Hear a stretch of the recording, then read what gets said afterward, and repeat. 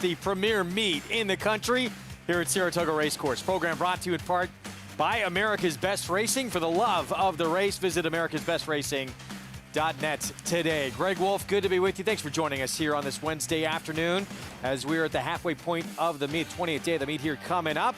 And we have a good one later today. Feature is the Tail of the Cat, named after the winner of the 1997 King's Bishop. Very competitive field lined up for that event. We're going to kick off our day, though, with a jump race.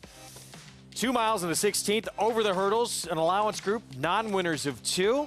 And to help us not only talk through it, but come up with a winner, we got Andy Serling here and chief editor of the Saratoga Special, Joe Clancy. Good to be with you both. How you guys doing? Doing well. I'm not going to help anybody with anything except to say that he's the expert. I know nothing. I'm going to give it a try, so let's see. And, yeah, happy to be here. We were talking about earlier, just we're about at the halfway point of the meet, which doesn't seem possible, but got a decent little allowance race here with steeplechasers coming up, and it's just like a flat race. Horses who've broken their maiden over jumps. Next logical step is to come to a race like this. They like coming to Saratoga because the purses are good, and it's a nice, perfect course for beginners or horses who are pretty new into their career. And usually it seems, at least here at Saratoga, and Carrie Bryan, we trust here, and she has the 8-5 favorite once again with Baltimore Kid.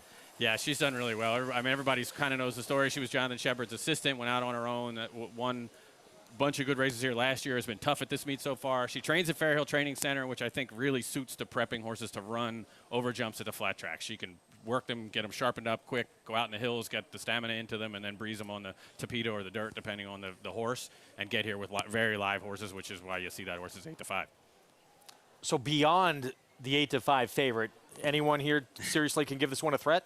I'm trying to beat him, but I failed at that 2 weeks ago when another one of her horses won the race. Here that's failed their selection. And it happens. So yeah, I'm going with State of Affair to 6 on the outside. He comes back in 2 weeks. We got 4 horses coming out of that race 2 weeks ago. He's got to improve off that. I'm hoping he's sharper in the race a little more.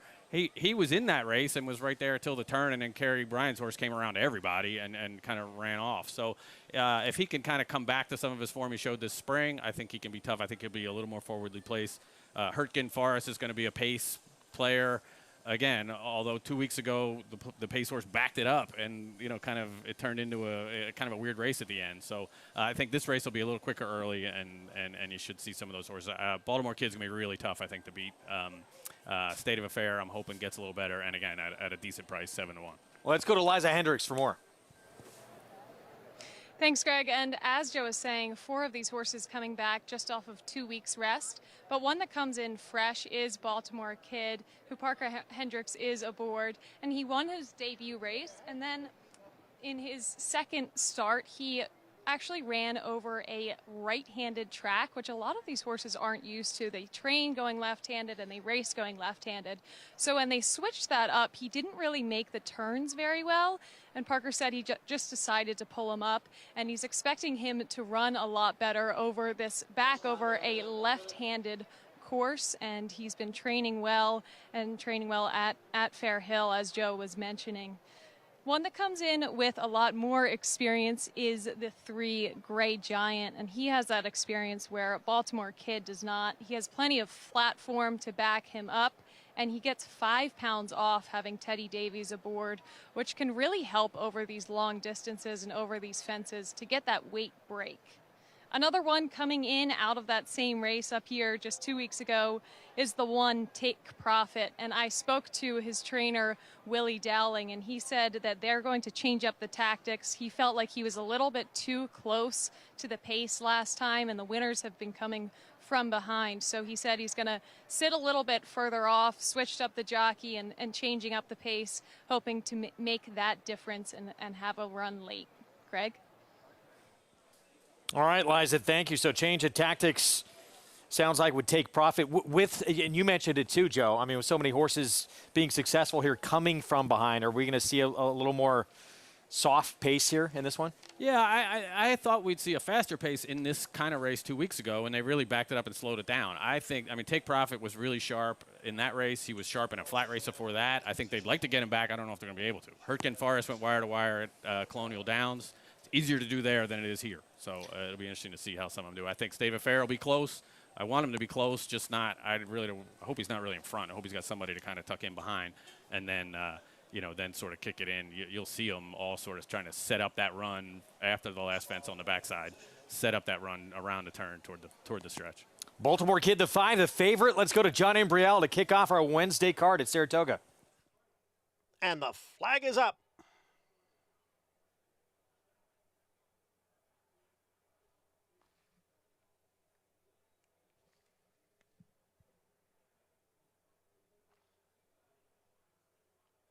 And they're off in this 2 mile and a 16th steeplechase race. It'll be contested over 8 jumps, and all have cleared. All have now cleared that first jump. Getting started very slowly here was number 3, Gray Giant, who is well behind the field.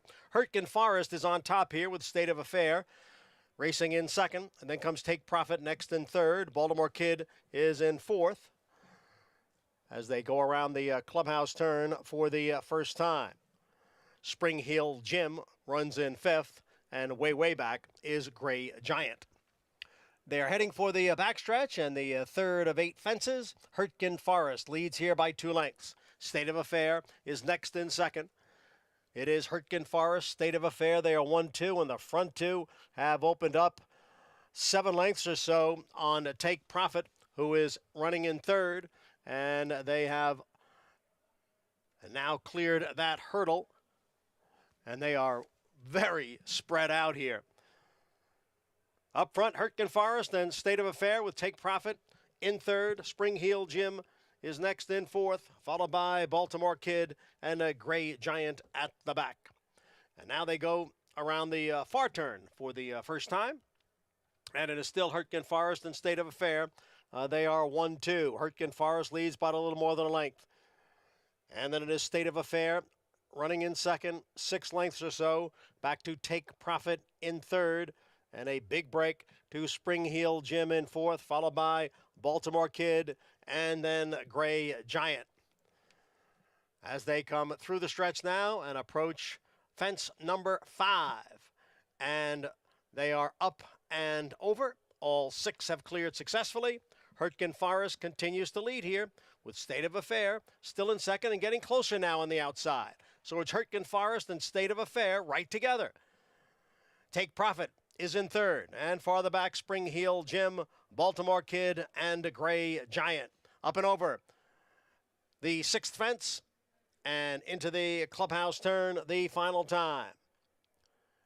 And now State of Affair goes on with it. State of Affair has now taken the lead from Hurtgen Forest. State of Affair in front by 3 lengths. Hurtgen Forest is second by 4 with Take Profit in third. Big break back to the rest of the field as they come up on the next to last jump. And the leader is State of Affair. State of Affair is up and over there. Hurtgen Forest and Take Profit, they are second and third. All 6 now have cleared, and we have 1 fence remaining here in this 2 mile and a 16th event. State of Affair has gotten away now. State of Affair has opened up by 8, by 9 lengths. Take Profit has now moved into second. Hurtgen Forest is next in third.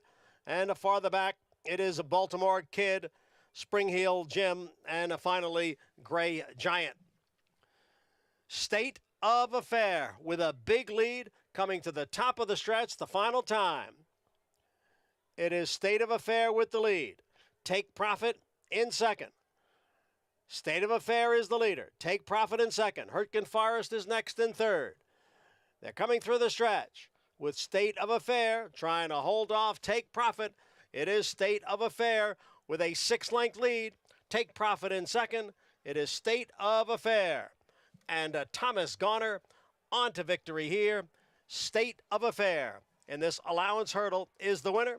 Take Profit was second. The Baltimore Kid came on to get third. State of Affair, that huge lead entering the stretch, and hangs on for the victory here for trainer Todd Wyatt. We saw right at the break, Gray Giant, things went bad.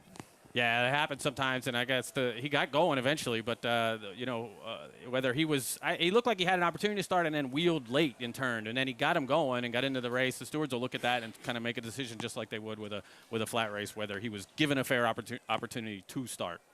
Well, Nice call here at 8 to 1. At least there'll be one good opinion on the show. Yeah. You know, I don't know if the Mig and I are up to Joe, and congratulations, 8 to 1. I bet. Nice. You got well me to done. bet. Well done. Yeah, I'm 8 taking to the rest 1. of the meet off, though, right? Is that okay? You're a winner. You're a winner. You have a positive ROI for the jumps, right? And, wow, Baltimore Kid so far back in here. Yeah, those two really kind of strung out the field, which, again, I thought that might happen 2 weeks ago. Let's go back to the start. That gray you see, yeah, throwing his head around, winds up turning around backwards. He had every chance to Yeah, start. he had every I mean, chance. He hopped up when when the flag before? dropped. Has he had a No, history I of don't that? think so. No. Doesn't So, show.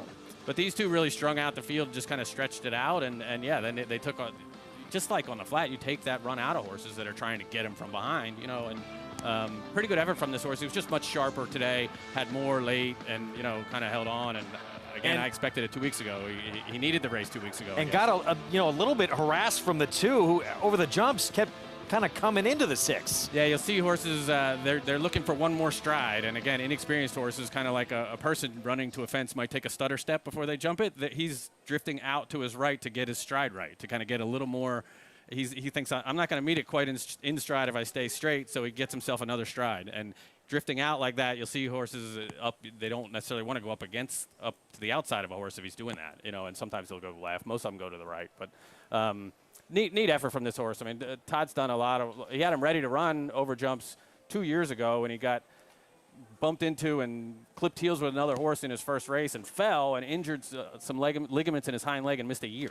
And then it's kind of restart again, and to get a win at Saratoga means a lot to Todd. He used to work for Tom Boss and Jonathan Shepard, so you'll see him. He'll be pretty excited about it. It's very cool.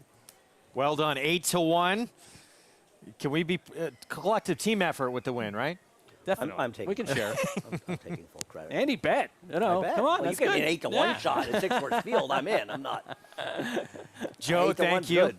Always great to have you on, Thanks and for having me. we'll be with you again soon. Right.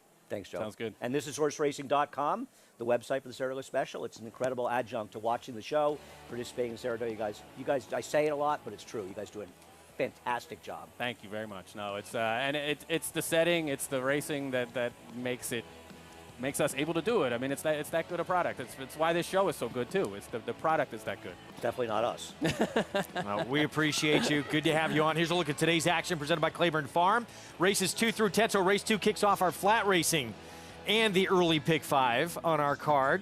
Late pick 5 begins in race 6, and the tail of the cat, as we mentioned, our feature. That tail of the cat, Andy. I'll get your opinion coming out. I thought it was wide open. It's an interesting race. I mean, Southern Districts run fast races, but will he get the pace that he needs necessarily in here? And I don't disagree. All the horses in there have a chance. You could play it all by getting signed up with Naira Bets. New members, Toga 200. That code to use at sign up. Go to nairabets.com and bet any track, anywhere, anytime, including these jump races where you listen to Joe, you would have got 8 to 1 to kick off this Wednesday card. Nice start to things here on Saratoga Live. When we come back, we'll take a look back at a big weekend. Life is good, sharp in the Whitney as he remains on target for a date in the Breeders' Cup Classic towards the end of the year. We'll be back. Warfront. This son of Danzig ranks among the world's elite sires, ranked #1 by percentage of stakes winners, graded stakes winners, and Grade 1 winners. No stallion has a better strike rate. Warfront is the sire of over 100 lifetime stakes winners, including some of the sport's most talented runners both at home and abroad. In the auction ring, his progeny continue to command top dollar. Warfront, standing at Claiborne Farm.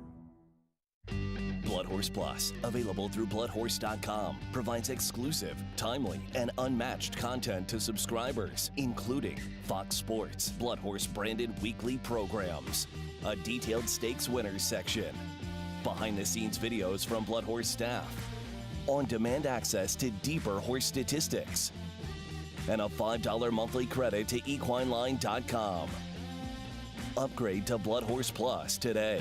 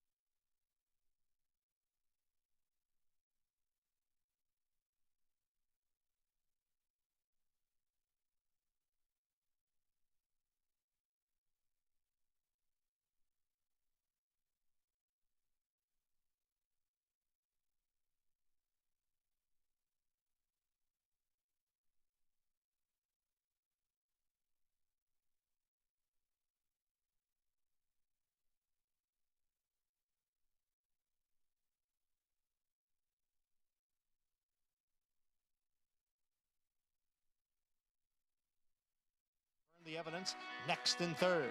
And alongside is How Ya Bud in fourth. How Ya Bud on the outside, decisive triumph. Down on the inside, it is How Ya Bud with a narrow lead. How Ya Bud, the winner. And they're off. It is Val Harbor, Chess Chief, and Art Collector. Art Collector leads with a half mile to the finish. And Art Collector will collect his second straight victory in the Alydar Stakes. Ready to perform, and now moves up. Ready to perform, grabs the lead. Ready to perform, Tis the Bomb. They remain 1-2 going into the far turn. Ready to perform, a front-running winner. Moving up at the rail is Spycraft, and alongside is the big favorite, Golden Pal. And here is Golden Pal up on the outside to challenge True Valor for the lead. And Thin White Duke putting in a late run on the extreme outside. They come for the finish here, and it is Golden Pal, I believe, narrowly. And then it is Dyna Drive in seventh, and Duke of Hazard is the trailer in eighth. Sifting Sands now to take over the lead, and looking to come on through on the inside is a Dyna Drive. So it is Dyna Drive and Sifting Sands, and they will battle it out to the finish. Oh, it's a head bob. And then it is the prohibitive favorite, Warlike Goddess, running in fifth. It is Key Biscayne, Warlike Goddess. It is Warlike Goddess who has the lead as they come on for the finish. Warlike Goddess. Then it is a big break. Back to the trailer, Chi-Town Lady. It is Hot Peppers and Monterey, and here is Chi-Town Lady putting in a late run. Chi-Town Lady was last going up the back stretch, and it's Chi-Town Lady. And they're off, and Life Is Good breaks in stride from the outside and is sent right out for the early lead. Life Is Good setting the pace here and leading by 2.5 lengths. Life Is Good, the leader. Hot Rod Charlie now makes his run at the outside, and they're coming for the finish. It is Life Is Good still in front. Life Is Good is the winner.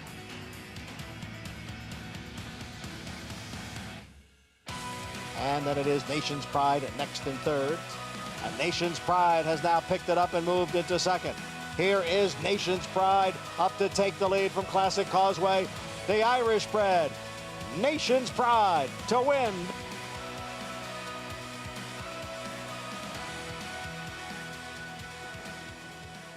What a week it was last week. Some big names on that list that have championship aspirations. We welcome into the program champion jockey Richard Migliori. Good to have you, Mig, on this Wednesday here.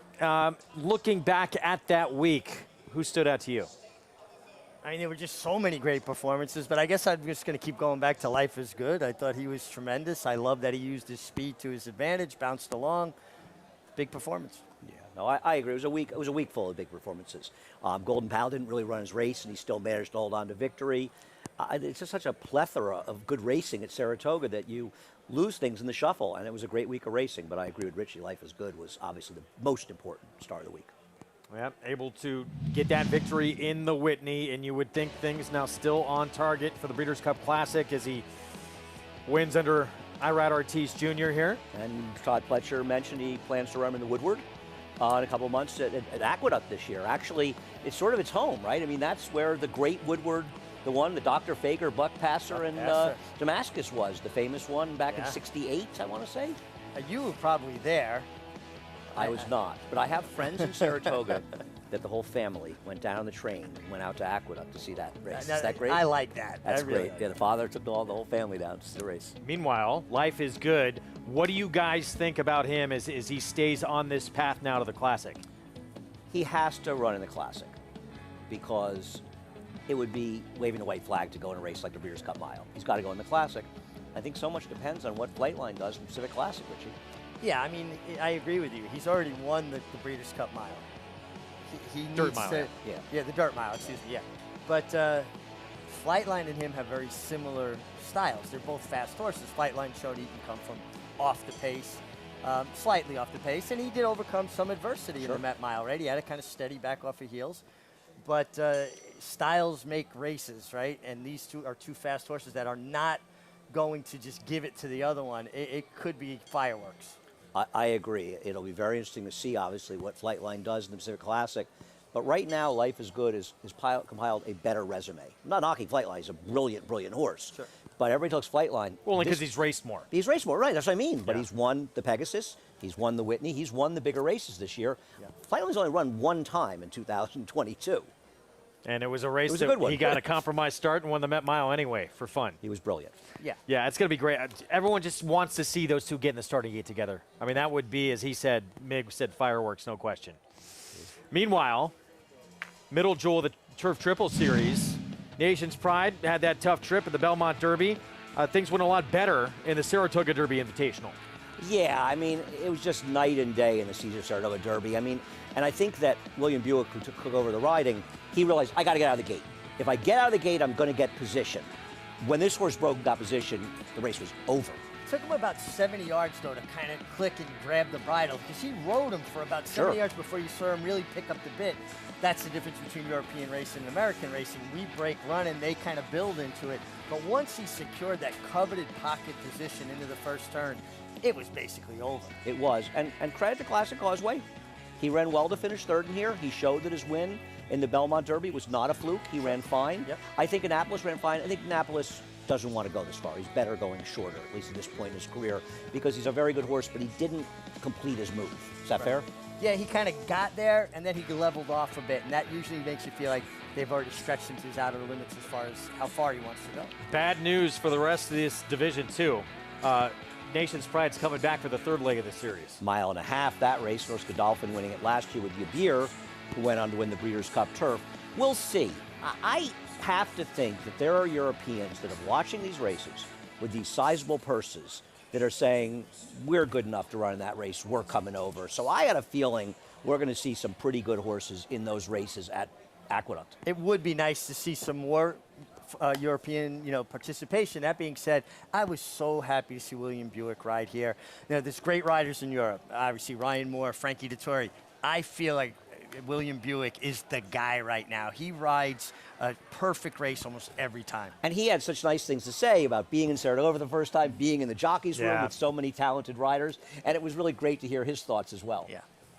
First time that, Charlie Appleby, we had some big wins here, including the Diana last summer, but he was on site for the first time at Saratoga, and he had great things to say about Saratoga as well. With more on a tremendous last week of racing and all those big names that won, let's go to Maggie Wolfendale. Thanks, Greg. And I could not agree more with what Mig said about William Buick. Although he's a talented rider, he might be even better person. And I loved his humility and genuine joy that he had winning both legs of our Saratoga Derby and Oaks. But I'm going a little throwback here with the Adirondack. With a record-setting 7th win in the Adirondack, we saw the legend Hall of Famer Dwayne Lucas pick up another win, this time around with Naughty Gal, who was indeed a bit naughty as she turned for home. As Richard Migliori correctly pointed out on our broadcast that day, she switched early to her outside lead. I noticed too, watching the head-on, that she wanted to lean out a bit. Well, needless to say, she finished in the middle of the racetrack, but a win is a win. I caught up with Wayne after the races and I asked him, does this ever get old? He said, no, I do, which I thought was quite funny. But yes, Naughty Gal's going to have to run more professionally to be a potential going 2 turns, which Wayne said would be her next step. Sounds like she is pointing to 2-turn races at Churchill following their 2-year-old filly stakes. And that will see Summer Promise second in the Schuylerville on opening day. She'll be back for the spin-away. But it was a huge weekend all around, nonetheless, for my husband, Tom Morley, who was able to capture the Lure Stakes with Dyna Drive. And it was extra special because last year he won it with his half-brother, Tell Your Daddy, and a horse that came to us had some issues, including EPM. And to watch him just progress from week to week and get stronger and stronger, upset at Belmont and then to upset in the Lure. He's such a nice horse, lovely animal to be around, and could not be happier for my husband and his team to get Dyna Drive up in the Lure Stakes, Craig. Got 12 minutes to post to the second coming up here, and let's get a look at this field here. 7/8 of a mile. This will kick off our early pick 5 as we look at our week 5 stakes schedule. So Tail of the Cat later, part of the late pick 5. Galway sprinting on the turf tomorrow. Love the John Morrissey, especially the history behind the race. We'll talk more about that tomorrow. Fourstardave on Saturday. Saratoga Special. And the Mahoney Gulfport coming back this weekend has been so impressive. And that Galway tomorrow came up a war. Very good race. All right, so we kick off our early Pick 5, $20,000 maiden claiming event, 7/8 of a mile, and Drink the Wind, unquestionably the one to beat here for Wayne Catalano. Yeah, I mean, obviously you see the drop down for a horse that ran very competitively in maiden special weights, 2 and 3 back, and you see this drop at the very bottom for 20,000, going to get claimed. It's not a drop you can be comfortable with at short prices. Well, I will say one thing about his last race. It had poured not long before that, and the rail was a disaster. I think horses inside were falling apart, especially early in the day. And I think his being inside had a great deal to do with his bad performance. On the other hand, Wayne Catalano's a smart guy, and he's dropping him substantially after that race. I expect him to win today, but I can understand some people that are scared of the drop down and maybe trying to beat him. 4-5 favorite. We'll talk more about this field when we come back from a short timeout. We'll step aside for a break. Usually when you got to deal with a Southern District, you're in trouble. And for his competition, the last 3 starts, that's been the same as his competition. Good field, though, in the tail of the cat that he'll line up against. For Chad Brown and Klarovich with Manny Franco. We'll preview it next. Every breeder hopes to leave a lasting genetic legacy. It's one of the few true paths to immortality. The importance, permanence, and legacy of Alapa is best understood by the influence of Prince Palatine. To put Prince Palatine's significance and that of the farm into a proper perspective, every stallion at Alapa traces their parentage back to Prince Palatine. Hill and Dale at Alapa, where the obscure becomes obvious. Who you betting on? How about an app created specifically for horse racing? Naira Bets. We specialize in thundering hooves, fist pumping, and boosting your bankroll with robust weekly promotions. And offer betting tips from actual horse racing experts. Bet all day and night, nationwide. Get the action and thrill of horse racing with Naira Bets. It's difficult to get a sire that can upgrade your mares like this stallion can. This horse does produce runners, very talented runners, 3-year-old runners, Derby contending runners. This horse is priced where anybody can afford to breed to him, and if you're trying to improve your mare, he's a horse that's shown he can do it. There is no younger AP Indy that moves his mares up like he does. It's America's original sport, and no one covers it better than America'sBestRacing.net. From the sport to the lifestyle, the best races, horses, and destination venues, cocktails, gambling, fashion, and more. America'sBestRacing.net is a sport for you. Live it, love it, bet it.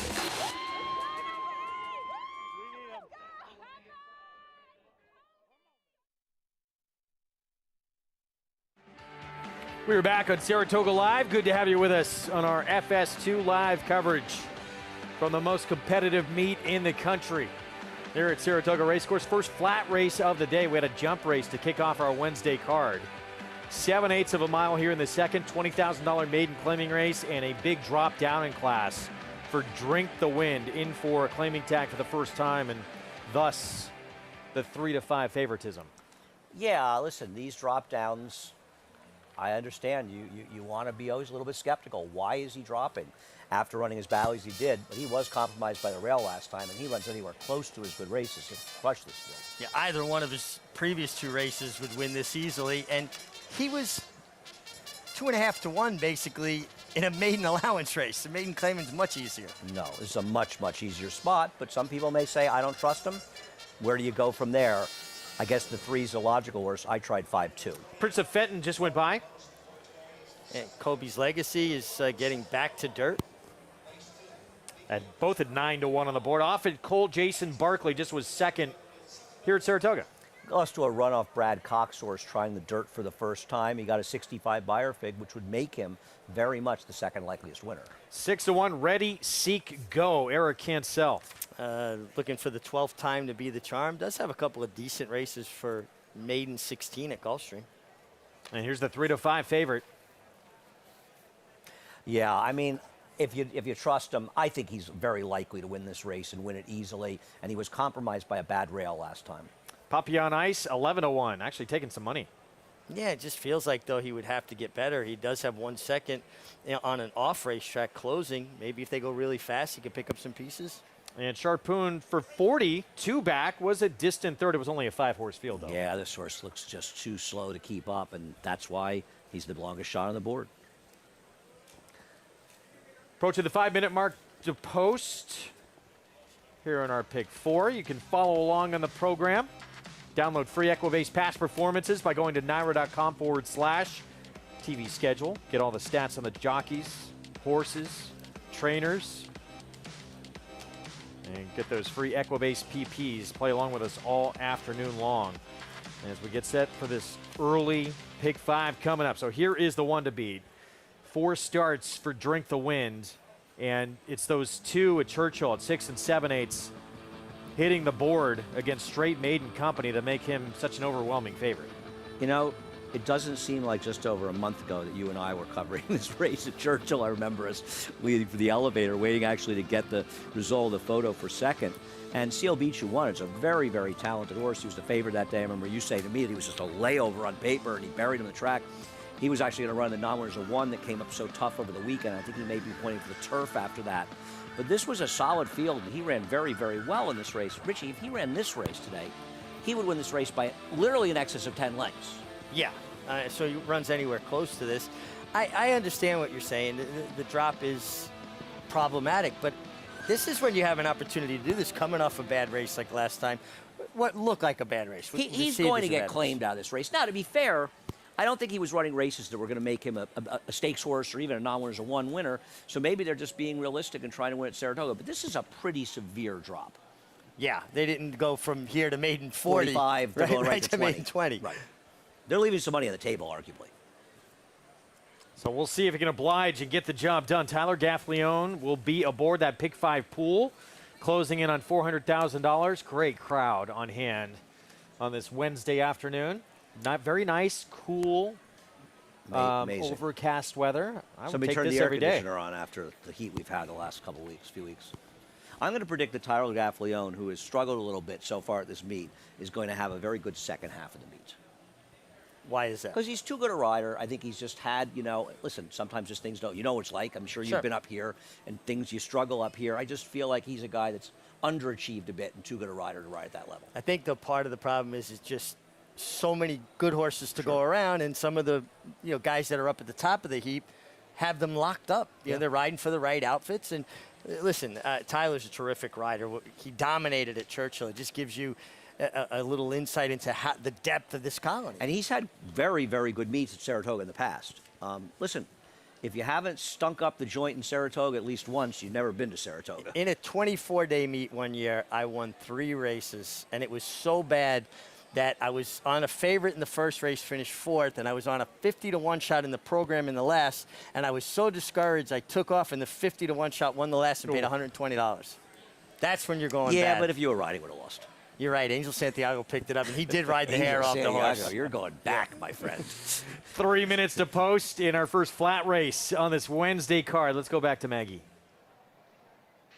Taking a look at your current favorite, that's number 5 in here, Drink the Wind. And as Andy said, he likely had an excuse being on an unfavorable part of the racetrack that day. Now, look, this is the first time I'm seeing him as he does take that precipitous drop in class. He's a bit of a, I'd say, smaller horse, but he has that really tall groom of Wayne Catalano's, where it's always tough to judge how big these horses are. But he looks smaller but quick and handy. And as soon as they got the tack on him, this horse just kind of blew himself up. He lit up, too. His energy level became apparent and tangible, indicating that he's sharp again, that I would think he would show that early speed that he has in several of his races as he'll try to go the 7 furlongs. And, yeah, he's been able to be effective in running a 74 by or 2 back, going the 7/8. So I don't see where it would be a problem, because while he's smaller and handier, he's also a little bit more evenly framed, so not that compact. As we'll move on to number 3,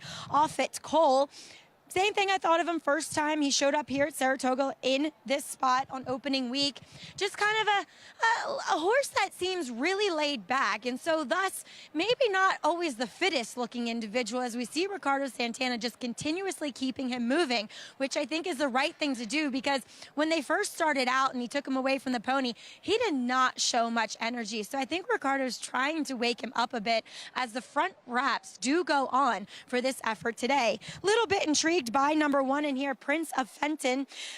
When you go back to April 29th, he was running as a first-time gelding, and I remember talking to Brittany Russell's assistant that day, Amanda Olds, and she said, I'm so frustrated by this horse that the only thing left to do is geld him, because he shows that there's some ability in there, he just doesn't put it forth. And you can kind of see that watching his replays. He's in good positions, and he just kind of shows up. So I'm wondering, though, he was down on the inside. He's going to have to get off the inside again, but still stayed on. So I like him coming back yet again at the 7 furlongs, and finally, with him having 2 starts now under his belt as a gelding, he looks that much more fit, tucked up, and defined, which I think, you know, they were running him back fairly quickly off that fresh gelding, so sometimes it takes a little time to take a hold. Greg. All right, Maggie, thank you. 9-1. Yeah, I mean, this horse, first 3 starts of his career, including a race in New York, was in straight maiden company. Didn't have the success the big favorite did. Had we'll see if today's the day. Voided claim last time as the favorite. Didn't run that well. I'm not going to take a big stand. I played a cold 5-2 exacta here. I think the 5 is likely to win, obviously a heavy favorite. And if you look at Kobe's legacy, he's only been on a dry dirt track once. He's dropped into the lowest level. And his figures, he's got dirt figures that give him a chance. And I thought maybe dropping here second off a little bit of a layoff, going turf to dirt might work. Go back to Tyler for a moment, too, Mig. What can you even do? I mean, there's so much talent, and there's guys getting choice mounts at the top of the standings in here. If you're Tyler Gaffalione, to make guys say, oh, I got to shift what I'm thinking here and go get his services for mount coming up. Well, you just got to keep working in the mornings. Work hard, show you know people that you're not getting discouraged, that you're still doing all the right things. And the biggest thing in the afternoon is don't press. And he's got a great agent, Matt Musiker, who's had great success together, and Matt knows how to get him those mounts, and I don't think anybody's lost confidence in him here. Trici's saying there are other guys that are doing better, and people will go to them, but I don't think that there's trainers saying, oh, Tyler Gaffalione struggled a little the first half of the meet. He can't ride anymore. No. I don't think there will be problems getting him mounts, and Matt is so good at his job that I think that together, I'm not saying he's going to win 25 races. I just feel like he's been, you know, just had not even great beginning, but he's going to pick it up. We'll see. But, you know, it's so important, you know, as a Maggie was talking about how this horse wouldn't showing a big energy level. The 3. Second choice being scratched here changes things quite a bit here. Yeah, also takes out the other potential speed in this race, and now it makes the favorite loose. So he's, you know, he doesn't even have to deal with any pressure at all likely in the beginning of the race, and going to make his job a lot easier. Do you feel that 7 furlongs is easier distance to wire fields than 6 furlongs because the paces are often more tepid? Well, especially in a situation like this where really there's no other real speed. He gets to gallop into the race the first 3/16 a quarter of a mile, where usually 6 furlongs, some other speed shows up, and someone's, you know, kind of intent on at least keeping you honest. Right. It's one of those counterintuitive things in racing where you think more distance, harder to wire, when in fact it's the paces that make it easier or harder to wire fields. Yeah, absolutely. You don't have to throw an 8th and 11, maybe the first 8th. It's 11 and 4 and you go the first quarter in a slow pace and you're in front, and it's like it's a 5 furlong race now and you have an advantage. Yeah, you see that even sometimes with speed sprinters stretching out when there's no other speed. Absolutely, and people think they can't get the distance and the pace gets slower, and it changes a lot. So, big scratch with the 3 coming out, the likely other pace to try and pressure the big favorite. Now 1-9 on Drink the Wind. Tyler Gaffalione, the Catman, Wayne Catalano for Peachtree Stable. How many claims do we think this horse will take? I would think plenty, right? I'm going to say 8.5 is the over-under. So you're thinking that some people maybe shy away from trying to claim him because he's going to break his maiden today. Right. He's not going to have that condition. No, but I'm around here. That's a great point. Yeah. But I think 8.5 is the total. Greg wants over. I'll take the over. You're both taking over. All right. 400 and 100. Greg's more reliable than you to pay. Those purple silks. Tyler Gaffalione, the huge favorite, likely going to be the one in front as well. We're set for our first flat race of the afternoon. Pick 5 starts here. Let's go upstairs. John Imbrial, the call. There in the gate. And they're off. And the big favorite, Drink the Wind, is right out for the early lead. From the rail, Prince of Fenton now moves up. Drink the Wind has the lead. Prince of Fenton races in second. And then comes Ready, Seek, Go and Kobe's Legacy. They are right together. At the back of the pack are Poppy on Ice and Sharpoon. The leader, Drink the Wind, in front here by a length and a half. And the quarter win in 23 3/5 seconds. Prince of Fenton down at the rail, and right alongside is Kobe's Legacy. Then Ready, Seek, Go running in fourth, followed by Poppy on Ice, and Sharpoon is at the back. They begin the run around the far turn. And now Drink the Wind has opened up here. Drink the Wind has built a 5-length lead. The half in 46 3/5 seconds. Prince of Fenton runs in second. Then it is Kobe's Legacy. And the rest are far behind this front-running favorite, Drink the Wind, who comes into the stretch with a commanding lead. It is Drink the Wind in front by 7 lengths. Prince of Fenton runs in second. Pappy on Ice is down at the rail, and then Kobe's Legacy. It is Drink the Wind, the 1-5 favorite, with Tyler Gaffalione aboard, and Drink the Wind will win by the length of the stretch. Prince of Fenton does get second, and it's a photo for third between Sharpoon and Poppy on Ice.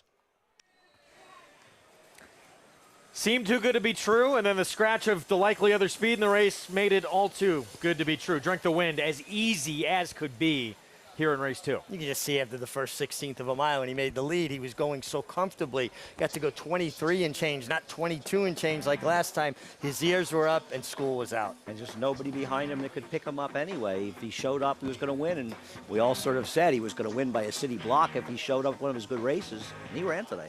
Drink the Wind says, hold my beer. 1-5. More than ready 3-year-old breaks his maiden on the big drop. Now the question is, and we all expect him to be claimed, did he get claimed, and how many put in a claim for him? And did he win by over 18 lengths here? Because that was a gap. Yeah, it was a lot. It'd be interesting to see exactly how far he won by. Tom Durkin had an incredible ability to judge these gaps. Saw races where he'd say he won by 18. I look at the chart, 18 1/4. Yeah. I mean, there are markers, I think, when you do that to pick it up, but I guess when you're at that level and you're in the booth, it's just almost second nature, and I think it's one of his many attributes of brilliance. And Wayne Catalano will not have this horse coming home to his barn. He was claimed. Try and find out by who. We need to know how many, because there's a lot of money riding on it in this set. 5-1, 7-6, even with a 1-5 favorite. Get some numbers underneath, including a 28-1 shot in third. Unfortunately, not my 2-second. Sharpoon. Was. So Tyler Gaffalione, Wayne Catalano, Peachtree Stable, dominant winner. Here to kick off our flat racing action on our Wednesday card. We're going to take a timeout, and we're going to remember a legend who Mig knew pretty well. In fact, had his final ride on him into Ciros. We'll be back to remember a Saratoga legend, Fourstardave, next.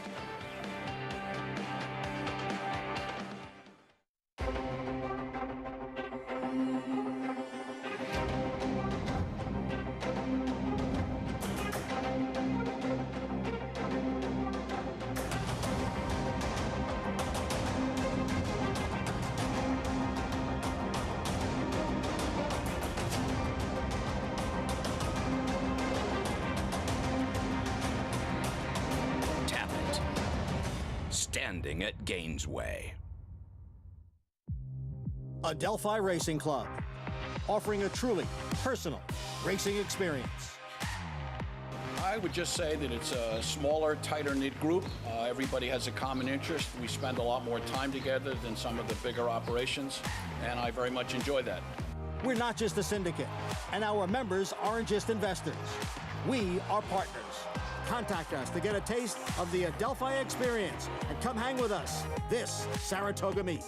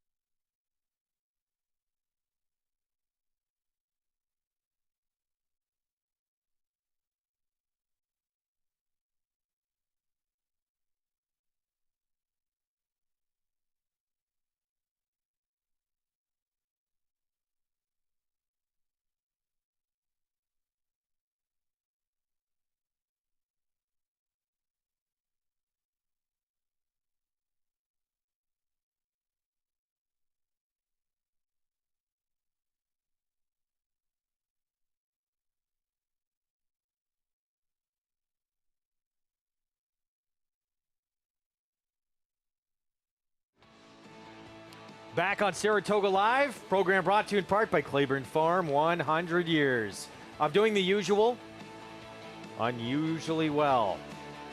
We're underway with our flat racing, Drink the Wind. Way too good for this group, got an easy lead and did not look back to break his maiden for Wayne Catalano with Tyler Gaffleon. Let's go to Maggie. Here with Wayne Catalano. And Wayne, you had a great line for this horse, putting him in this maiden 20. He said, if you're going to be a bear, be a... Might as well be a grizzly bear. Mike Rivas told me that one time. You're going to be a bear, you might as well be a grizzly. Don't run for 40, run for 20. And he won like a 1-to-5 shot, should just easily getting the job done. Have any idea how many were in for him? My guess would be 25. I like it. Over, under, guys? They can take bets on that. But, Wayne, as Richie McGlury has often said, you are one guy in modern era that has had a successful riding career and an even better training career. Talk about the switch when you decided to make it. Well, it wasn't that hard of a switch for me. I was come up underneath Jack Bamberg, and he had you working and doing all the things that you're supposed to do. And I didn't just ride horses in the afternoon. We come back and worked in them. After we got through being a jockey, I had to go back to the barn and do work. So, and I was at the end of my career starting to groom to be a trainer. So it wasn't that. And I had some horses. So, you know, this is horse racing. You get horses, you get a chance to win. I've been fortunate enough to train for a lot of good people and had a lot of good horses. So. Speaking of good horses, Wayne, you were telling me about the winner is, and you're looking to point him for the grass. Yeah, there's a race on the 31st. With the anticipation. Yeah, it's mile 16th, 2 years. So we're kind of here to do that, so I just can't wait. It's so long waiting, you know. Is that the worst part about training horses, getting them in the entry box? Yeah, sometimes it's hard to keep them out of the entry boxes, too. That's where you make a big mistake. I made that a bunch of times. Wayne, no mistakes here today with this winner. Drink the Wind. Congrats. Thank you very much. All right, always a pleasure to catch up with Wayne Catalano. Easy victory for Drink the Wind, guys. Such a great personality, and I'd love to see Wayne Catalano win here. He's tremendous, and you know, as a rider, he rode 1,545 winners, and now as a trainer, that was his 2,951st victory. That's saying something. Can you add those two numbers? Give me a second. I got a calculator on my phone. I like his shirt. 5-1-7. As Drink the Wind romps at 1-5. Well, he's a fan favorite here in Saratoga. How could he not be? For 8 consecutive summers, he won at least one race here at the Spa from 1987 to 1994. He was so popular, he was given a key to the city and will forever be known in these parts as the Sultan of Saratoga.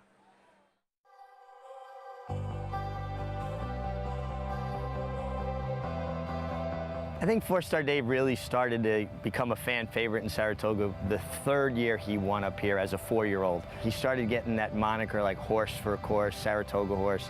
And then by the 4th year, Fourstardave mania was starting to take place. I mean, people who were starting with t-shirts and hats, and it just kept going. I mean, 5th year, and people were going, well, how many horses run 5 years in a row in Saratoga, let alone win?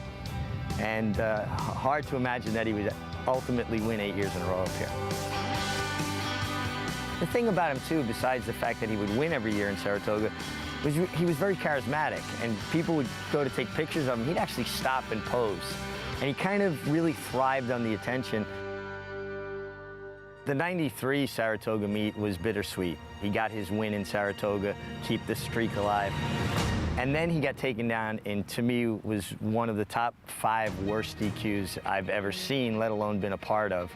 Fourstardave was disqualified from first. He shifted out a half a path when I went to go to my left-handed whip, and we barely brushed with a horse that wound up, I think, 5th. In one stride, it was back in my right hand, and I had him corrected. And then on top of that, the horse fell down at the break of the race. I mean, I was off of him. I don't know how. Somehow, with his head, he kind of put me back in the saddle. His last win in Saratoga in '94 was the most pressure I ever felt riding him. Maybe the only time I ever felt pressure riding him. The only way I thought he could lose is if I made a mistake. Migliore makes his move with the old boy. There goes Fourstardave, and he sweeps to a short lead. But I felt the weight of Saratoga anyway on my shoulders that day. Fourstardave Dave is one furlong away from 8 years worth of Saratoga victories. Here's the old boy coming down to the line. He's making a runaway of it. The legend lives on. Fourstardave wins again at the Spa. He delivered, just a tremendous performance. And I remember I started, patting on him and telling him what a good guy he was, what a good boy. And the crowd was amazing that day. They just went bonkers when we turned for home. Normally as a jockey, you don't hear the crowd. And that day I heard Saratoga react to Fourstardave. The day Dave got injured up here, he was chasing Lure and Paradise Creek, two world-class turf horses.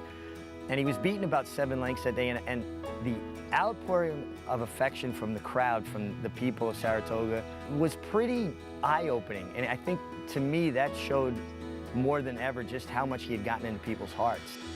They had a great retirement ceremony for Dave. They named the street by Ciro's after him, Fourstardave Way. The mayor of the city gave him the key to the city, albeit it was a big oatmeal cookie key. And I got on him over there at Ciro's, and it was a really fun celebration, and another way for people to basically say thank you to Dave for all he had given them over the years.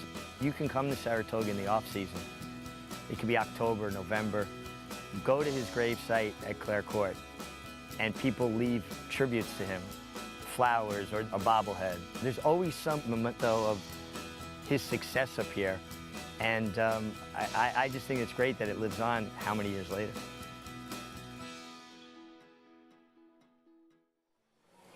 There's the resume. The Sultan of Saratoga is still, all these years later, a huge fan favorite. Mig, when you think about him, what stands out to you about the kind of horse he was?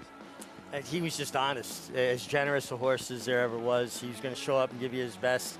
I know everybody says he was a Saratoga horse. He was a horse that really liked firm ground, and when he would catch firm ground at Belmont in June or July before we came here, I think he won the Kelso when they ran it in the spring. He was just a really very intelligent, smart horse that loved the game, and it was fun to be around him. Yeah, I think sometimes when they say, they just love Saratoga, it sort of takes away from how good they was. Fourstardave was a very, very good horse. Won stakes on dirt as well. Yeah, I think he won the Empire as a 2-year-old up here. Empire as a 2-year-old. He won the St. Paul Derby with Darryl Montoya at Canterbury on the dirt, a mile and an eighth. He was a good, and a lot of riders rode him. I wasn't the only one, obviously. Angel Cordero, Darryl Montoya, Nick Santagata, Randy Romero, obviously Mike Smith, Angel. I mean, a lot of guys rode him. That crowd reaction to when he won for that 8th year in a row, was that the greatest cheer you've heard from a crowd? Well, the fact that I was aware of it during the running of the race, because normally you don't really hear the crowd during running of races. It's just you're so tuned into what you're doing. And then when we came back to the winner's circle, the whole place was really erupting. I jogged him all the way back up almost to the 8th pole, and then I was coming back high-fiving people on the outside fence. People were reaching over, and he liked it. He was cool. He just didn't shy, went along with it. Great experience. One of the greats who was a huge fan favorite and definitely one of the integral parts of the history of this iconic racetrack. He is remembered all over this race course. Fourstardave. We're going to have the running of that race, always a competitive turf mile coming up this weekend. We'll be back with more Saratoga Live right after this.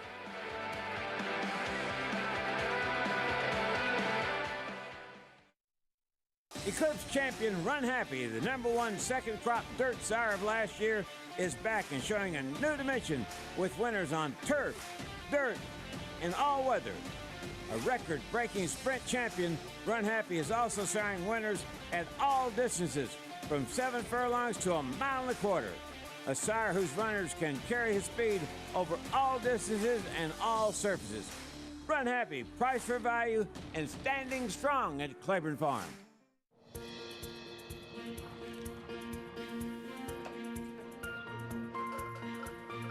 We take pride in what we do.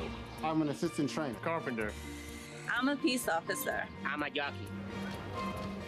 I'm a gardener. I'm a groom. I love what I do. We are New York Racing.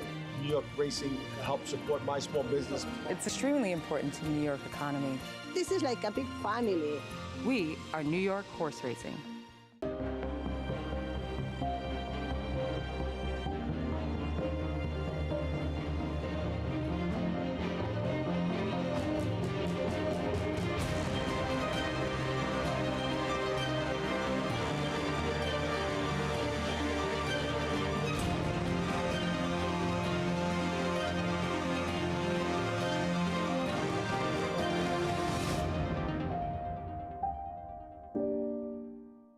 Racetrack Television Network brings you every race, from every track, on every screen, every day. With monthly packages starting as low as $5, RTN gives you great value and access to more live HD streaming and race replays than anyone. Visit RTN.tv today to sign up and watch on almost any device, including Roku and Amazon Fire. RTN has packages that start at $5 per month.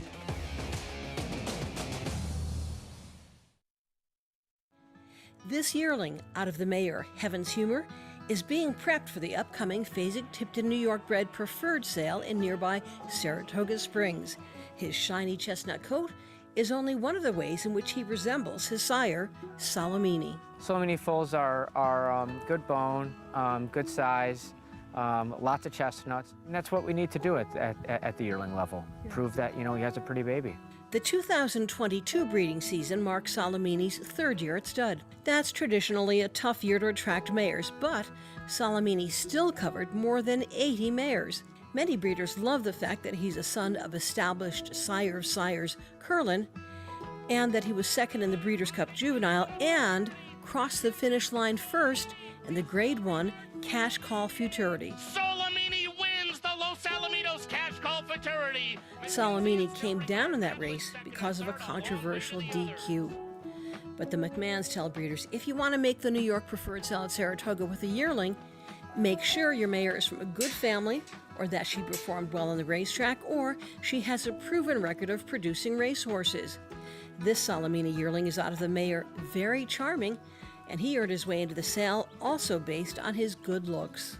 Every year there's better and better mares being bred in New York. We see that in our breeding shed. I'm sure the other breeding sheds do also. So I think, we have a very bright future ahead of us.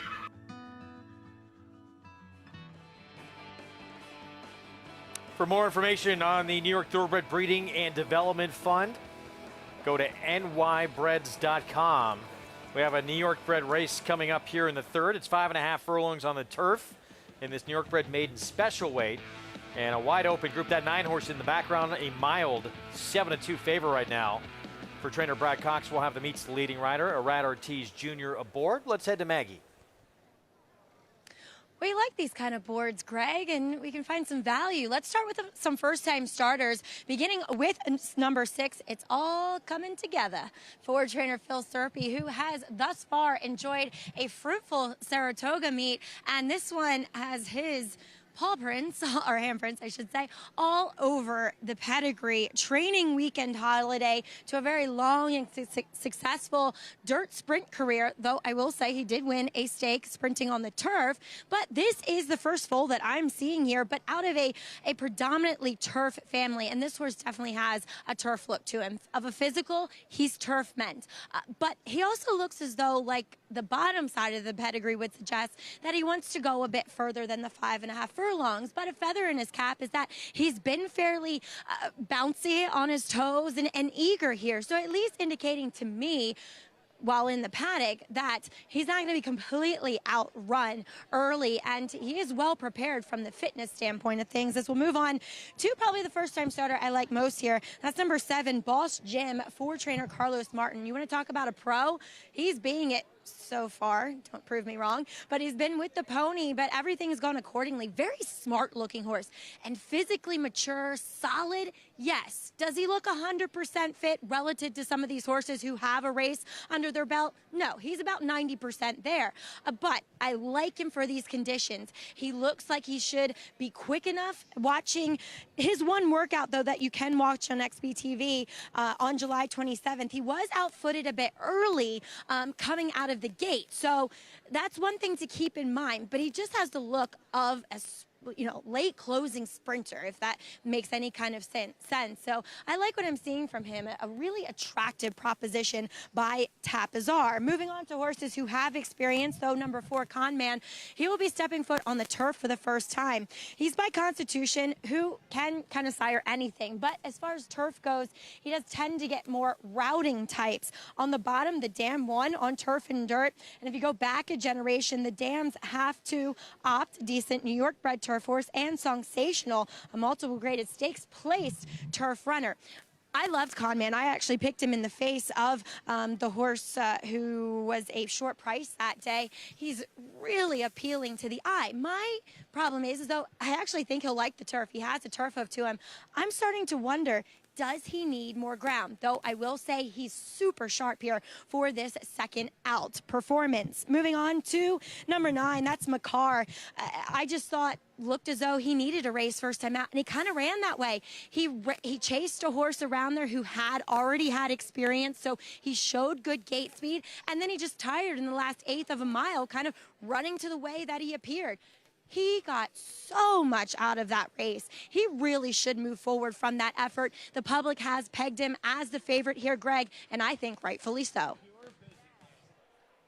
All right, Maggie, thank you. 7-2, second time out for Brad Cox with Orad Ortiz Jr.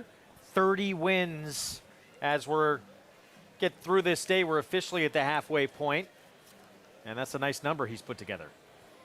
He's been in a lot of live horses, a lot of horses at short prices. He's winning a lot of races. This colony is incredible. And Irad rides every race practically. How many races does he average a day, Richie? There's many days he rides the entire card. Yeah. And you know the thing, Andy, 99% of these guys are out working horses every single morning. So no telling how many they're getting on in the morning, 4, 5, 6 horses a morning, and then riding races every day. Irad per day. 7.3. It's a lot of horses. It's a lot of horses. And it's also been warm. You know, you talk about being out in the mornings. I mean, it's really cooled down. It's supposed to be a spectacular week, and I think that's one of the reasons the crowd is so strong today. Last week, we had a lot of heat and stuff. They're tough. These guys are tough. Your take on Makar here for start number 2? I feel like I picked the horse third. I don't know. Thought the first race was okay. Chased around a horse that was very, very quick first time. New York Panther didn't run well out of the race. I'm wondering how good the race was. There's a lot going on. You know, Maggie mentioned the 7. Boss Jim, Carlos Martin has been known to like his horses. Horse took a lot of money in the doubles. Imagine that horse getting bet. I like the 6. It's all coming together based on the pedigree. Conman, another horse that probably run better. I think Conman is actually the favorite in doubles. I think that double, this horse is pretty short. And don't forget, of course, the first winner paid $240, so you're not getting much off that. 8 King of Comedy just went by. He makes a nice appearance. First timer for Mike Maker. And he has the greatest name of, he's the name of the week for me. Rupert Pupkin, the character from the movie King of Comedy, Martin Scorsese movie. Oscar performance, the sire. I like it. You want to tell the behind-the-scenes story that you told us? No. Okay. No, it's a funny. The short version is that there's a scene that was filmed in my cousin's apartment. That's great. Yeah. That's very cool. Yeah, before he owned it. It's on my list. I've not seen it, but I will be before the summer's over at Saratoga. I'll be checking it out. Coverage brought to you in part by Run Happy. Never lost sprinting. Now standing in legendary stall number 1 at Claiborne Farm. Here's our post break. We start with Blue Soldier. Carlos Camilo in to ride rider change. The dam placed on the turf in one start, ran a 70 buyer. There is enough pedigree as Justice Course could handle the surface. Rudy Rodriguez, we're rooting for him to get off the hump here. Yeah, a horse that's had a little bit of trouble getting out of the gate. He showed improved speed last time, but he still hit the gate leaving there. General Banker, big price in the debut. I actually ran fine first time out in that effort. I just wonder if this is in a tougher spot. Mark Cassie sending out Conman at 5-1. Horse that sported good works and took money first time with the turf moving forward. Sorpreso moving Barnes, blinkers on. There's really no pedigree to speak of on this long shot for turf. It's all coming together at 9-2 with Luis Saez. First full ever for the Sire Weekend Hideaway was 1 for 4 on the turf, half to Lady Joan and Goodbye Broccoli, both good turf performers. Here's Flavian Pratt on Boss Jim, first timer. Obviously, there's a tip on this one, taking a lot of money. The dam was placed in the turf. She was okay. I don't think of Tapazar as a great turf influence, though. Makar. Orad Ortiz Jr., Brad Cox, second-time starter. Yeah, ran okay first time out. I don't know how strong that race was, though. That's what concerns me, but experience helps. And we skipped over that 8 King of Comedy. Dylan Davis for Mike Maker. Again, the first timer by Oscar Performance. As we approach the 4-minute mark to post here, race 3 kicks off the pick 4, the early sequence. You can play it with Naira Bets. Get signed up, started. You'll get a $20 Saratoga bonus. Wager at least $200 on the spa. You'll get that $20 back whether you win or lose. Go to NairaBets.com. You got to opt in to start earning that bonus. So good luck to everybody. If I punched in my ticket and I opt in after, do I? Got opted before. I'm already close to the 200, and I opted in. I had that winner for 8-1 in the first race from Joe Clancy. I'm rolling. That was a nice pick by him. That was a great You're pick. so pleased with yourself about the jump race. Are you kidding me? It's the most money I think I've won in a jump race in my life. That's great. It's going to take a lot. Here's General Banker. Just left our screen, that 3. Jose Gomez for Jimmy Ferrara. Let's look back at that debut race here, July 27th. This was a race that was more notable for horses that had trouble. The one horse stayed out of a spot, kind of backed into the number 2, who was a Christophe Clement firster, I want to say, that took a ton of money in here. Had a nice pedigree, might be a full to Darrynane, and so there was trouble in this race that marred it. The winner, though, had a lot of pedigree. It was a Mitch Friedman horse that Javier Castellano rode and got a clean trip and just proved much the best. But I felt like this was a race that was just more notable for horses not getting a fair run than anything else. Experience means a lot, although talent can mean more. Yeah, I agree. And I look at those races, and that was my general feeling with the number 3 General Banker and the number 9 who's taking money for Brad Cox towards the outside, that even though they have that experience, that's Makar, I just feel like the pedigree on the 6, the 7, the way there are stories on the horse, I feel like those horses, the 4 Conman, who has experience, but the pedigree suggests turf, the Dam multiple winner in the turf, that probably at least one of those horses is likely to be a little bit better. Meanwhile, here's Conman. Experience on the dirt in the debut. So the switch here, start number 2 to the grass for the Son of Constitution. 9-2. A lot of work. Mark Cassie's been having a good meet so far. Yeah, I mean, the mare did win on the turf, but, you know, in a cheaper, a lower level race, I should say. Right, a couple races. I think the pedigree horse really is, it's all coming together. I mean, there's, you know, half, as you say, Lay Joan. She was a sprinter. She ended up winning going longer, but nice horses in that family. Yep. And this one, and by the way, speaking of good meets, Phil Serpy not started a lot of horses. His horses are running very, very well. Yep. It's the 6. Phil Serpy's It's All Coming Together, who's 5-1 on the board. Meanwhile, that 8 just moving through. King of Comedy at 6-1 for the Maker Barn. Let's go to Maggie for more. Yeah, taking a look at that other first-time starter, Greg, King of Comedy, as you were mentioning, look, I watched his workout from the Fasig-Tipton Timonium sale, and I noticed while he worked 10-2, he got very hot that day, and he also just moved, like a turf horse working on the dirt, so it's a good thing he's on the turf here, but also like he wanted to go longer, and that's the same impression that I'm getting here with him looking at him physically. He's very tall and leggy, and furthermore, which is often the case with a Mike Maker 2-year-old first-time starters, they just look like a race is needed from the fitness perspective. On top of all that, like I mentioned, he got very hot in that sales workout. He was also a bad actor back in the paddock. He was rearing up and kind of striking out at his handlers while they were trying to get the tack on him. Even Mike Maker, his trainer, had him on his head. So he has since calmed down on the track, though, which is always a good sign. I just feel like this is a starting point for this guy, though he is taking some nibbles on the board at 7-1. I really don't like when this happens. He was 9-2, Conman. When I see a horse on the racetrack and I think to myself, holy moly, I want to be riding that horse. I wish I was Tyler Gaffalione, as we do have a late scratch of MCRR here. Late scratch upon recommendation of the veterinarians. MCRR will be a late, oh no, I think he may have gotten loose. I take that back. He may have gotten loose. I did not see what happened out there, but we do see jockey Manny Franco standing there by the rail. So, guys, I'm going to go on the assumption that he got loose. I'm going number 4, Conman in here. He just looked heavenly in the warm-up.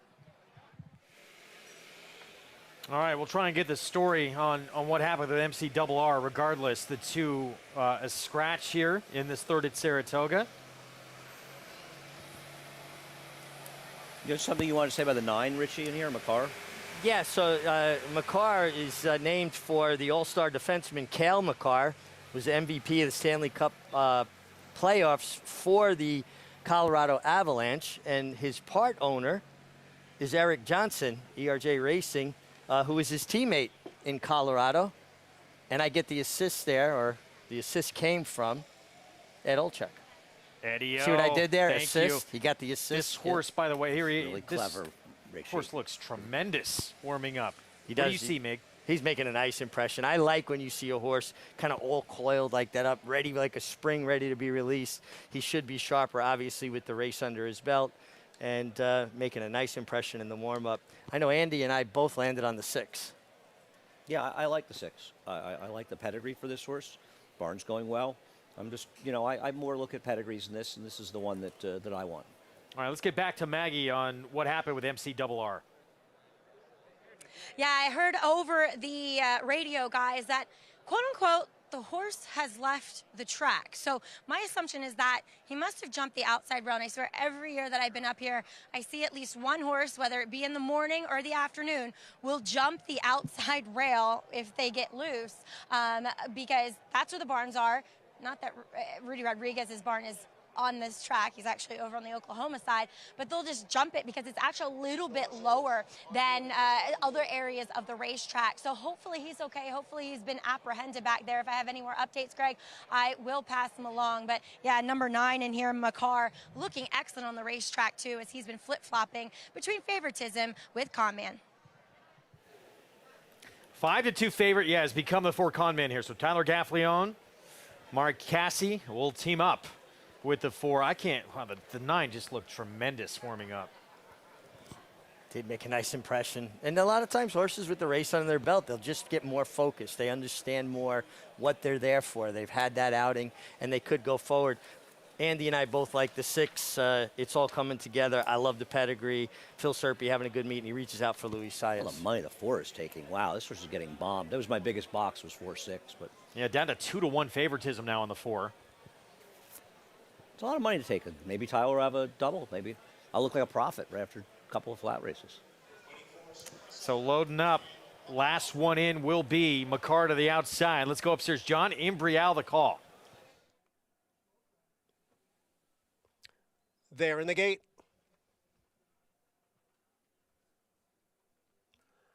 And they're off. Awkward beginning for number 7, Boss Jim, and he trails the field. Makar is quickly out for the early lead and opens up by 3 lengths. Conman is racing in second. Down on the inside is General Banker, next in third. Then it's a length and a half to Sorpreso, who's running in fourth, followed by Blue Soldier in fifth. And then on the outside, it is King of Comedy, next in sixth. At the back of the pack are Boss Jim. And towards the inside, it is Sorpreso. The quarter win in 22 and 4/5 second. It is Makar by a length, with Conman, the favorite, running in second. And farther back, it is General Banker next in third. They come off the turn, enter the stretch, and it is Makar with the lead here. Drifting out there in the stretch is Conman. Makar's in front. Conman trying to get to Makar as they pass the 8th pole. It's Makar by 2. Conman is all out in second. And moving it to third. It's all coming together. They come down for the finish. Makar and Conman. Conman got there right at the end. Conman gets up in the final strides to nip Makar in race 3 at Saratoga. Makar broke as good as you could believe. Looked like he was sailing home, and then Conman comes and nails him. Yeah, Makar was extraordinarily lucky because he broke outside. Basically, a huge portion of this field was eliminated, including the best horse, the 6, who finished third. The 9, in fact, and Makar the 9 caused it. Racked the whole entire field up. Right. The 9 eliminated the field. Completely eliminated the 6 for sure. He took the worst of it, even though 3 or 4 other horses took the brunt of it as well. But he took just might not be good enough. That's why he's a long shot on the board. Figures-wise, yeah, he would need to make a big leap forward, but he looks tremendous warming up. Let's go to Maggie real quick. Okay, I guess different eyes, but number 2, Higher Standard, as you guys were just talking about, it's not the typical warm-up that I see from Dylan Davis. So maybe it was instructions from Tom, because I have seen some of his horses just stay in a jog. And I will say that I didn't love what I saw for the first 1/8 of a mile, but he seems to be coming out of it nicely. he's fine. He's a little bit of a smaller horse, but watching his last replay, he's got a big heart on him. He's a determined type, which you can appreciate, and he looks incredibly fit here, second off the bench. I just thought there were some more interesting propositions. But look, he's 6-1. So, I mean, I hope Tom gets a 4,000th win here, and we can celebrate with him. Number 1, Montauk Daddy. He gets back to the dirt, and I hadn't seen him since the Orlando Noda claim. And this horse, his dirt form for the barn really improved, and I can see why now physically. This horse has bulked up. He has put on so much muscle mass and conditioning. It's very apparent, and he looks great here. And I think he's very interesting getting back to the dirt here. We'll see how quick he is and how much Irad Ortiz uses him from the rail, really flicking his toes there over the surface. Moving on to number 3, Mexican Wonder Boy. Same thing for him. I hadn't seen him since the Safi Joseph claim. Always a horse that had a little bit of a belly, liked to carry, his weight, get into his feet tub. Safi has him the most tucked up and toned I have ever seen him prior to a start, as he's another one that gets back to the dirt, which arguably is his, obviously, preferred surface as well. And he was sharp in the paddock and maintaining that out on the racetrack too, Greg. He is quick, but there's a lot of quickness in this race as we look at the 2-1 favorite in here. And Sibelius, we'll see if he has that ability to sit and stalk, but figures-wise, he looks like he is the horse to beat in here. And he's losing in this race to not only Highly Motivated, who came back to win a stake impressively at Monmouth on Haskell Day, but Stage Raider, the Half to Justify, who had a huge win here in his subsequent start. And he's just been facing so much better horses. Highly Motivated. Southern District was the morning line favorite in the tail of the Cat later day. Sound Money, who finished second to Jackie's Warrior, subsequent from Baby Yoda, who's run so well. He just keeps meeting killers. He's also shortening up a little bit, stalking on the outside. He's never won a race without winning wire to wire. Only 2 wins were in the front end, and that's always a bit of a concern. But he does draw outside the other speeds, and if he runs his race and he's able to stalk, he's probably going to win. Yeah, and having that outside the other speed position is certainly very beneficial for him. At least he's not going to have to deal with kickback. He's not under pressure from the outside. He may be able to at least find that first quarter of a mile the right way and then get into the race. I'm looking to mild upset from the outside Kinetic Sky. I just think that I want the only closer in the race. Somewhat tough spot to come back in off a layoff here, isn't it, for the 6? It is, but he's got Brad Cox in his corner. Brad Cox is a guy that I have a lot of confidence in. Maybe a stat, Greg. Turning back from a route to a sprint in the dirt off a 4 to 8 month layoff for Brad Cox, he's 7 for 20. Low ROI, a lot of short-priced horses, but his stats say that he gets horses to come back from these layoffs and run well. This was his Keeneland race when he was sprinting. This was off a couple of months rest, and look, chased to what you said, a lone speed here? Yeah, the horse who won the race wire to wire. So he was in a race there where his running style wasn't really flattered by the race. And now he's in a race where you would think his running style is going to be flattered by the running race. I don't love him. He's not super, he's not as fast as some others, but I think he makes a certain amount of sense. Well, I'm hoping that he gets the trip that I'm imagining, and watching that replay, he didn't even really level off until he got completely out of the kickback, and then he kind of found another gear. He was really finishing, it felt like to me. And some of the concern is, well, he's going 6 furlongs, that was 6.5. I don't worry about that stuff that much. It seems to work if they put their runs in. We'll see. If they're going fast enough up front and this race starts falling apart, he's going to be very dangerous. I like the 5. I picked the race 5-6. They're the only 2 that I'm particularly interested in this race. Meanwhile, obviously, we're all rooting for our colleague in here, Tom Amoss. This would be number 4,000. There he is with wife Colleen. And difficult spot for this horse. We had a very good race last time out. And Nakatomi, as you mentioned, a Wesley Ward runner who's been very good. Yeah. I believe 3 for 6 in his career. Yeah, he's been in good recent form, actually. That was a race also. Where am I? I'm going here in that, looking at that horse. Okay, I'm sorry. Other horses have come out of that race and run decent figures in their last race, suggesting the race was very solid. We'll see. Always rooting for Tom. So it's a nerve-wracking time. When you get to a milestone, you start getting anxious. You just want to get it over with at some stage. And also, you know, Tom has not won a race yet at the meet. He's a proud guy. He wins a lot of races. Had a great meet last year. You get frustrated, you know. You want to win. You're sure. Proud of the job you do, and it doesn't diminish Tom in any way. If he doesn't win up here, it doesn't matter. You still want to win. You don't want to go over the meet. Of course. 9-5 favorite, Sibelius. For trainer Jeremiah O'Dwyer, we'll have Junior Alvarado aboard. All this quickness in this race. Who will grab the lead? Let's go upstairs. John Imbrial, the call.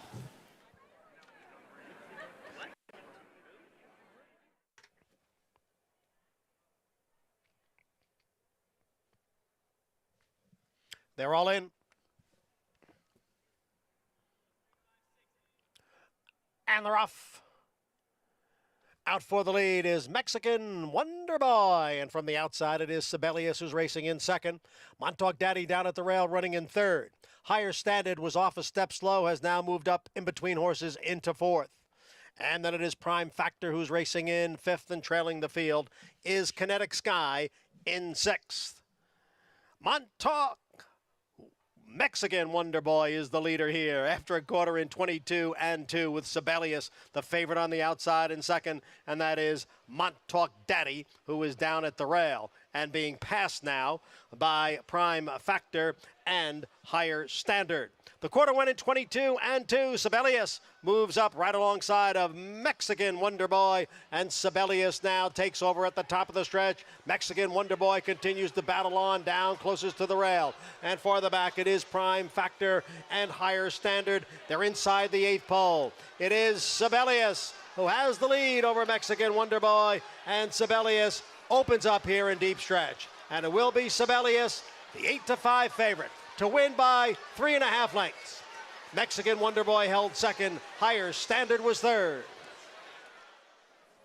Sibelius just too good for this group. Tom's horse ran well, but this is a tough spot he was in. He also got left. You can't get left in races like this and expect to win. And Sibelius looked very comfortable the whole way. He looked like a winner, and the pace never really developed. The one didn't break that sharply. Tom's horse got a little left. The four didn't show his speed. But you know what? Junior Alvarado said, I don't care, and he's on the outside, and he had the stalking spot outside the three. He's just a better horse. Yeah, he looked like a winner every step. He was tending Mexican Wonder Boy, but the right way, in hand. And like you said, a few of the other horses that appeared to be speed signed on either didn't break particularly well or just didn't show up with their customary speed. And he looked around and see any of those white and red silks, and he said, this is good. Finally got away from some of those monsters, including a horse we're going to see later, Southern District, in the tail of the cat. Sibelius, just the third win of his career now, 13 career starts, wins at 8-5 for Jeremiah O'Dwyer. And he's a trainer that's kind of under the radar. He had that good horse a few years ago that won the Remsen. Yeah, I'm not going to come up with I his know. name. I apologize. I'm drawing a blank, but he's a good trainer that's just, you don't see him much in New York. And I'll tell you something, this horse has been ultra consistent, done a good job with this horse. Just too good for these horses today. Sibelius impressive. 110 for the 6 furlongs. 5-3-2-4. And again, third win of this 4-year-old's career. Let's go back to Maggie. Here with his trainer, Sibelius' trainer, Jerry O'Dwyer. And Jerry, you gotta have to have a lot of love for this horse. He shows up and dances every dance. He sure does. He's just a horse. He's improved all year in his 4-year-old career. And owners are being fabulous to deal with. They've given him time when he needed it. He was just a frame of a horse when he came to us, and he's just started to develop now as a 4-year-old, you know. We stretched him out a little bit. He did well over the one-turn mile. But as you can see, his last race, he's just been getting faster and faster. So we just kept gradually cutting him back in distance, and this race set up perfect today. Junior gave him a fabulous ride. I'm just very proud of the horse and very grateful and thankful for the owners. And too, Jerry, is that something you've noticed just in his races, or that he's shown you in the mornings too, that he could be quick enough now to cut back to sprint distances? A bit of both, you know. You see the speeds he's able to go in his races, but in the morning, like, I mean, his last breeze even, you know, they got him out going on a half in 48, and he's just like pulling double in hand, like the rider's sitting motionless trying to slow him down. He's just giving us all the right signs, and when they start doing that, you know, you get a little excited inside, but you don't want to express it too soon. I like it, holding it close to the vest, and maybe he's hinting at some stakes, but Jerry, congratulations. God, thanks very much, Maggie. Jerry O'Dwyer has done a masterful job managing Sibelius, and now, as he said, turning into a good sprinter, Greg. Wins at 8-5. Sibelius was impressive, certainly against this group. He's in very good form right now. 5-3-2-4 finish. Got a little help from Acacia and Ray Handel. Shotsky was the horse he trained that won the Remsen. I was never going to come up with that. I'm Well, glad they stepped in. You've been dumping your head a few times, so I'll give you a pass. Am I right? He might have been a huge price in that race, No, wasn't he? it's 7 to 1, I think. Okay. I think. $5.40 for the win. On what's been, to this point, fairly formful beginning to our Wednesday card. Sun is peeking out now. It is a gorgeous Wednesday afternoon. And, you know, we talked about it earlier. We got some nice crowd shots, but really good crowd on hand for a Wednesday. I mean, we were doing Talking Horses out here in the studio at 11:30, 12:30, and it was not that busy. And it's packed right now. Well, I think, Terrific the humidity kind of broke, Right. and then people are out. It's just what better place to spend an afternoon? Saratoga is a place, if you get up in the morning and you're feeling a little grumpy sometimes or you're whatever, you walk Not into you. this place. Right, I'm the worst. You walk in here and it just transforms you, right? It really does. It's good for the horses. It's also good for the people coming up here. It's hard to be in a bad mood in Saratoga. It really is, even if you're not winning. It's just such a great place. I woke up at 4 o'clock in the morning to drive back up here from the farm. I couldn't wait to get here. I was... Horse-drawn carriage? No, I drove my car. I was heckling you guys as I was walking in this morning, and you didn't respond. I've learned to ignore you over the years. Sibelius, impressive win. Picture time. Want to look ahead to tomorrow. We talked briefly at the top of the show about how competitive this Galway is coming up tomorrow. 5.5 furlongs on the turf. Incredibly competitive group that have signed on for this one. Of course, Empress Tigress for Jonathan Thomas. Top 3 finishers coming back out of this race, including your winner. She may have to contend with her stablemate as one of the major contenders in here coming in. She was very good in her races, but she's got to do it over again. Breeze Easy cutting back in here is very dangerous. Christophe Clement. Can Darynane get a clean trip and get her mojo back? This is a really, really terrific race. It really is, and it's interesting what you talk about. Jonathan Thomas's, both their entries have speed. They're quick. They have speed, and this filly has shown she could stalk a little bit, but she is quick. This is an excellent race. You talked about Darynane, who we just saw cross the wire third there. How significant was that trouble for her? You know, I'm going to say it was worse than I thought it was originally. Okay. Originally, I thought she kind of had no excuse. So I won't be surprised when she gets a better trip. If the pace heats up enough and Joel can get her just to drop out of the race and make one big run, she has a chance. But you have to admit, she's been a little disappointing since her comeback efforts as a 3-year-old at Keeneland. Nobody better than Joel at making that, dropping out and making that last run, right? I think, go ahead. No, I just want to ask Mig, how'd you feel about these 5.5 furlong turf races? Did you enjoy riding them? You ride that many of them, did you? When we used to not run so many of them. I used to enjoy them when you had the right horse. You know, I rode a horse, oh no, it's my mother-in-law up here, a 5.5 furlong race, and she was so fast, she just ran them off their feet. But we didn't have that many turf sprints when I was in my heyday. I think Joel Rosario has had an incredible effect on these races because not only has he ridden them incredibly well, I watch other riders, and I sometimes feel like I've seen Jose Ortiz do a little bit.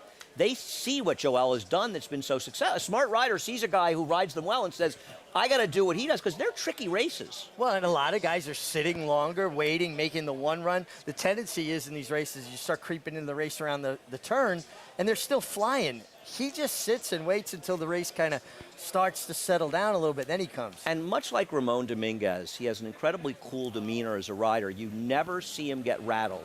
You rarely saw Ramon steady. You rarely see Joel. Joel can get in trouble, and he doesn't really, he can sort of ease him along. And I think that helps a great deal in this race. He'll be on Darynane tomorrow in that Galway. As we look at the Week 5 stakes schedule, still got the Tail of the Cat coming up later today, that Galway tomorrow. And a loaded weekend with a Fourstardave and 2-year-olds in that Saratoga special. Tail of the Cat later today. Mr. Phil, he is quick, he is talented, and he doesn't have to deal with Jackie's Warrior today. The ultimate accolade for a racehorse is to be named Horse of the Year. To be enshrined to the Hall of Fame is to achieve immortality. As a stallion, genetic immortality is defined in 2 words: breed shaper, plain and simple. 2-time Horse of the Year and Hall of Fame inductee, Curlin, is just that. Breed shaper, Curlin, the classic sire. If you're looking into racing partnerships, you should know they're not all the same. When you partner with Bond Racing Stables, you become a member of a growing family of racing enthusiasts, all guided by 3 generations of experience in thoroughbred breeding, training, and racing. Share in the excitement at Saratoga and Belmont Park, where we've graced the winner's circle with winners like Giacosa, who was bred, born, and raised here at our Song Hill farm. Get more than just a partnership. Become a member of the Bond Racing family. 3 generations of thoroughbred excellence. Global Campaign by 2, and Global Campaign will win the Grade 1 Woodward. It is Global Campaign holding on to the lead. Global Campaign won the Peter Pan.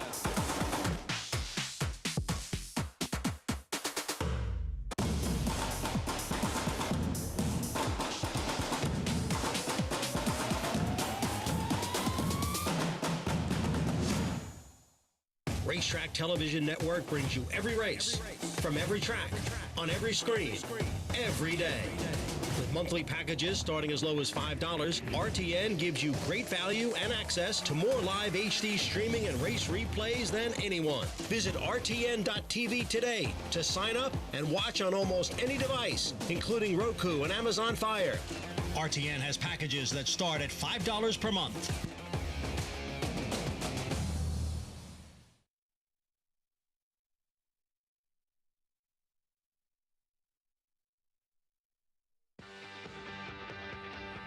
Welcome to those just joining us on Bally Sports Southern California. Those already with us on FS2. You're watching Saratoga Live here at the most competitive meet in the country. Beautiful Wednesday afternoon here in upstate New York at Saratoga Springs.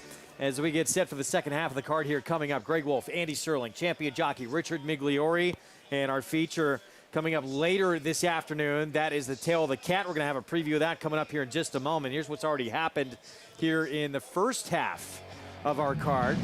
Back in race number 2, our first flat race of the afternoon. Drink the Wind, huge drop down in class and a dominant victory. Yeah, I mean, this is a horse, if he showed up, he was so much better than these horses. I haven't seen a chart, but Richie, I know you agree with me. I think he won by over 20 lengths. Easily, and he won in hand. It was just like a paid public workout, and I'm trying to pull up the chart right now as we speak. 22 1/4 lengths, Andy. Did I say 23 to you before? You're on today. You're sharp. You are Thanks. sharp today. Drink the Wind, it was impressive. He did get claimed. There was a 9-way shake for him, and Tom Morley, right, wound up getting him? God, yeah, for sure. Third race was on the turf at 5.5 furlongs. New York bred maiden special weight. Some issues out of the gate in this race. In the end, Con Man the win. Tyler Gaffleone takes the early double. Back-to-back wins for Tyler. For Tyler, and you said in the beginning of the show you thought he'd have a good second half. He started off the right way. McCarr was in front after getting away with boarding down the backstretch, and here came your winner, Con Man. The third place finisher, extremely unlucky by the instant of the start when McCarr came over. And if McCarr can't win a race under those circumstances, when is he going to win?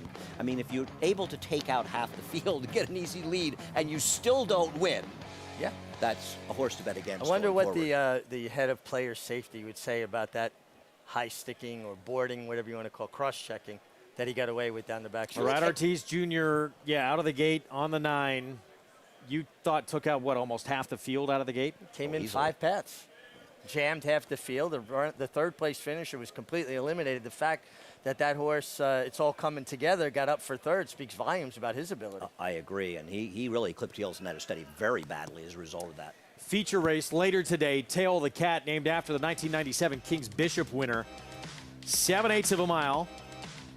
And a couple of horses that want to get to the front in here. Mr. Phil, certainly one of them for Rob Atras. And last time out, he was just in against too tough when he had to go up against the best sprinter in the country in Jackie's Warrior. And Rob Atras, not to the extent of Rudy Rodriguez, who's 0 for 40 plus, but he's just about 1 for 16 or so at the meet, and he's a trainer that wins at a high percentage. His barn is struggling. Mr. Phil done a great job with this horse, and one of the reasons he's done so well with him is he's realized he needs to be on the engine to run his best race. Yeah. Breaks outside today. I think he's a major, major threat to win this race. I mean, I can't imagine what Mr. Phil was thinking when he looked over and saw Jackie's Warrior last time. That was a problem. Almost not fair.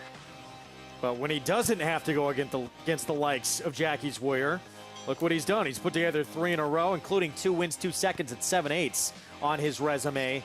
Tough group, though, and Southern District is going to be the horse to beat in here for Chad Brown. The horse has won 3 in a row. You always have to worry the Southern District will be coming to get you. Indeed. They're hot on someone's trail right now.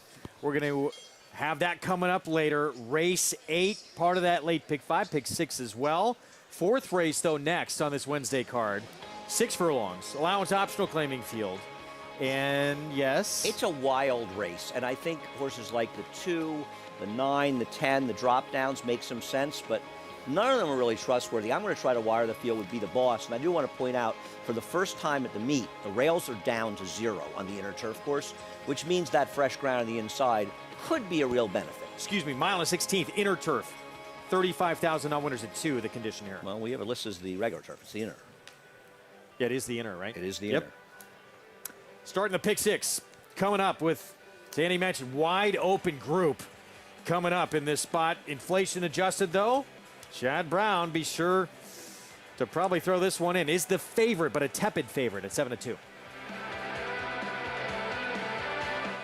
Eclipse champion Run Happy, the #1 second crop dirt sire of last year, is back and showing a new dimension with winners on turf, dirt, and all weather. A record-breaking sprint champion, Run Happy is also showing winners at all distances, from 7 furlongs to 1.25 miles. A sire whose runners can carry his speed over all distances and all surfaces. Run Happy, price for value, and standing strong at Claiborne Farm.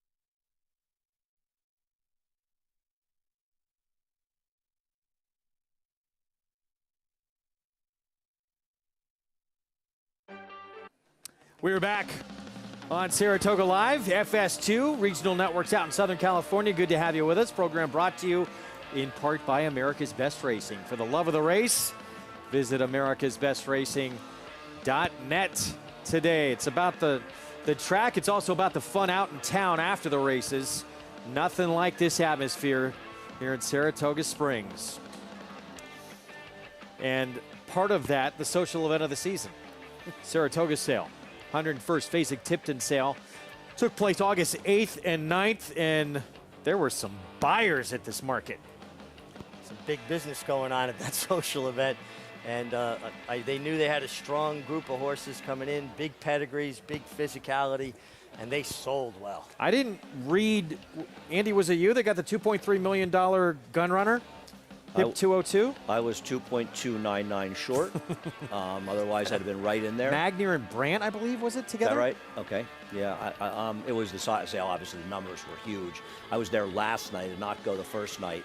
But multiple, I saw one. I left the bar upstairs and saw one sell for 1 1/4. It's such a fun experience, and if you come to Saratoga, it really is one of the fun experiences. And you can walk around outside, see the horses in the barns, see them coming in. It's just a fun night. And what's great too is mark down these horses that sell well, or one that catches your eye, and follow them along. A lot of them we'll see compete up here next summer as 2-year-olds. I have pictures in my phone of First Captain selling a couple of years ago, or 3 years ago, when he sold for $1.5 million. I agree. Monday night was the 48th anniversary of the first time I attended the sales. Bobby Flay? Yes, Bobby. And who had another one from the same family. $2 million, same thing. But At I this was sale. there. The first time I was there was when Chauvy's Fall sold, and Richard Nixon resigned that night, and they halted the sale to play his resignation speech, and they started again. Pick 6 begins here. We're 11 minutes to post. Mile and a 16th over the inner turf. Let's go to Maggie. Take a look at a horse who's stretching out in distance for the first time. That's number 4 in here. 4 trainer Mike Trombetta, Be the Boss, and hopefully he bosses around this field on the front end. But as this is the first time I'm laying eyes on him, I'm kind of shocked that this is the first time that he's going longer. He's built more like a router, to be quite honest, as he'll try the mile in the 16th here. He's even, long frame to him, a bit more leg than your typical turf sprinter, and presents himself really well against this field as he does show up for a tag for the second time in his career as a New York bred. He's a really interesting proposition. Sorry, Andy, I know you like this horse. Don't mean to steal your thunder. Number 6 is Right on the Ice. A son of Keen Ice. They're okay going longer on the turf as he'll try it for the first time. The dam was 0 for 12, period, but ran her better races on the turf and a half. Did go 1 for 2, albeit in lower level races while on the turf. This guy does look as though he should handle it here for Rudy Rodriguez, still searching for that elusive win of the meet, and a horse that has done well. And he's one two, with racing, I should say, and he's one too that gets back down to the claiming ranks and could be effective here if he does take to the turf. Now, one that has a bit more pedigree, searching to the surface for the first time, is number 11, I Found It. Now, Brethren on top isn't a good influence at all. But I Found It does have that pedigree on the bottom side. The dam, a multiple stakes winner on the turf, earning over $275,000. This is her first full, but the second dam was 4 for 6 on the turf. So looking at him, incredibly slack pasterns here. I mean, if he doesn't take to the turf, then there really isn't a surface that he belongs on. But I could see that this horse should take to it well. This is his first time running here on the NYRA circuit. And he matches up well in this field of 35 non-2-life claimers, handling himself very nicely composed here in the paddock, as we'll see what he brings to the table trying this surface. Is still inflation adjusted. Your favorite, Greg, as he adds some short cut blinkers. Yeah, a little bit. Thank you, Maggie. Is probably, look, Chad Brown coming out of an open entry-level allowance, but also that it's Chad Brown. I look at this race. Didn't show a ton of turn. This was actually the maiden win. Sorry, this was back last year. Yeah, I mean, I agree with you. You were knowing the race at Monmouth where the horse did absolutely no running at all, just sort of ran in place the whole way. To be fair, it was a tougher field. The winner is actually okay in that race, but he didn't do any real running in there, and this is not one where he has back form to go to. He's dropping where he belongs. He should be running for $35,000. It's the same could be said for Skylander, the 10. He's got back form and he's dropping. The same could be said for the 2 Parketry, who's a generous price right now at 8 to 1, but figures to come down. He's running where he belongs. I don't think there's anybody in here you go, oh, this is a drop that really, I'm really scared of this one. This is a case with the 9 where they're trying to win races by running where he belongs. Yeah, it's an appropriate drop. He adds blinkers and he gets that class relief for top class connections. I'm going to try to wire the field with the 4, Be the Boss, who's run well enough that he's probably the speed in here. Now, you may have to contend with the 11, and I Found It, who Maggie was touching on. I Found It has on the dam side a gigantic pedigree for the turf. Dam ran 100 buyers. She ran almost $275,000 in the turf. Second dam was a 4-time winner in the turf. There's plenty of turf. Now, Brethren, I think he's 3 for 120 first time on the grass. This might be one of the better turf broodmares he's been bred to, having said that. And he's a big price. He also could be, at the very least, a thorn in the side of the 4 early. Yeah, and you would think he would. I mean, he does show speed at times. Gets a rider, doesn't get to ride here very often. Usually there's a certain amount of excitement level getting to ride in Saratoga, and guys allow horses to run a bit more freely. You know who's too big a price in here is an ex-Klarovich horse, a Chad Brown horse, Assiduously. This is a Loop de Vega, much like Newspaper of Record was. He did not have the best of trips. It was nothing Julian could do last time. He saved ground on him. He just could never really get a clear path. Now, he didn't draw well on the outside, but for a horse 17-1, I think Assiduously has some things to recommend, at least to maybe use in tries or supers. Here's our post where we start with Parketry. Barkley tag Dylan Davis. Another one taking a drop in class, but an appropriate drop in class. He just wasn't really a non-factor last time against Tougher. Moon Mischief comes in from Colonial. Kendrick Carmouche rides. I just didn't think he was good enough, but he's a big price if you like him. Be the Boss, the one stretching out, who Andy talked about should be in front. Coming out of sharp-paced turf sprints, and Maggie says he's got a physicality that she thinks will handle the 15-1 on the line. He's 5-1. He's an underlay at 5-1. Sorry. Tonal Impact. Mike Maker second off the claim. I don't really see anything to recommend. This horse had an easy trip and was bad last time. He's going to have to improve a lot. On a really difficult race, right it on the ice, holding at 6-1. Yeah, Rudy Rodriguez still looking for his first win. The mare did produce one turf winner, albeit at a lower level. Yeah, it was a three-time winner on the turf. Super Wicked Charm went by. And probably won't be going by too many horses in the race. BC Glory Days, the 8 at 19-1. Yeah, another one that's been successful on turf in the past, but more of a turf sprinter, I always thought. We'll get back to inflation adjusted. We just saw who's the favorite for Chad Brown. Here's Skylander. Another one making the drop in class for Belmont and Godolphin. Turf debut. I found it 18-1. You could do worse than use a bomb like this with the pedigree. We'll see. I mean, the dam side pedigree is strong. And Assiduously, former Chad Brown runner, Andy had mentioned, 15-1. Got to work out a trip from that far outside post. Not an easy task for Trevor McCarthy aboard. All right, so that one used to be with Chad Brown. Chad Brown still has, and he's the meets leading trainer right now. The 9, who's the favorite. Inflation adjusted, second start of his 3-year-old campaign.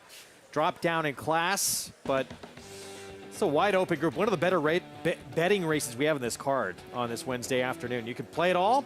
Pick 6 starts here with Naira Bets. Use that promo code if you're a new member. Punch in TOGA200 and get that $200 deposit match sign-up bonus at NairaBets.com or on the app. So let's go back to the favorite. Manny Franco will be aboard for the Brown Barn, Klarovich Stables. There he is. I mean, he's running where he belongs. He's got to run a little bit faster than he's ever run before to win this race. Doesn't mean he can't do it. He's lightly raced. But I don't see this in any way as a negative drop down. I don't really think any of these horses are dropping down negatively. I just think they're running in spots where they belong. It's not like he's ever run a big race. Those Silks. It's been a good year for Seth Klarman, Klarovich Stables. Early voting, Preakness win. McCulloch just won the Belmont Oaks. Search results. It's developed into a monster. I mean, you just go on and on. Well, her losing effort in the Phipps is probably the most impressive losing effort you'll see in a graded stake this entire year. Ran an incredible race with Latruska at a crazy pace and still held on for third behind some very good horses. She'll be tough wherever she shows up next. Because Gerrymander, well, she's going to be the next one to take on Nest in the Alabama. She's not beating her if Nest runs her last race. But her effort in the Mother Goose was a good one. It was a good one. And one thing I'm always impressed with Klarovich Stable, Seth Klarman, they identify horses at a certain price point and have been consistently good at finding horses to win graded stakes. It seems like between 150 to 300,000 is their sweet spot, and every year they're consistently finding good horses. And Chad Brown deserves an enormous amount of the credit for the success they've had. As Seth Klarman said when he won the Eclipse Award for top owner, he said, I think Chad and I make a good team in that Chad and anyone make a good team. He's been so dominant, and he's leading the way again here at Saratoga. 21 winners already for the Chad Brown Barn, trying to get number 22 with this favorite coming up. Let's go back to Maggie. And while I do like the horse, Be the Boss, that Andy was talking about, it's just a 7-2. I mean, you just feel kind of cheated taking him at such a short price. So I'm going to go with a horse that was projected to be a shorter price. Showing up for a tag for the first time is number 10 Skylander, as he's making his second start of the meet. Well beat in a scheduled dirt race off the little bit of a freshening. Now he's back to, I don't know if it's necessarily his preferred surface, but at least the surface that he's won on, and just makes an excellent impression. Came in, he was the horse I liked most physically in the paddock. Then once he got tacked, he kind of blew up, got really energetic. Junior's giving him a lovely warm-up away from the pony. I just thought that he was the one that everything added up. The class relief, the physical presence was there, and he's just well suited to these conditions, Greg. Maggie, thank you. So Bill Mott sending out Skylander. He has an intriguing runner. He's going to be getting on the turf for the first time in the Nightcap. And he's got this monster, Warlike Goddess, who's considering now Breeders' Cup turf potentially. Well, and he's considering the Sword Dancer up here. And I don't think it's a problem coming back in 3 weeks because she ran for about 3 feet in this race. I mean, I understand these aren't the best fillies and mares in the turf ever, but they're not bad. And she just laughed at him. There's no pace. She sat close and asked her to run for a few strides. As cool a hand on a horse as there is going right now, Joel Rosario. This was a paid public workout. And she should have won the Breeders' Cup filly and mare turf last year. Not the best trip for her in that race. Moved too early? Yeah, moved too soon, a couple of bursts. She was probably best in that race, and that was a tough loss for her. She's very, very good. It'll be fun. Add a little extra intrigue, seeing her go against the boys at this meet, and then potentially get that. They've said connections they maybe want more ground for her to go to the turf, which is 1.5 miles. So we'll see where she winds up. Well, also the Breeders' Cup filly and mare turf this year is 1 mile and 3/16 at Keeneland. And so it's not necessarily as positive. And frankly, who is she looking at at least in America, in the male division, that she's supposed to be afraid of? No, nobody. She naturally wants the distance. Yeah. I mean, so that's plays to her strength for sure. It's the there's somebody crawling around the set. There's embarrassing stuff going on the set right now. The Europeans are the ones that you got to worry about. Of course. That time of year. It's a new face. You got to worry about them on the filly and mare turf as well. And if she's going shorter than she wants to go, I mean, Yabir's a nice horse, and he won the Breeders' Cup turf last year, but no one's going to confuse him with an all-time great. He, too, is coming for the Sword Dancer, and I don't see any reason Bill Mott shouldn't at least consider it. Well, they are. Especially because of distance. Well, especially because of the distance situation at Keeneland. And she's that good. I mean, and the way she ran last time, why not bring her back on short? She didn't even run, for God's sakes. Like, what did she run, a half a furlong? That's another thing that Joel Rosario does so well. He makes as little use of a horse as possible. You don't see him winning by 10 lengths in a drive, ever.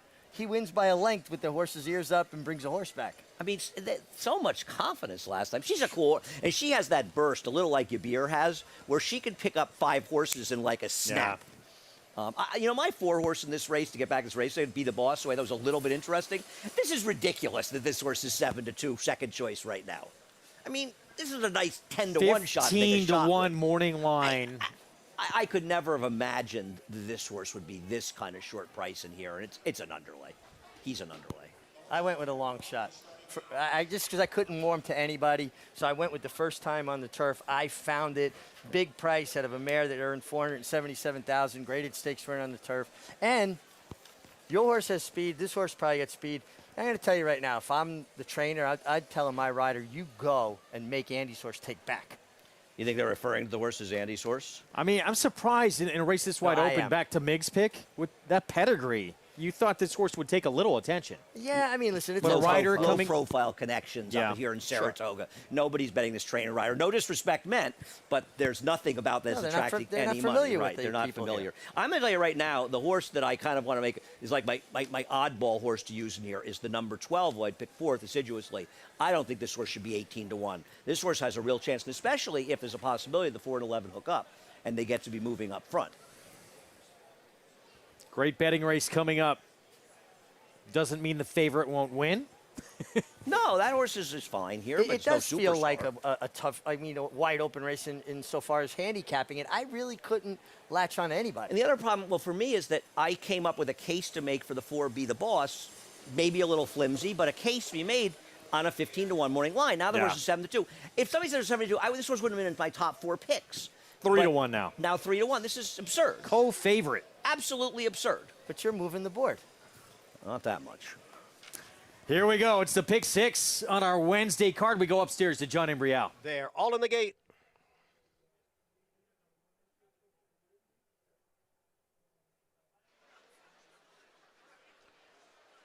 And they're off.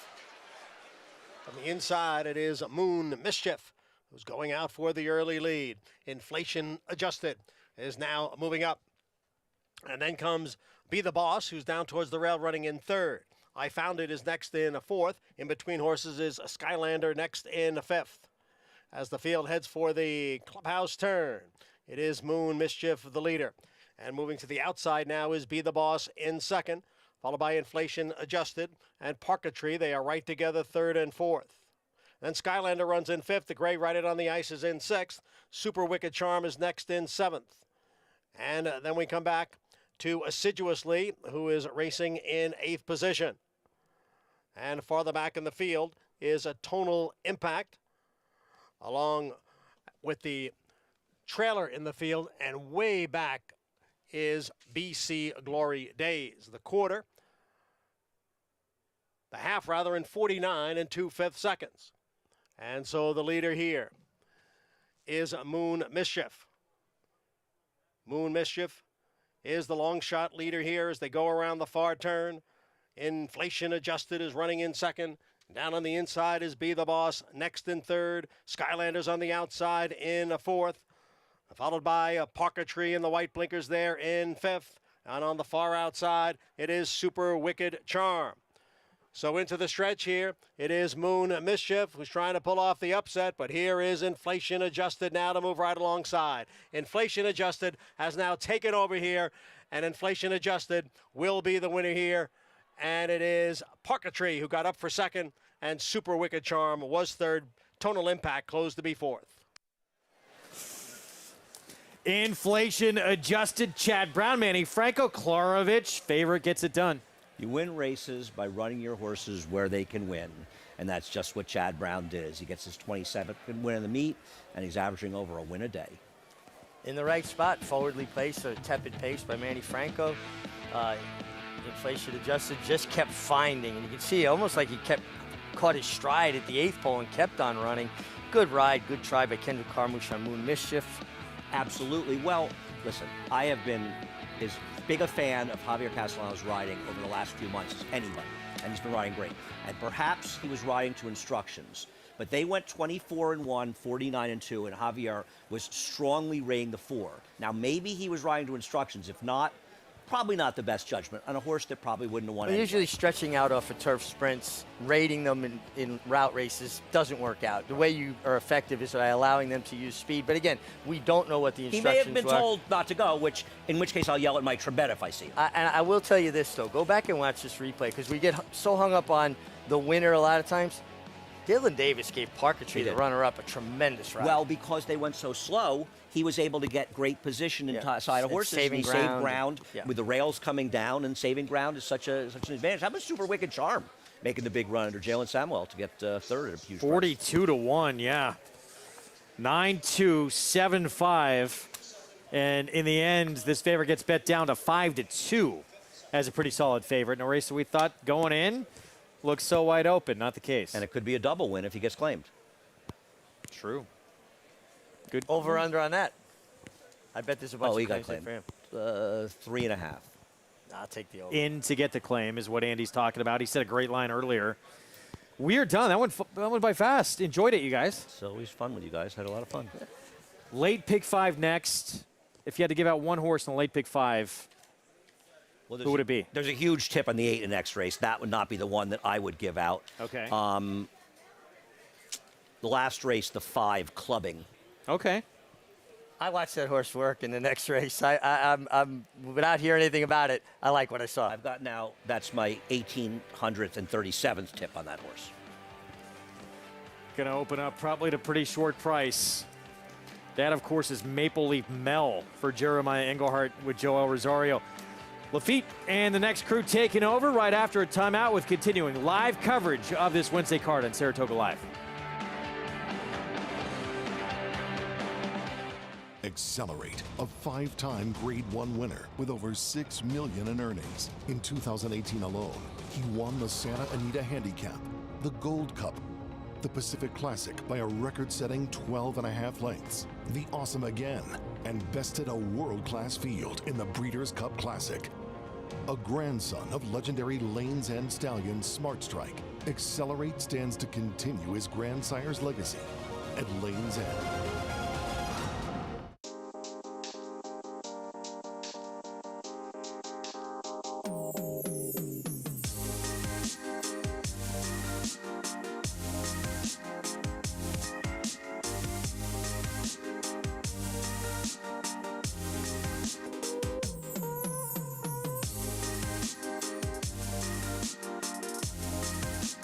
Stay fabulous. Resorts World. DeMarchelier offers breeders a rare opportunity as the only son of Dubawi standing in Kentucky. Dubawi, one of the world's most celebrated stallions, is now a sire of sires. His top sons at stud are making a name for themselves across the globe. With a picture-perfect pedigree, this son of Dubawi brings one of the world's most potent bloodlines to America. DeMarchelier, standing at Claiborne Farm. Launch your thoroughbred ownership experience with Flying Partners Racing, a New York and Florida-based racing partnership with winning percentages over 20% at Belmont, Lone Rock to win, and 25% at Saratoga in 2021. Ice Princess. Limited opportunities available now, with yearling partnerships coming this fall. It is Tell Your Daddy. Meet the Flying Partners team at our open house. Visit flyingpartnersracing.com to learn more.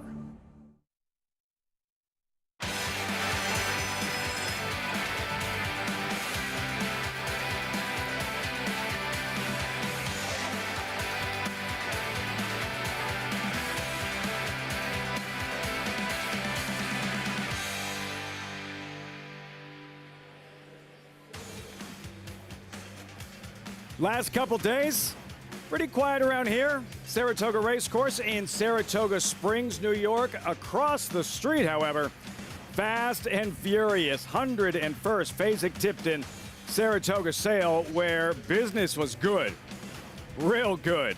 And now we wait for those highly coveted prospects to grow up and fulfill their promise. Meantime, this side of Union Avenue, racing continues, and this is the colt to beat in the Wednesday feature. Southern District coming in hot. 3 straight wins, 7-5 morning line favorite in the Tail of the Cat Stakes. Trained by Chad Brown atop the standings, almost halfway home to a 5th Saratoga training title. The Slew Triple Crown winner. This is Saratoga Live, as always, brought to you in part by America's Best Racing for the love of the race. Visit americasbestracing.net today. Day 20 of 40, where the first half of the meet go. Big crowd on hand, off and running week 5 of the 154th season. Trackside, welcome everyone. I'm Lafitte Pinkai, gearing up for the second half of the Wednesday program. Late Pick 5 about to get underway. And this is always such a fun week. A chance to honor and remember one of the most exciting and popular thoroughbreds in Saratoga history, Fourstardave, the Grade 1 Fourstardave on Saturday, all part of the highlights and stakes races week 5 here at the Spa. Take a look at some of those highlights. 9 more stakes races. Tail of the Cat today, all about New York breds on Friday. Saturday, 39th running of the Fourstardave. Sunday, Saratoga special. Do not miss Gulfport. Very, very exciting prospect. As I welcome in my co-host, Hall of Fame jockey Gary Stevens. You get your glasses back, fan. I got my glasses back. Safely wore them with pride today. Left them in my truck, though. Nobody's getting their hands on those glasses. Is the door unlocked on the truck? No. You got a chance to get those glasses? Keys are in my pocket. I was hoping that would go till the end of the meet. Glad you got your glasses back. Some of the highlights looking ahead to week number 5 here at Saratoga. What are you looking forward to most? The Fourstardave, Regal Glory taking on the boys. Can't wait for that. She's undefeated this year. Looks like a super mare. And I'm also looking forward to the Saratoga Special. Full loaded of colts that have big futures ahead of them. This colt right there, Damon's Mound, broke his maiden by 12.5 lengths at Churchill Downs. Michelle Lovell She thought she was probably going to lose the horse because of the way he did it. He ran a fast number. He ran 109 and 4, and he's just in a high gallop right there. The comment line says gliding easily, and it was. That's exactly what that looks like. Saratoga Special, next stop towards the Grade 1 hopeful, the most prestigious race for 2-year-olds at the meet, closing weekend. Another week of thoroughbred racing, stellar thoroughbred racing, and you won't miss a moment right here on Saratoga Live. As for today's feature, the aforementioned Tail of the Cat, 9th running, older horses yet to win a graded stakes race this year. $135,000 purse, number 3, Southern District. 7-5 morning line favorite as we say hello to our handicappers, Jonathan Kinchin. Paul LaDuca, guys, like the favorites were unstoppable last week, winning 7 of 11 stakes races. What about today's Tail of the Cat? Well, I think today's Tail of the Cat, your favorite's going to be tough to beat in Southern District. And I know you like this horse a little bit, for Chad Brown, JK for Klarovich Stables. And, you know, this is a horse that came from a 1-turn mile at Churchill Downs. And just kind of swooped the field. And when you look at the rest of his horses that he's running against today, he will get some pace to run into. Yeah, and I'm not crazy about horses that want to come from out of it in any type of race. I just think there's an opportunity for more bad things to happen in those situations. But Southern District, from a speed figure standpoint, just feels like the type of horse that's going to appreciate this cutback. The other thing to note is we've talked about how this racetrack is a little bit deeper and tiring.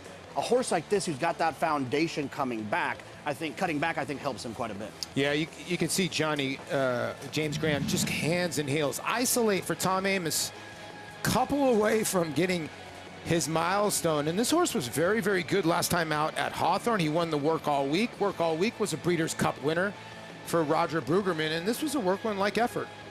Yeah, he's got some tactical speed. He'll be in front of Southern District. We know that for sure. And if in these in these dirt sprints, I think being forward is an advantage. He's drawn towards the inside. He's going to need to use his speed to try to beat the heavy favorite in Southern District. But this is a tough field. Southern District is going to have to run. I think Repo Rocks is another horse that's run, and even Mr. Field for Rob Atras. Wouldn't you think so as well? Has got a look in this race. Yeah, it's only a 5-horse field, but it feels like every single one of these horses can win. And sometimes those races, although they're small fields, are even more fun to lean on one horse in a spot like this. All right, guys, that Tail of the Cat coming up a little bit later on. As you mentioned, Tom Amoss looking for victory number 4,000. Today's race is brought to you by Claiborne Farm. As promised, late pick 5 starts in the 6th. Late pick 4 starts in the 7th. Race 8, Tail of the Cat, main track fast. Turf courses firm. Mild today. Temperature around 81 degrees. After today, only 20 racing days left. If you haven't, get involved. Sign up today. Use that promo code TOGA200 and earn up to a $200 deposit match after your first deposit. Bet any track, anywhere, anytime. Join now at NaraBets.com to earn your $200 deposit match. Wrapping up race number 5. Those guys never win together, Gary. Never. Chad Brown, Seth Klarman, Manny Franco in the saddle for this one. Big performance, inflation adjusted. The hard spun colt, blinkers on, second career victory, 770 for the win. And there was inflation adjustment. Dropped in from allowance race in for $35,000 today. I've got a feeling he probably went to a different barn, set a good trip, powerful finish. Let's see. Maggie With winning trainer, Chad Brown. Inflation adjusted his class level to the right one today, Chad. I also want to ask you about Manny Franco. We've seen you reaching out to him to put him on several live horses. What has sparked that, decision to ride him on quite a few of your runners? Well, he's really come a long way with his skill. I mean, he really pays attention a lot. He's always trying to get better at his profession, and I see him at the best he's ever been right now. He has a really good agent with John Panagato. It's great to work with, and he fits a lot of our horses well. He's willing to ride any level of horse. I find him equally effective on turf or dirt, and he normally puts my horses in good position. And he definitely had this guy in the right position, though. We'll see you a little bit later, well represented in the Tail of the Cat, 7-5 on Southern District. Looking for his 4th win in a row, Chad. How do you see that race unfolding, and does it unfold in his favor? Yeah, 7 might be a little short, but, my dilemma was keep around 1 turn or have to go around 2 turns. And, his last string of wins here have all been around 1 turn, even that mile and a 16th at Belmont, as you know. So I thought it was a lesser of two evils, keep around one turn, hoping there's a good pace meltdown. And with that heavier track that we've seen throughout the meet, maybe it plays a little longer than 7. All right, Chad. Well, best of luck with him. Congrats here, though. Thank you. All right, Chad Brown teaming up yet again with Manny Franco for a nice win in the 5th. Guys? Leading rider, Chad Brown. Maggie, thanks so much. What do you think? 7-8 Southern District. As good as he has been, and yes, around one turn, but he's never raced at this short of a distance. Look, I don't think it's going to be a problem for him. You know, he does come from off the pace. There's plenty of speed in here to set it up for him, but I really think he's got enough class that shortening up will not be a problem for him. Chad Brown doesn't seem too concerned. See how it all unfolds. The tail of the cat, race 8 of 10 here at Saratoga. We march forward. Up next, Spendthrift 2-year-old race of the day. Home of North America's 3-time reigning champion General Sire, Into Mischief. Field looks like this. New York bred 2-year-old filly, start of the late pick 5, maiden special weight, 3/4 of a mile dash. Wow, yeah, words out. As the previous team said on set, Maple Leaf Mel, even money with about 15 minutes to post. When we come back, JV 1K, John Velasquez closing in on 1,000 career wins at Saratoga. Just incredible. Has a mount in the 6th, spinning colors as Johnny's quest continues. You're watching Saratoga Live on Fox Sports 2.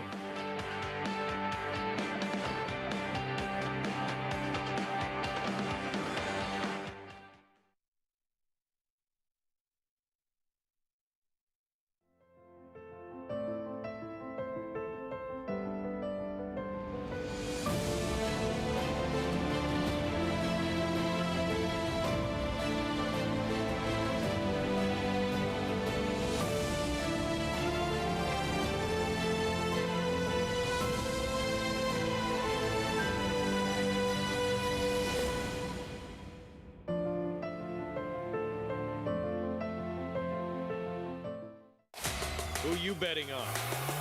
How about an app created specifically for horse racing? Naira Bets. We specialize in thundering hooves, fist pumping, and boosting your bankroll with robust weekly promotions. And offer betting tips from actual horse racing experts. Bet all day and night, nationwide. Get the action and thrill of horse racing with Naira Bets.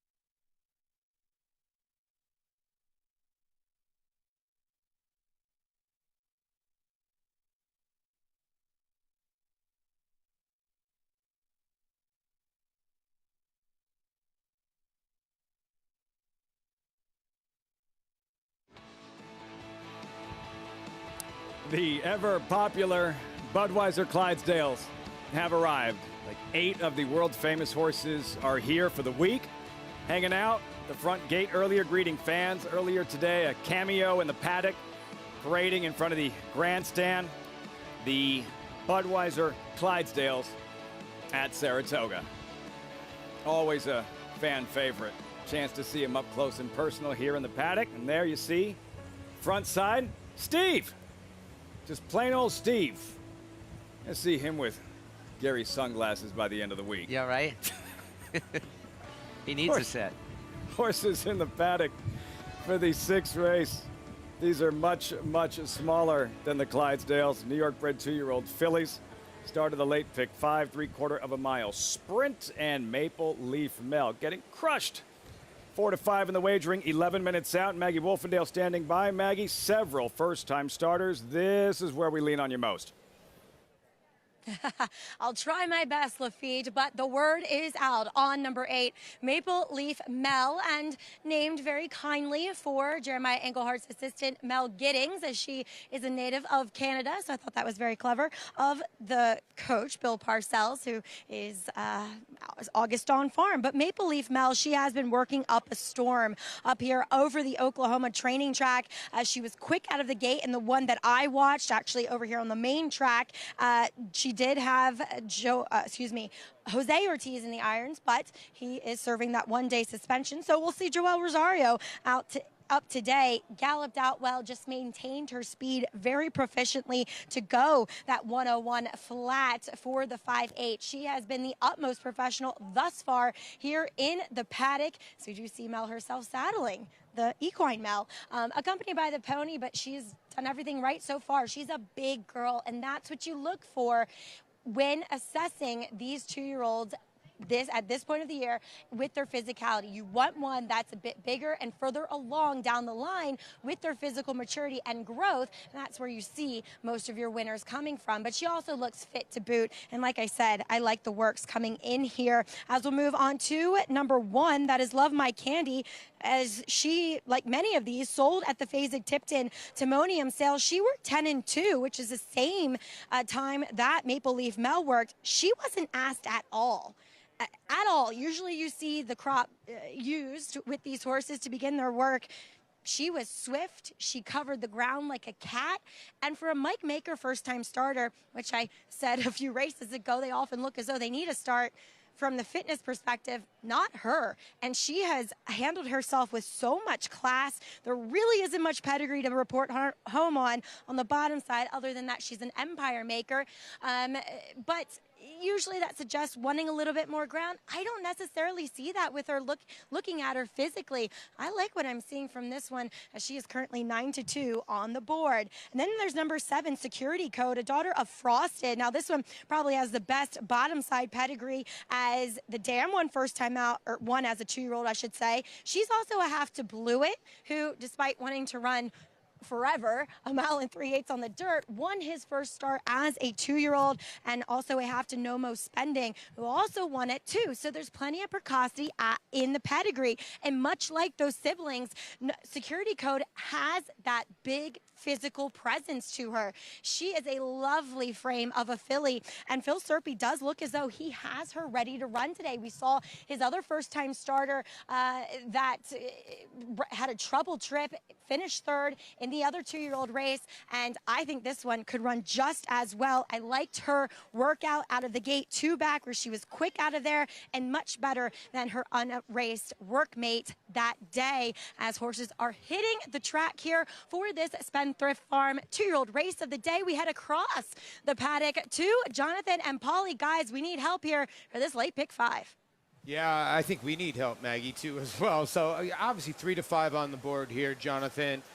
Maple Leaf Mel, did you single to start this pick 5? Yeah, I singled here. The 8 Maple Leaf Mel. Look, when the word comes out like this, they usually run well. Sometimes they can brakes a little bit slow. You have those obstacles. They still usually run well. In the second leg, 1, 6, 9, 11. The 1 Vocalize, the 6 King Moon Racer, the 9 Montatham, and the 11 Propensity. I'm going to single the 3 Southern District in the tail of the cat. I'm going to spread in the 4th leg, 3, 5, 6, 7, 8, 11. And then to wrap it up, I thought you only needed 2 in there, the 3 Remote and the 7 Running B.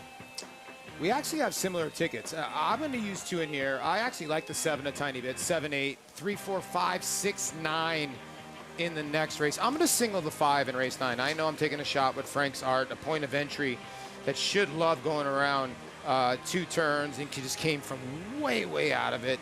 And now I think with the second career start, I'll single the 5, Frank's Art, in race number 9. 5, 7, 8. I'm going to use both Chads in there. I do think the 3 Remote is the other one for Clement, if you wanted to go 4 deep and add a little more. So there you see our 2 tickets. We both could hit it. Let's try to get the 7 or the 8 home here, guys. Go get them, Paul, JK. And to everyone playing this late pick 5 at Saratoga. Calling the field to post, 2-year-old Spendthrift Race of the Day, New York bred 2-year-old fillies, 6-furlong sprint. Wonder who they like. Maybe Love My Candy, first-time starter, strong connections. She may need more distance.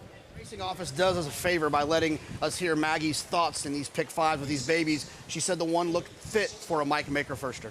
Pebble Lane, a tricky rail post, but she's by a good 2-year-old sire, Upstart. Yeah, Rick Schosberg already has a win at this meet. This horse has been working very, very steady. Dylan Davis aboard. Tell him to leave that pony alone, man. Spinning colors. More on John Velasquez in a moment. Looking at the pedigree, it feels like this one might need a little bit longer. Here we go again. There she is, long shot, debuting filly by 2-time Breeders' Cup Classic winner, Tisnow. Junior Alvarado looking for a double on the day. 31-1 shot on this filly by Tisnow. Blanchiment, there she is, first-time starter for the Windy Lee Farm. I always get a little comfort when I see Kendrick on a first-time starter, so good out of the gate, and that's what a lot of these races are won and lost. Let her rip. Joey the Fish, number 6, debuting filly by first crop sire, Good Samaritan. Love to hear the name behind this one, Joey the Fish by Good Samaritan. Security Code, and Maggie liked what she saw in the paddock here. Yeah, it's comforting to hear Maggie had good things to say. Also heard a little bit about this one, not as much as I heard about the next horse. Yeah, poorly kept secret, Paul, Maple Leaf Mel. Yeah, right. You do get that gray roan from cross traffic on top, so working well in the morning has his filly. Bullets everywhere. Book and cancel, first-time starter owned by Mike Rapoli. It's tough. I hate to point it out. Rudy's 0 for 42 for the meet. He's going to have to win one before I start picking this horse. He's due. Rudy's due. Our Rosie Diamonds, Javier Castellano. You know, I thought this horse ran a better than look 5th for a mirror last time at 23-1. Had some issues, was 4 wide. Now, I don't think the 10 is a win candidate, but I do think the 10 could run underneath here at 20-1. Late pick 5 starts here. New York bred fillies in the Spendthrift 2-year-old race of the day. Another invitation. Join us at Naira Bets. Use that promo code TOGA200. Earn up to a $200 deposit match after your first deposit. Bet any track, anywhere, anytime. Join now at NairaBets.com to earn your $200 deposit match. Another look at Spinning Colors, training steadily for her debut. Lots of works, lots of practice. And then there's her jockey, Gary, John Velasquez, closing in on 1,000 wins at Saratoga. Can you put that number into perspective? 1,000 wins just at Saratoga. No, I can't put it into perspective. It's unbelievable. He's the all-time leading rider here at Saratoga in the first place, and to be 6 away from 1,000 wins in a career and still doing what he's doing and riding at the level he's riding at. He looks great on a horse. He's got all the smarts in the game, more experience than 90% of the guys out there put together. Hall of Famer, and he's loving what he's doing, Lafitte. August of 1990, his first win here at Saratoga. You know how long? You won your first Breeders' Cup race about 3 months later on In the Wings in the Breeders' Cup turf at Belmont Park. That's how long he's been doing it here at Saratoga. Yeah, and, you know, he's won 11 races here at the meet. Today's our halfway point for this meet. We're halfway over right now. He's won the 11 races, so it's only a matter of time before he gets it, and I believe he will get it undeniably at this meet. John Velasquez holds just about every other record at Saratoga. 1,000 wins is next. However, he, along with everyone else, has to deal with that filly. What are you seeing here, Gary? Joel Rosario aboard Maple Leaf Mel, owned by 2-time Super Bowl winning head coach Bill Parcells. Opened up at 5-2, 3-5 with about 3 minutes to go. She's going sideways. Look, she's a beautiful filly, warming up, really professional. She's on her toes. She's sharp, sharp, sharp. Joelle is giving her a nice little jog by herself. Probably going to get reattached up next to the pony here in the next few moments. And warm up is pretty much done. I just see that she's really on her toes right now and looks great. 3-5. Maple Leaf Mel. There's a look at Security Code. And Paul, your top selection that you have to feel that much better about. Again, the approval from Maggie based on what she saw in the paddock as well. Well, you know, we get workout reports in the morning for the DRF from Mike Welsh, who's, I think, probably the best clocker in all the land. I really, truly believe that. And he has said that this filly has been very, very sharp out of the gate. Now, whether she's able to out sprint the 8 early will remains to be seen, but it says basically fast out of the gate, fast out of the gate. And that's what you want to see out of a 2-year-old, especially a 2-year-old filly. Tyler Gaffleone's already won a couple on the card. I think this horse can maybe get to the front, but, you know, the way the 8's been working, it's going to be probably tough to beat, but 7-1's the right price, Lafitte. With Gaffleone, as you mentioned, Paul, a couple of wins in Phil Serpy's stable. Maggie, not a lot of horses, but the horses he has sent out in the first few weeks, they're running. It seems as though, Lafitte, that Phil purposely targeted this meet. We saw him very quiet back at Belmont, really didn't run many horses. He didn't really feel a presence on the racetrack in the mornings. But this year, up here at Saratoga, he has come here with a purpose, and I just continue to like everything I'm seeing from Security Code. Now, like I said, her pedigree says that she probably should go longer than this, as her siblings have, but all of them won at 2 going short. So I'm okay with this, and boy, did she get a beautiful warm-up from Tyler Gaffleone. As let's talk about number 9, Book and Cancel, another one that sold at the Fasig-Tipton Timonium sale. She too worked 10-2. She was asked a bit and did not like it much. When she felt the crop, she swished her tail, pinned her ears, and I like the way, though, that she moved over the dirt surface, and it was evident in the warm-up that Ricardo Santana gave her. She kind of has that cat-like way of going, where it's very efficient and swift. She's a little bit smaller than some of her competition, as you can see her sized up next to the lead pony there, but she gives the impression that she could be quick. Stamina will be the question mark, though physically looks fit, just might need to develop a bit more. Now, talking about other speed, and you guys said it in the post parade, number 9, Blanchiment for Rob Atras, got a big old warm-up from Kendrick Carmouche, really swiftly away from the pony, as she was green at first when she walked onto the track with him, but settled in nicely with that lead pony this time around. You know, she's just a factor as far as pace is concerned. I don't necessarily love her, and Rob Atras isn't necessarily known to fire first time out with his babies, guys. Currently 17-1, Book and Cancel. Ricardo Santana, as we've reached post time for this Fasig-Tipton 2-year-old race of the day and start of the late pick 5. Is there one particular 2-year-old that comes to mind, Gary, perhaps the best, specifically in a debut, that immediately you knew, wow, this might be something special? Well, Bracco back in the day, for Randy Winnick, he did things that I hadn't had any horse do until a horse named Henny Hughes came around for Patrick Biancone, and he had touted himself in the morning. I'd worked him with some older horses, and he was toying with them in the morning, very intelligent.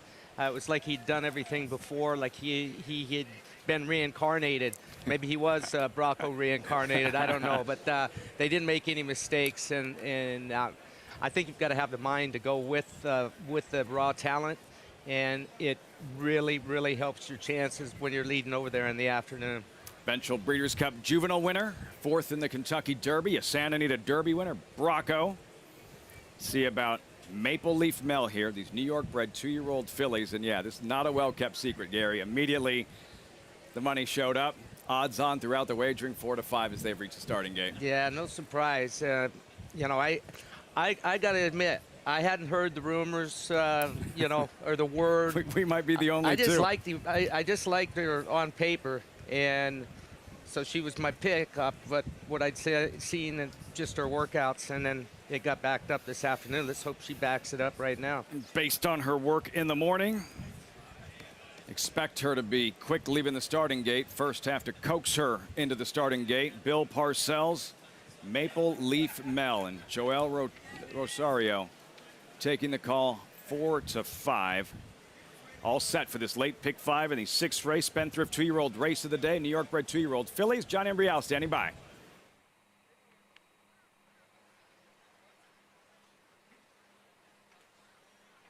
Waiting for Book and Cancel and Our Rosie Diamonds. Also waiting for Joey the Fish.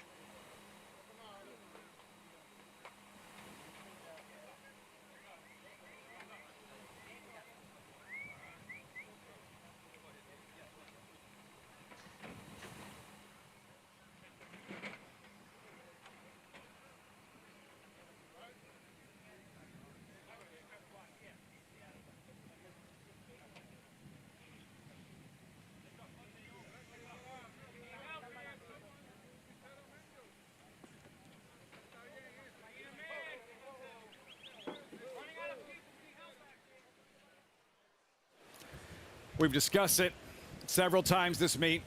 Gary, these 2-year-olds, the first time they've done it with a bunch of other 2-year-olds and in the afternoon, and a brand new experience. This type of behavior at the starting gate, not uncommon. No, and I mean, you know, they do their gate schooling in the morning, normally no more than 3, 4 at the most in the morning. Now that you line up a full field here, they're looking like, what is going on here? They're about to find out. All first-time starters, except for her. She goes in quietly. Take 2. Here's John Embryo. For the 6th race. And they're off. Awkward start for number 5, Blanchment, who trails the field. A good and quick beginning for the big favorite, Maple Leaf Mel, who is quickly out for the early lead. And Spinning Colors is racing in second. Security Code is on the outside in third. And then comes Pebble Lane next in fourth. It's a gap of 3.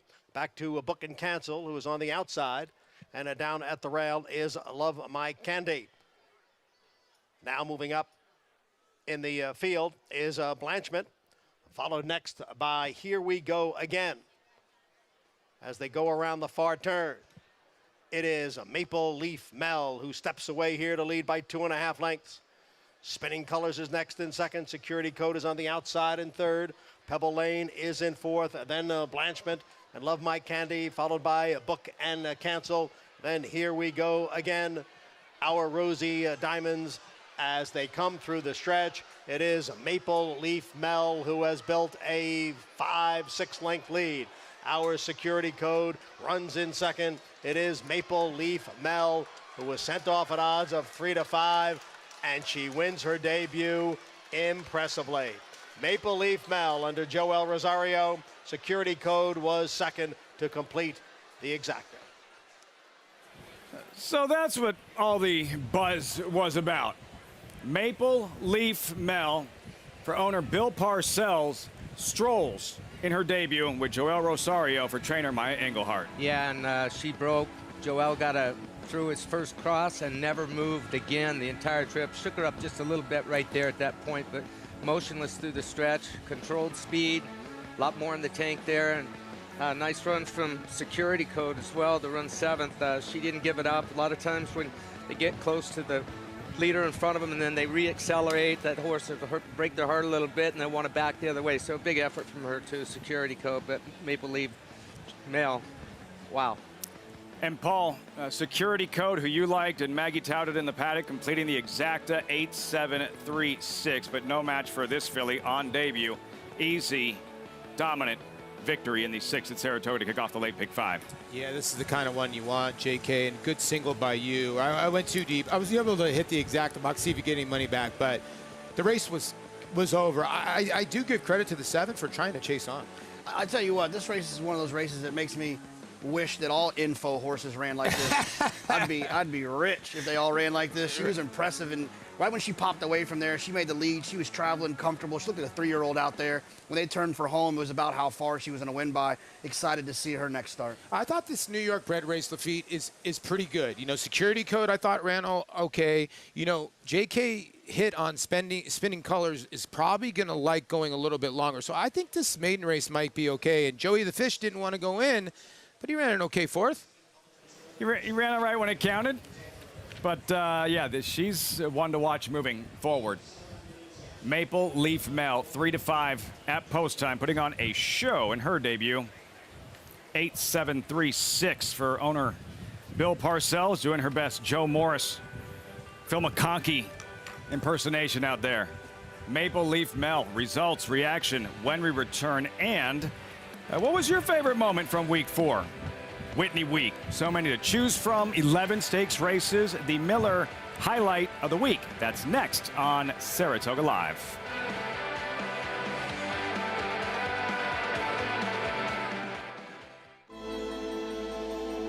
The level of racing that he's achieved is extremely rare. Anybody who's witnessed Matoli running sees a level of ability that doesn't come along that often. Matoli's a monster!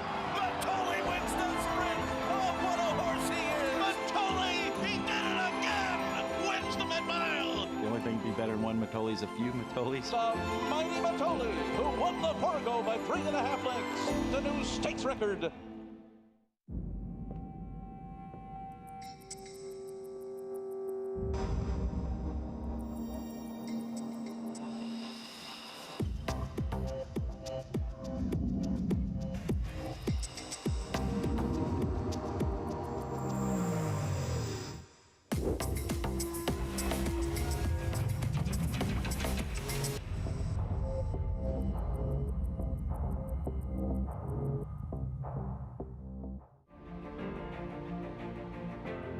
Idle perfectly timed. Idle gets up under Joel Rosario to win the big cap.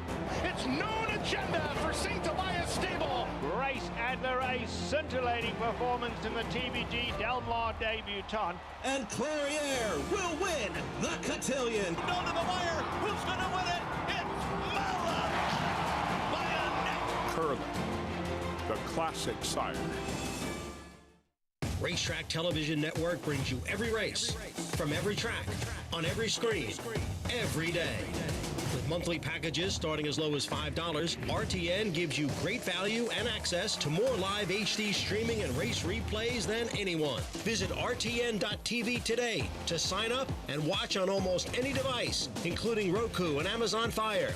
RTN has packages that start at $5 per month.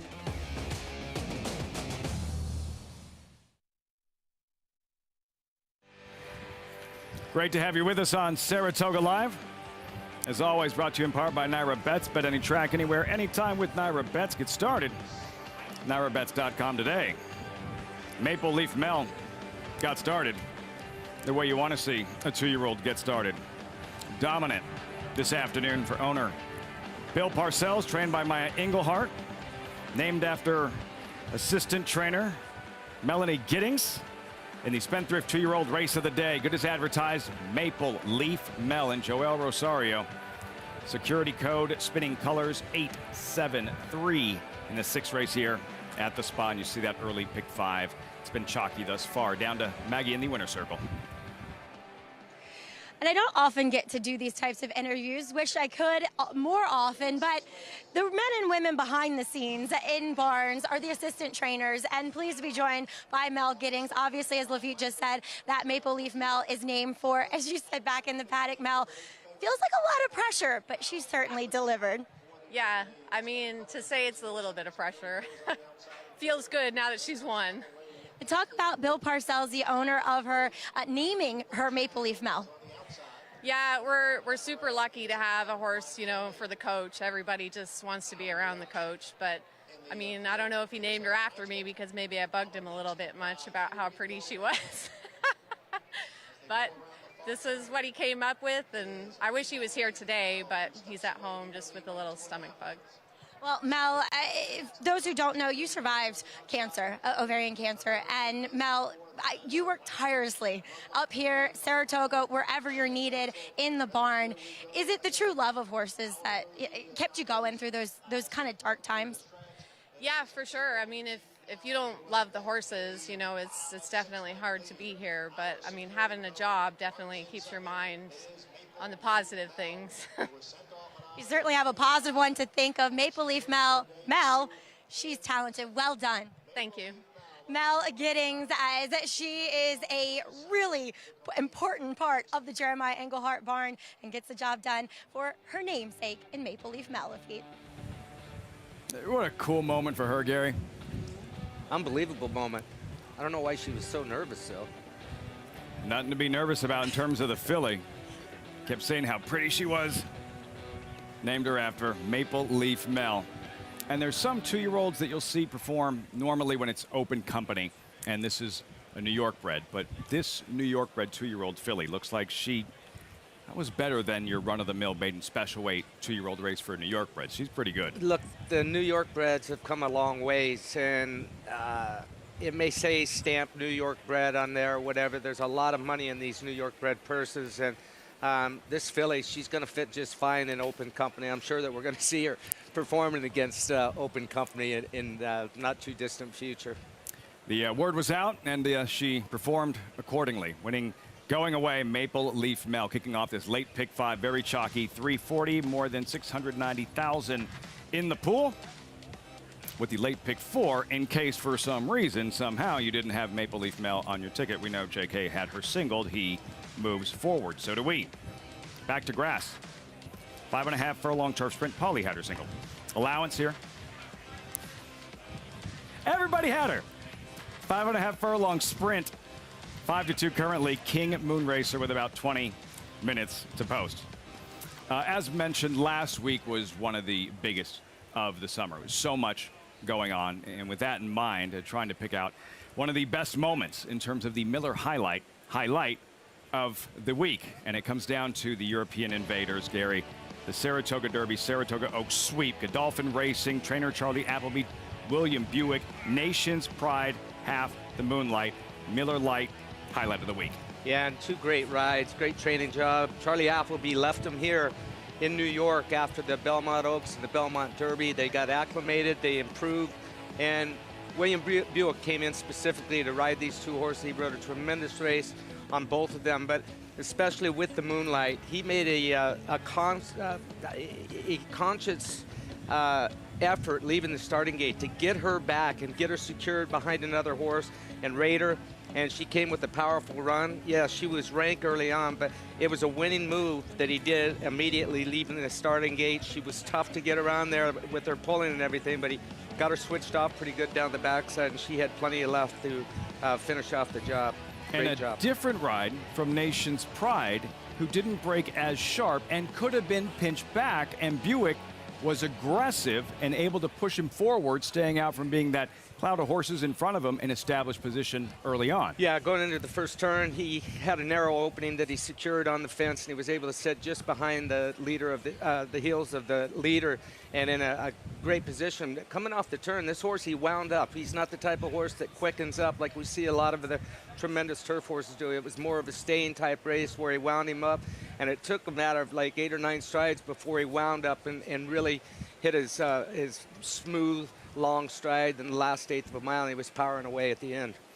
All right, so we were going to break, but Audible, Omaha, Tom Amoss, sitting on 3,999 victories.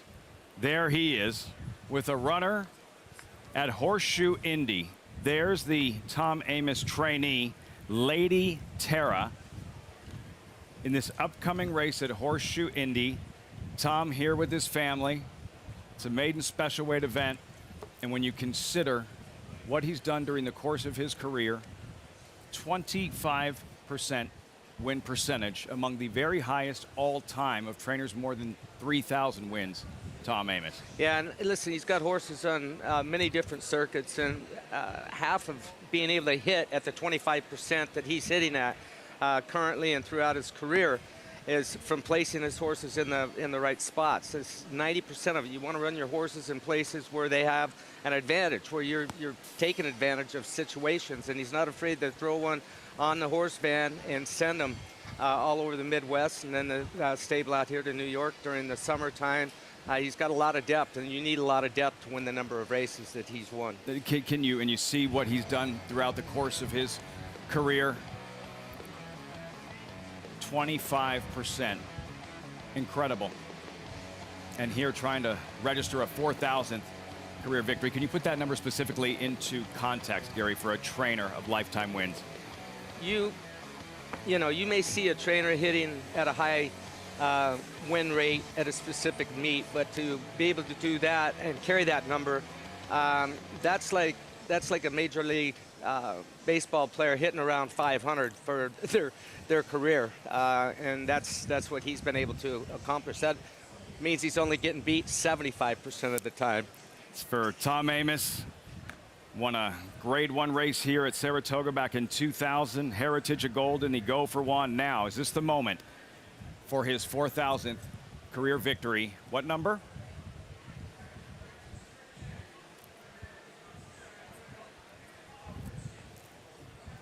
John G. Dooley standing by with the call. This is live from Horseshoe Indy, and Tom Amoss is looking for victory number 4,000.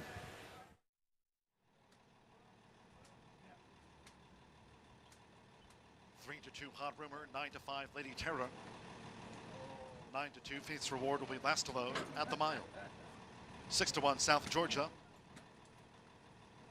Double digits bar those. 3 times started Lady Terra.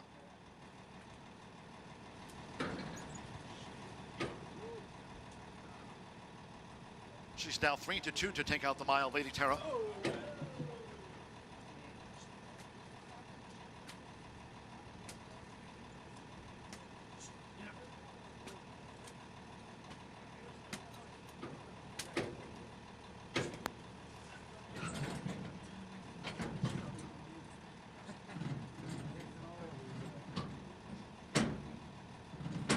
Tara now in line as a 7-5 favorite for the mile.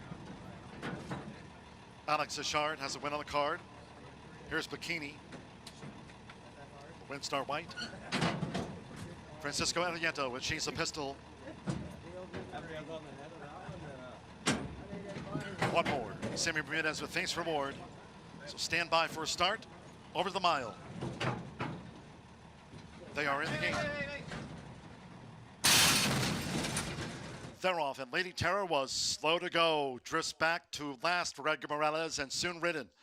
Sharp start for the gray Hot Rumor, who's come out running for Marcelino Pedrosa Jr. Bikini is right there, along with South Georgia, and She's a Pistol is wide, but gaining now as they go to the back of the track, while Meshtham holds her spot at the rail. A break of 2 to Face Reward, and 5 more lengths astern. Lady Terror trails the Made-in Phillies mile as they go to the backstretch, the first 2 of 8 furlongs. In 24.47 seconds, short lead Hot Rumor as Alex Achard keeps 27-1. Bikini right there close to Hot Rumor for the run to the half-mile pole. She's a Pistol just gained third from Mejtham, who's a ground-saving fourth. Face Reward in the orange cap now gains ground as they head toward the far turn. South Georgia and Lady Terror trail still. It's 8 lengths from leader to last. And it's Hot Rumor who takes them through a half mile in 48.35 seconds. They round the far turn. Hot Rumor continues out in front of Face Reward, who's gained second from Mejtham, who's right there against the rail. Lady Terror is gaining now for Edgar Morales, the Lloyd Nelson filly from out of last. And Lady Terror looks to gain with the rail. She's within 4 of Hot Rumor, who leads for home. She's a Pistol with toward the inside. South Georgia, the one who tailed off was Bikini. Homeward bound 3/4, 1 minute 13.50 seconds with Marcelino Pedrosa Jr., the Medaglia d'Oro filly. She's Hot Rumor, and she's 1 furlong away and up by 3 from Mejtham as Lady Terra is now a 1-pace third. They're close to home. It's Hot Rumor. Mejtham on the outside. Hot Rumor on the wire as Mejtham came charging at the end. Lady Terra third, and She's a Pistol finished fourth. Hot Rumor holds on at Horseshoe Indy for Tom Amos's Lady Terra. Spotted the field several lengths at the start, made a run around the far turn, and had to settle for third. But Amos will have another shot at 4,000. A little bit later on in the feature, the tail of the cat with Isolate. That's race number 8 here at Saratoga. When we return, the late pick 4 horses in the paddock for the 7th. You're watching Saratoga Live, day 20 of the 154th meet. We'll be right back.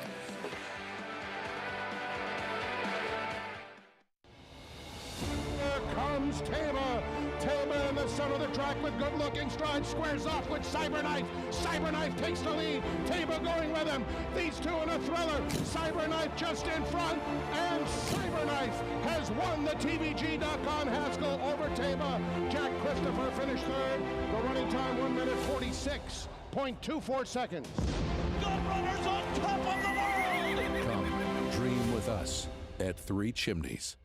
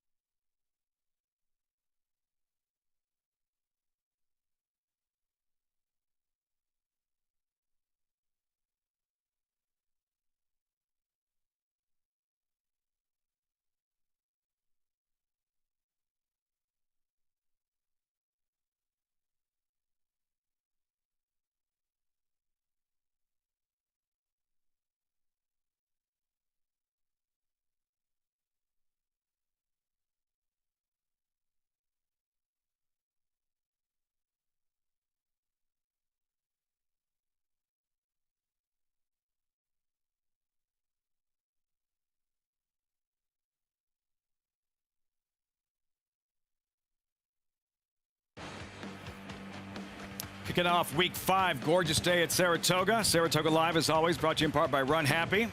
Eclipse champion with record-breaking speed, Run Happy, now the sire of winners on all surfaces, dirt, turf, all weather.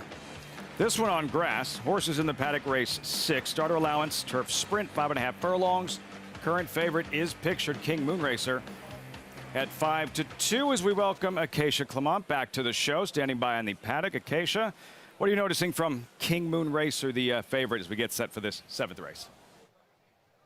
Well, he's a horse that has really improved quite a bit, Lafitte. I do question how much I can really trust the horses coming out of that race in the face of what they're running against today. I do think there are potentially some interesting alternatives, but King Moonracer, when he came back as a 4-year-old this year for George Weaver, he's really kind of leaned out. He's a lot sharper this year. He's grown a bit. He's developed quite a lot, and he's dappled out from head to toe. I thought last time out he was asked along pretty wide early and then just a little bit flat late. If I'm nitpicking, I do prefer him a touch longer than this 5.5 furlong trip, but he is a horse, again, that I think has improved coming back here as a 4-year-old. A couple that I'm intrigued by, the number 1 vocalizes first off the claim for Linda Rice, who does have 2 in here. He's a smaller, compact, shorter couple type of horse. He does not want to go the 7 furlongs, and you could see that last time out when he was really high-headed in the stretch. He was getting tired, so he gets a little bit less distance to deal with today, which I think should be perfect for him. Sprinting is what I have felt is what he wants to do all along. And he looks great off the claim for Linda. He looks really strong today, sometimes struggles with his weight, but he's very, very fit and well turned out. Breaking towards the outside is the 10 Stainless Steel, who goes out for the first time for Joe Sharp and will get on the grass for the first time. Now, there's not a ton in the pedigree as far as turf winners do go, but this one is the half to multiple graded stakes place Stainless, who Todd Pletcher trained, and she was actually second in the Jessamine on the turf with a 77 Beyer speed figure, which was her career best. So there is a little bit of sneaky turf pedigree. Has an okay turf hoof on him. He's super fit, this colt, and he is on the muscle. He's been sharp throughout here in the paddock and really on his toes. An intriguing prospect to the outside, Lafitte. Stainless Steel opened up at 15-1, 5-1. Acacia. And a heads up, because registration is now open for this Saturday's Fourstardave Challenge. Play to take down $5,000 seated prize pool on the line with Naira bets or on track here at Saratoga. Visit naira.com/contest to register to play. Register now open. Fourstardave Challenge. JK, your thoughts for the Fourstardave Challenge on Saturday? Yeah, I mean, I love these live money contests. There's some contests out there that are mythical money. These are live money contests. You can build your bankroll, you win your bankroll. It's $3,000 to register. $2,000 will be your bankroll that you bet with. $1,000 goes into the middle in a prize pool, and you compete with other players for that prize pool. Now, the other great part about it is this is a seeded pool, $5,000 seeded. That is also a unique thing we don't see very often. Naira Bet's doing a great job. Registration now open. JK, thanks so much. Fourstardave Challenge. Post-parade, you saw vocalize. Here is cousin Andrew and Kendrick Carmouche. This time on the dirt, and that has run well on the turf before, but facing tougher than last time. For Harp, second start on grass of his career. Yeah, this horse could be dangerous on the front end. Possesses a ton of speed with Jose Lozcano.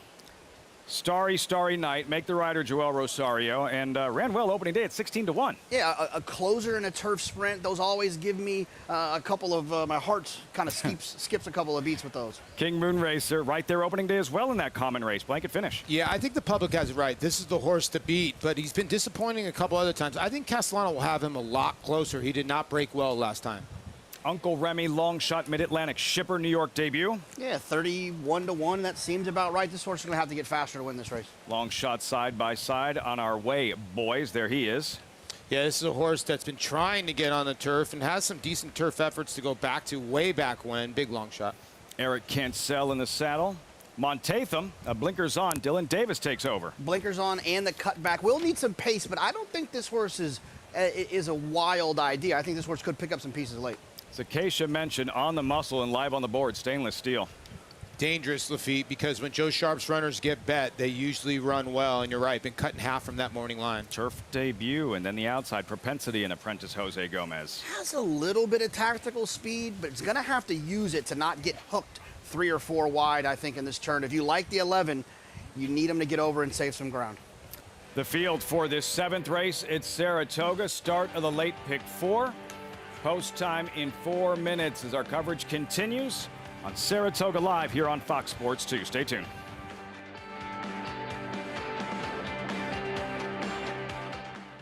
The breeding industry is governed by one principle. Performance determines success. And Constitution has won! Now, he's earning his stripes by siring stars. Independence Hall wins the Hagyard Bayette. Law Professor just in front, and Law Professor. American Revolution, fireworks in the stretch here in the Cigar Mile. Constitution, a natural-born leader. Who you betting on? How about an app created specifically for horse racing? Naira Bets. We specialize in thundering hooves, fist pumping, and boosting your bankroll with robust weekly promotions. And offer betting tips from actual horse racing experts. Bet all day and night, nationwide. Get the action and thrill of horse racing with Naira Bets. Eclipse champion Run Happy, the #1 second crop dirt sire of last year, is back and showing a new dimension with winners on turf, dirt, and all weather. A record-breaking sprint champion, Run Happy is also siring winners at all distances, from 7 furlongs to 1.25 miles. A sire whose runners can carry his speed over all distances and all surfaces. Run Happy, price for value, and standing strong at Claiborne Farm.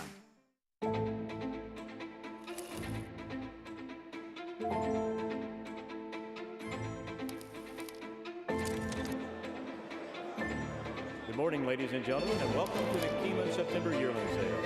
A terrific maternal pedigree, Grade 1 winners and champions across the board. Life is good. Next go, superstar. Go to the back. Good luck.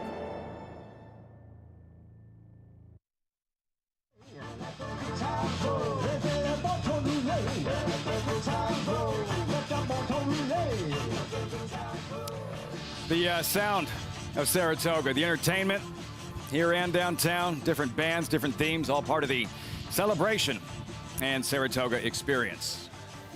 So is betting the late pick 4, where the horses are warming up for the 7th.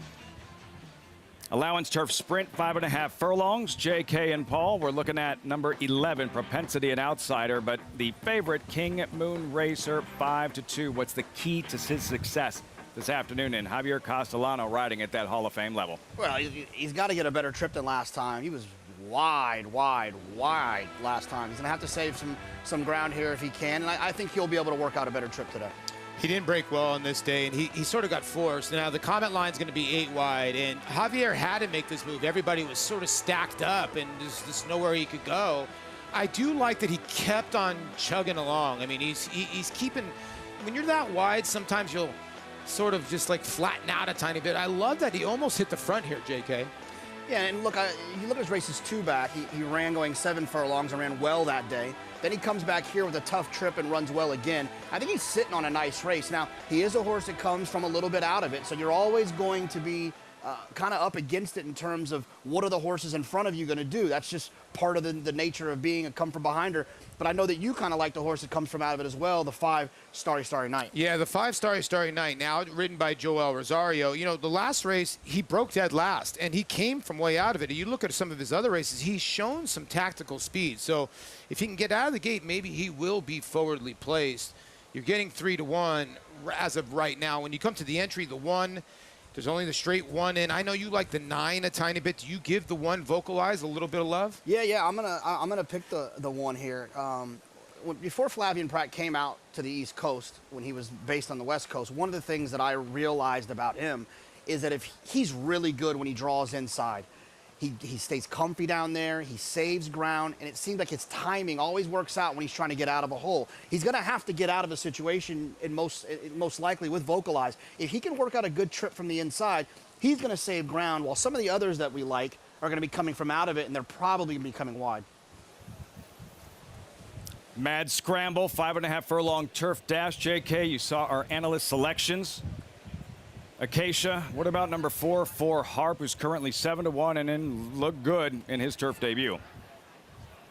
He certainly did, and I wasn't in the paddock for that race, so it is my first time laying eyes on him, but I can see why they ran him on the turf. He does have a flatter type of hoof to him, and he ran quite well, actually being pretty close to the rail down on the inside, as you can even see in the short comment. Scraped paint at the 8th pole, not something you would typically see, and he was in pretty tight. He looked a little bit reticent to kind of go through the hole up the inside and couldn't get all the way through, but he wasn't the sharpest out of the gate. He looked like he wasn't completely settled early on, but then coming up the inside, he kicked on late. Paul mentioned earlier that this horse has a lot of speed, and it looked to me like Jose Lezcano might have learned some things about him last time out, because he didn't look completely settled and comfortable early on. Sometimes when you take a horse out of their comfort zone, like a horse that's typically on the lead, they'll start getting a little headstrong, they'll start pulling on you, and they won't be relaxed and settled into their stride. I would expect him to be on the engine in here today, unless he's riding to instructions and they want to teach him to settle a little bit more. But it looked to me, Lafitte, like this guy wants to be on the front end, as we do have a late scratch of the number 11 Propensity on the advice of the track veterinarian. So late scratch of the 11 Propensity. Lafitte? Late scratch, Acacia, thanks so much. Propensity is out, did have some speed / tactical speed, so perhaps an impact on the race shape early on. Acacia used a phrase, scraping paint, as you see Jose Gomez and his equipment heading back to the jocks room. Late scratch, Propensity. She mentioned scraping paint. Gary, the rails are out, way out, around 27 feet. Looking at the Mellon turf course, where this only turf sprints on the Mellon turf course, how does that change things? What kind of impact can that have on how the riders are strategy in riding this race? Well, look, they have to limit the field to 10 horses. Now there's only going to be 9 in here with the scratch, actually 8 because of the scratch of the 2 as well earlier today. But normally what it does when that rail is that far out, it favors speed horses. You know, you're already starting out in the middle of the racetrack. Even the inside horses, they're at 27 feet. So to try and come around with a horse coming from off the pace, it's just tougher to do. It makes your job that much harder. You find yourself out in no man's land. You lose ground. This is on the Widener course, so on the Mellon, yeah. On the Mellon, excuse me, on the Mellon course, and you know, it's a wide sweeping turn. It's not like the inner turf where it's a sharper turn, but still, when you're losing that ground, you pay for it at the end, and just more difficult to make up ground with a late closing sprinter. Enough of a difference for jockey, trainer to get together and say, wait, hold on, the rails are way out today. Like, maybe we think about changing strategy to a certain extent. Yeah, but if you start as much as possible. If you start changing a horse's normal style of running, then you're taking away a weapon that you would normally have in your arsenal. And I preferred, if I was on a come from behind, or I'd take my medicine and sit in there and try and save ground and hope that I got lucky and found some daylight when it was time for the running to start. Play the hand you're dealt. Joel Rosario, master in these turf sprints. Starry Night steps forward. King Moon Racer, Javier Castellano, the Hall of Famer, on the 5-2 favorite. All set for the late pick 4. Post time for the 7th from Saratoga. Here's Johnny I.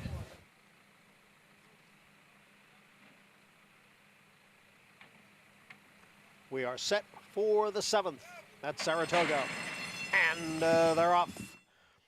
And it is Uncle Remy who goes right out for the early lead. 4 Harp came away racing in 2nd. Stainless Steel on the outside next and 3rd, with Vocalize racing in 4th. Cousin Andrew advances down on the inside in 5th. And then it is Montatham who's in 6th position. On the far outside is On Our Way Boys in 8th. And then comes King Moonracer in 9th, and the trailer is Starry Night. The quarter 21 4/5 seconds as they go around the far turn. And it is 4 Harp by a length. Uncle Remy sits in 2nd, with Stainless Steel racing in 3rd. On the far outside is Vocalize in 4th, followed by Cousin Andrew. Oh, and they're going down there, On Our Way Boys fell there, unseating the rider. Now as the field comes through the stretch, here is Vocalize now to take the lead. Montatham is on the outside. It's Vocalize and Montatham, and Montatham will be the winner. Vocalize was second, Photo for third. Montatham wins the 7th race at Saratoga with Dylan Davis, but the concern here over the fallen gelding, On Our Way Boys, we are being told is up. The horse has been corralled, and jockey Eric Cancel in a spill at the head of the lane. There he is, On Our Way Boys, and just a great sight to see him on his feet. And for jockey Eric Cancel, who went down, he's up as well. Gary, you can see him. He's walking under his own power to the ambulance. He's got his silks off. Wow. He passed the ambulance, and he's that walking is a great home. sight. Crowd That giving happened fast, Gary. It was ugly. And to see both horse and rider up.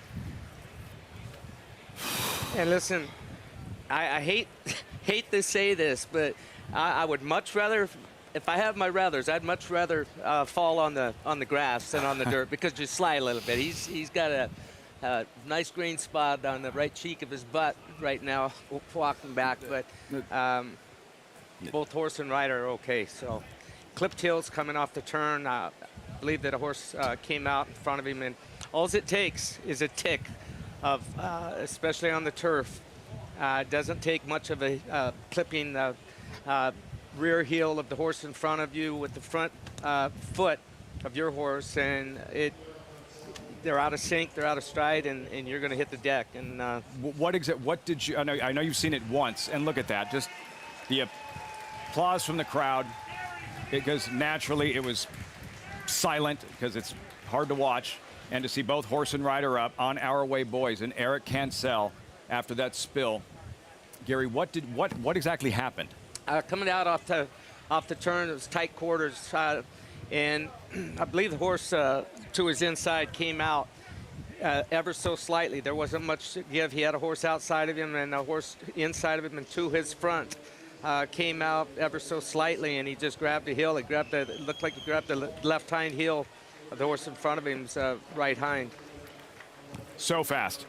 Any update? We will pass that along, but as you saw, On Our Way Boys was up, as was jockey Eric Cancel. There is an inquiry. Yes, he came out wide. Dylan came out wide, and I didn't know at the time because I was keeping an eye on the fallen horse, and then I saw Dylan going on and winning the race. And we've only seen it once, Gary. Here it is. Keep your eye on Montatham, the 9.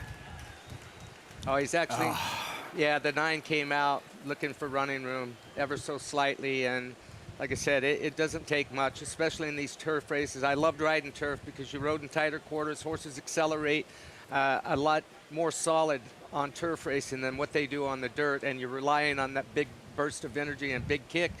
And he just came out off the hills himself to secure that running room. Unfortunately, and we'll have to take a look at it again, because there's every chance that the 8 horse at the same time he was coming out may have drifted in ever so slightly as well. That's what the stewards are taking a look at right now. Are you suspecting, as a result of Montatham drifting out and On Our Way Boys falling, are you suspecting a disqualification? Need to see a head on first before I can say. It all happened so quick, and now I've seen it 2 times while it was live and that replay. So just want to get my bearings a little bit as well. It's all secondary of what the stewards are going to decide. You see Dylan Davis on the phone. The best news, you saw Eric Cancel. You saw the horse was up. Your first look at the head-on, Gary. Blue helmet cover inside, white cap on the outside. That's the horse that's going to trip and fall. Man, it wasn't much, but it doesn't take much. And normally when you have a fall like this, I'd say about 98% of the time, Dylan and for obvious reasons, Eric Cancel not happy and letting Dylan Davis hear about it. That's a bad feeling when you're standing in Dylan's place right there. I've had it happen to me. I came out in a race at Del Mar years ago. It was a small field. It was a stake race, and Alex Solis was laying on me, trying to keep me held in coming off the turn, and I bumped him ever so slightly, but all 4 of his horse's feet were off the ground, and it just tipped him over midair, and felt horrible. And fortunately, he was fine. Let's check in with Acacia. Did get a chance to see Eric Cancel, who, as Gary had pointed out, didn't take the ride on the ambulance back. He wanted to walk back.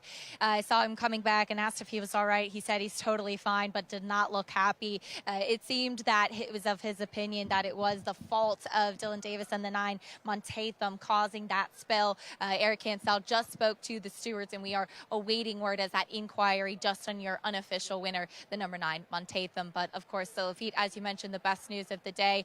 Eric gave me a thumbs up, said he's feeling fine, and has headed back to the jocks room. Incredible how quickly On Our Way boys bounce back up, and Eric Cancel. We've seen aggressive riding this meet. These guys, they're some of the very best in the world. They want to win. There was nothing malicious about what happened out there, Gary, as you look at Flavien Prat there.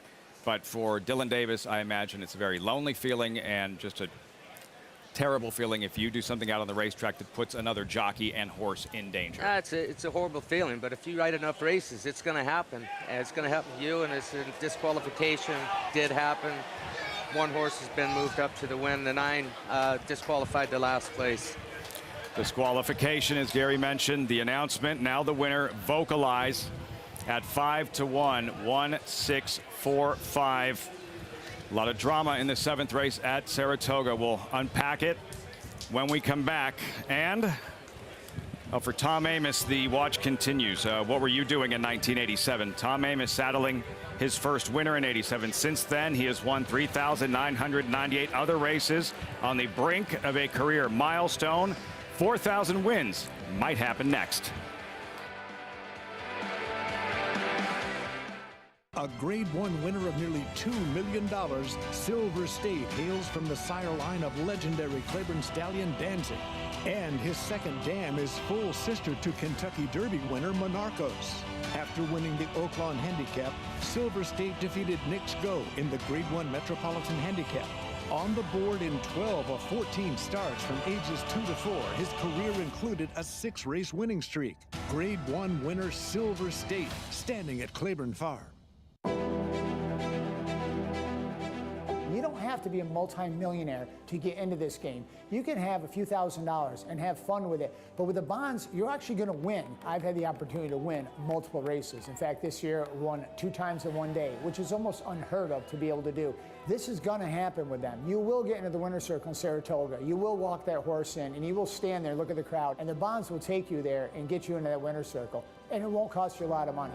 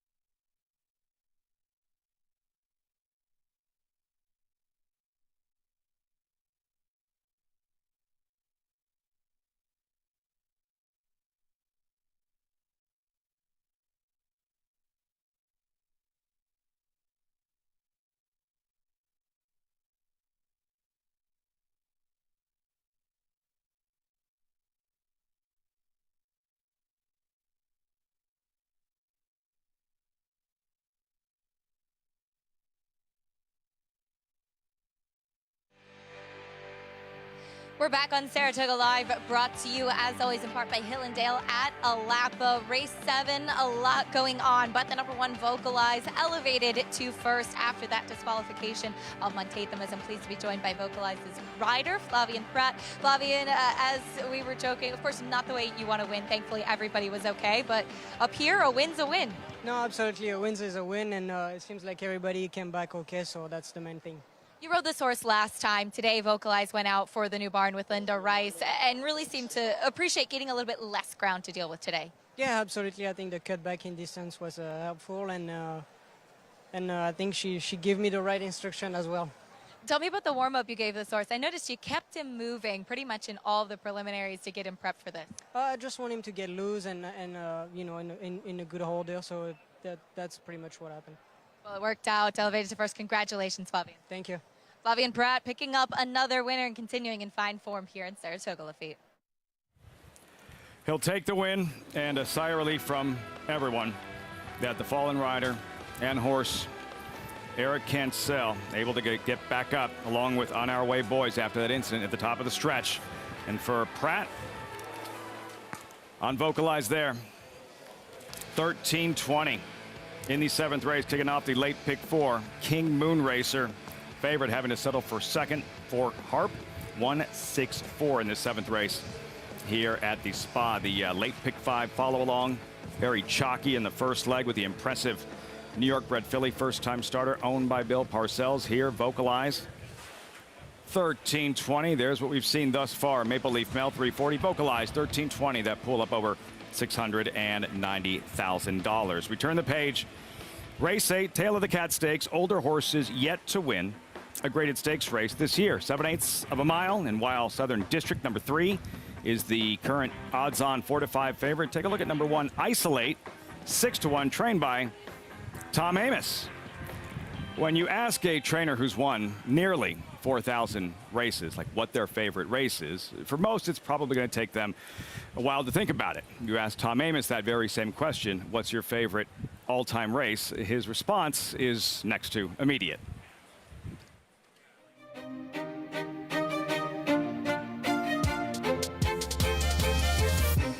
My favorite race is the 2019 Kentucky Oaks with my horse, Serengeti Empress, crossing the finish line first and everything that she brought to us with that win. I don't know what it's like to actually be an athlete in a major event, but I think that walkover is about as close a feeling as you can get to it because you just feel electric inside. They're off in the Kentucky Oaks. I really wasn't watching her out of the gate because a horse had stumbled and lost its rider. And I immediately turned to that horse to make sure she was okay. And then I turned my attention back to Serengeti Empress, who was making the lead going to the first turn and saving ground from the 13 hole. That was the plan. So everything to this point is going great. My wife had turned to me and said, 46 and change, that is too quick for a half mile. And I turned and I said, not for my horse, it's not. Turning for home, I thought she cut the corner great. She's going to take a challenge right here. And I'm like, uh-oh. But when Serengeti sees this filly out of the corner of her eye, she re-brakes, takes off, and it's right about here where I realize I'm going to win the Kentucky Oaks. As they come down to the line, Serengeti Empress has taken the Kentucky Oaks. I remember raising my hands like this, and then one of my friends patted me on the back, and I lost my balance. And I fell into my daughter, and I fell into my wife, and we hit the floor. And everybody piled on like it was like we just won the World Series. I must have thought about a million things at the same time, but the most overwhelming thought in my head was my parents. And I always hoped I could do something in their lifetime that would make them proud, a signature race, and this was it for me. I mean, how do you describe something that just makes everything in the world seem great? I don't know what's in the future for Tom Amoss Racing Stable, what big races might be out there, but for me, this will be the one, and she'll be the one. I'll never, ever forget her. A 4,000th win in the future. Live look at Tom Amoss. So many layers to that story. His parents, the greatest post-race celebration in the history of post-race celebrations. Gary, as you look at the career stats and highlights for Amoss, I think a lot of our viewers know him as Tom Amoss, the guy on TV. But, man, what a trainer, what a career. Yeah, and I think the people that watch his on-air skills can see just how competitive Tom Amoss is. Everybody at the top level, I don't care if it's owners, trainers, jockeys in this game, breeders, we've all got to have a competitive part to us that makes us successful, and he's not lacking in that any whatsoever, Lafitte. 3,999, 22 years ago, won his first Grade 1 race at Saratoga, a Grade 1 race, heritage of gold in the Go for Wand, and in moments, Amoss could saddle that 4,000th career winner in the upcoming Tail of the Cat Stakes, and with that colt, he could get there with. Isolate, he's quick, he is sharp, having won 3 of 4. This was his latest. Hawthorne, Work All Week Stakes. Gary, and Isolate is about to put away knee-deep in Snow, who just ran second to Jackie's Warrior in the Vanderbilt. Granted, he was a million late, but he still ran second to Jackie's Warrior in the Vanderbilt. Yeah, well, Tom loves his horses. Most all of Tom's horses have speed, have early speed, and this is a prime instance with Isolate. I think he will be on the lead in here, down from that one post position. He'll want Tyler to utilize that early speed and see if he's got enough to hold on. Listen, he's tried a mile before. He finished third at Aqueduct, but he's a sprint specialist, and he's got to try and find a way to get an extra half a furlong today. He's going to have Southern District trying to track him down, but Southern District, he's dropping in from, he's never sprinted before. He's had one-turn mile races and had a lot of success with it for Chad Brown, but he's got to see if he can shorten up and run down Isolate late. Serengeti Empress used her speed to win the Kentucky Oaks for Tom Amoss. Isolate will try and use his to win the upcoming Tail of the Cat Stakes and what could be a historic moment for our friend and colleague, trainer Tom Amoss. That's next.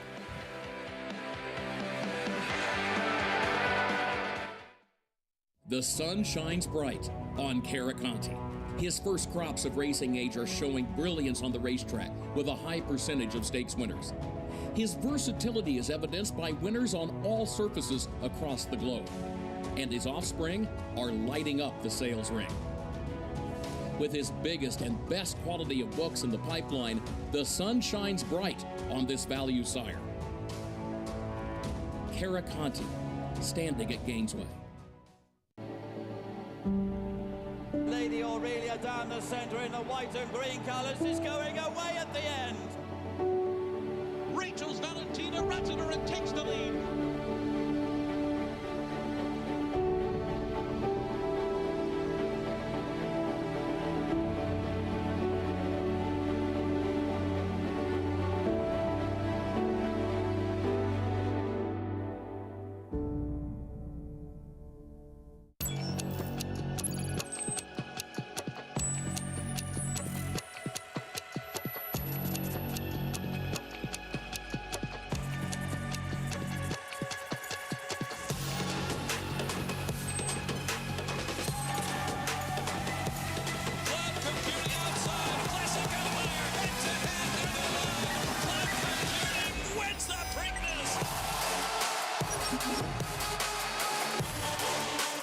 Racetrack Television Network brings you every race, from every track, on every screen, every day. With monthly packages starting as low as $5, RTN gives you great value and access to more live HD streaming and race replays than anyone. Visit RTN.tv today to sign up and watch on almost any device, including Roku and Amazon Fire. RTN has packages that start at $5 per month.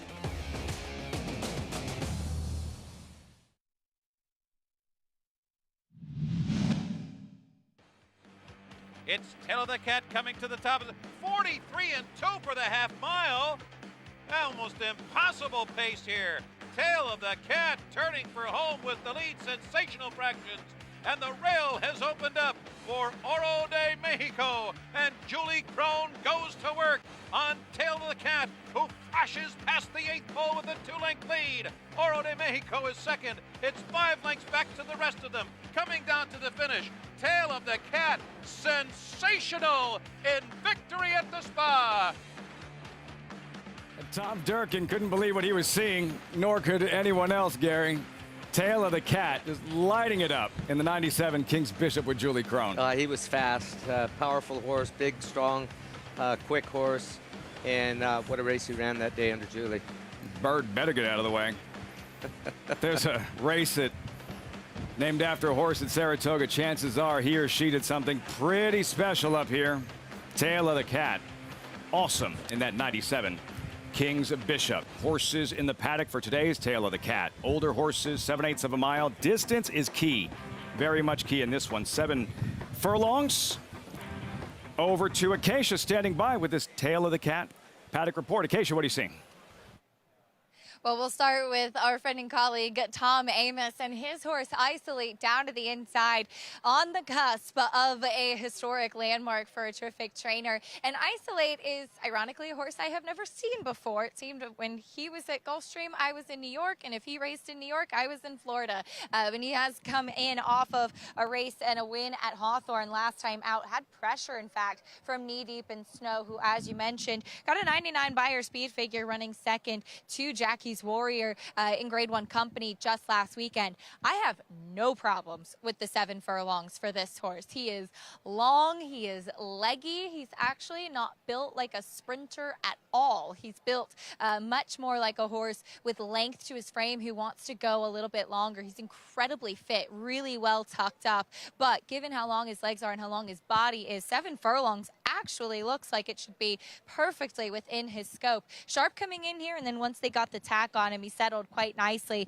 And as we know and have discussed with Tom's horses, they do show quite a bit of speed. The 3 Southern District is coming in good form off the back of 3 straight wins for Chad Brown and goes into stakes company for the first time today. He was so far behind the rest of the field last time out. He was several lengths back, just totally lost contact, and then just kept chugging along, kept running, and was able to run down the leader that day with a big effort. He cuts back a bit to the 7 furlongs, and he's a horse that I'm a bit concerned about because maybe there could be some other speed with the presence of Isolate and Mr. Phil, but if he continues to drop so far back, especially going a shorter distance, he could be kind of stacked up against it a little bit. He's a big, solid son of Union Rags. Physically don't mind the 7/8 for him. I just hope that he is not as far back as he has been in his last couple of starts. The 5, Mr. Phil, I have always said that I feel like 7/8 is probably his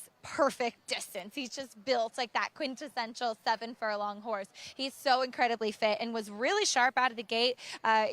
Sharp out of the gate 2 and 3 back. Last time out from the inside post, not the fastest that he's broken, but Kendrick Carmouche hustled him up and he ended up dueling with another foe. Unfortunately, that foe was the best sprinter in the country in Jackie's Warrior, and he just couldn't keep up with him. He looks great in here today. He's actually really kind of revved up before the True North last time out. He's very focused, and while he's forward, he's not doing too much, which I certainly appreciate, as Mr. Phil will look to get back on track today in this Tail of the Cat. Lafitte? Keisha, thanks so much. J.K. Paul, something to watch for right from the start with Isolate, Mr. Phil. They both bring that speed for the party, perhaps setting things up for Southern District, who is even money. Yeah, Paulie, when you have speed on the outside and speed on the inside, it's almost a little bit of, not a guarantee, but you can almost hope that they're going to run a little bit, and that's exactly what Southern District needs. He needs them to run a little bit in front of him. Yeah, he's got a wicked kick. I mean, I was at Churchill at this time, and you could not really launch from way off the pace. And you could see Jimmy Graham, he's not even going to the riding crop. He's just basically flagging Southern District with the reins. But the amount of ground that he made up on Churchill, you just really didn't see that. I can understand where Acacia's going, that there are 4 other rivals in here that are a lot faster, and he's probably going to have to circle the whole field, but he might be talented enough to do it. Yeah, I mean, it's a small field, but I do think the pace is going to be honest enough. They are going 7 furlongs. We talked about it. We also heard Chad Brown a little bit earlier talking about if the racetrack is playing deep, like we've kind of suspected that it has been for the last few weeks, then like Chad mentioned in that interview, maybe this plays a little bit longer than 7 furlongs, and maybe that actually plays into the hand of Southern District. And here's the 5, Mr. Phil. Now, who's the speed of the speed? Do you think Isolate clears, or Mr. Phil and Kendrick Carmouche clears from the outside? I would think it's probably Mr. Phil. Well, I don't know. You know, Isolate's fast, too. He's got a race 3 back. I think it's more going to be about intent. And here's the thing. This is why I think the pace is going to be honest. Tom Amoss never takes speed away from his horses. You saw that with Serengeti Empress. You saw it just now in that piece that we saw about his favorite race when Serengeti Empress won the Kentucky Oaks. He doesn't tell riders to rate speed horses. Well, Kendrick Carmouche and Mr. Phil, I don't think they're going to rate either. So I think they're going to run a little bit in here in front of Southern District. It's going to be interesting what happens to the feet because, you know, we're all forgetting about the 2 Awesome Jerry, and he beat Gunite 2 starts back. Amsterdam winner Gunite. Very interesting from the start, this Tail of the Cat Stakes. Very interesting. If you don't have a NyraBets account, join today. Use that promo code TOGA200. Earn up to a $200 deposit match after your first deposit. Bet any track, anywhere, anytime. Join now at NyraBets.com to earn your200 deposit match. Called to post for the Wednesday feature. Tail of the Cat Stakes, 7/8 of a mile extended sprint. I don't see either blinking or flinching. Isolate pictured Mr. Phil. Pedal to the metal from the start. We expect Isolate 5-1 currently. Yeah, this horse has a ton of speed, drawn towards the inside. Probably want to use it. Don't want to get shuffled in behind horses. Awesome, Gary. Steady diet of one-turn races this year, and he's been effective. No, he's been effective. Ever since they put blinkers on this Son of Liam's map, he's gotten progressively better. The one to beat, Southern District. I don't think he wants to be as far back as he was last time. Maybe the race 2 back would be a more appropriate starting point for him. Repo Rocks, first ride of the meet. Andrew Wolfson from nearby Ballston Spa. Kind of the Rodney Dangerfield of this race, considering he was behind Life is Good and Speaker's Corner last time. And Mr. Phil, outside speed, has to be very pleased not to see Jackie's Warrior out there himself. I think there's about 4,000 horses in this world that are happy to not see Jackie's Warrior. Look, he's got a lot of speed towards the outside. He's going to probably see what Isolate does, but Kendrick's going to fire away from there as well and try to be forward. Should be exciting. Right from the start, this Tail of the Cat Stakes. Back over to Acacia with Tom Amoss sitting on 3,999 victories. And he's cool as a cucumber, Lafitte. And poor Tom, even when you're trying to saddle your runner in the stake here, we managed to get you on Saratoga Live. Tom, how are you feeling, of course, sitting on the cuffs of this milestone, which I'm sure you're thrilled that we've been reminding everybody of? Look, I feel fine. I mean, you know, the sooner it happens, the better, as far as I'm concerned. But, I mean, it's such a group accomplishment, not a Tom Amoss accomplishment, from all the teachers I had before I started training to, you know, all the people that worked with me, my owners, of course, and the great athletes that I've been given, you know. So I'm really proud of it when it happens, but I'm proud of it for a lot of people, not just me, and my staff, of course. It takes so much just to get a horse on the racetrack, let alone get the win, and especially at the highest level. And talking about Isolate, got a stakes win last time out. What were your thoughts on that performance? You know, when Dean sent me a few horses, I told him this one is, you know, the best of the group. And he's proven at 6 furlongs his game is speed. If you handicap this race, it's the 1 horse, Us, and the 6 as the, the 5 as the possible front runners, and Kendrick Carmouche is on the 5. So I'm really hopeful that we can discourage him a little bit and maybe clear away from down on that rail and get a comfortable lead. But we'll see how it plays out. And as you and I were talking, he has so much scope to him, and he's really long as he'll try to get the 7 furlongs. What are your thoughts on the distance? I'm going to be paying close attention at the 8th pole. With an 1/8 of a mile to go, we'll be paying close attention. If we happen to be in front, I'm watching him warm up behind us, and he looks good right now. Well, Tom, thank you, as always, for the time, and your Saratoga Live family cheering you on as well. Thank you, Acacia. I really appreciate you guys. Tom Amoss, he is one of a kind, and as mentioned, always cool under that pressure, Lafitte. He is the best. Tom Amoss. Who will discourage who right from the start? Speedy Isolate, speedy Mr. Phil. Nobody was discouraging Tom Amoss back in the late 80s. First career win, Gary Stevens. Tom Amoss at Sportsman's Park in Cicero, Illinois. Prize Dream. First career win. Look at those glasses. I borrowed those from Ace Rothstein at a casino, Gary. I don't know what to say. I'm at a loss for words. You guys sure that was Tom Amoss? It looked like a young Joseph O'Brien there. He's come a long way since. 3,998 victories since that one was taken. Heritage of Gold, his first Grade 1 win here at Saratoga 22 years ago in the go for one. But if he's going to get that 4,000th win with Isolate, they have to beat Southern District. There he is. Even money for trainer Chad Brown.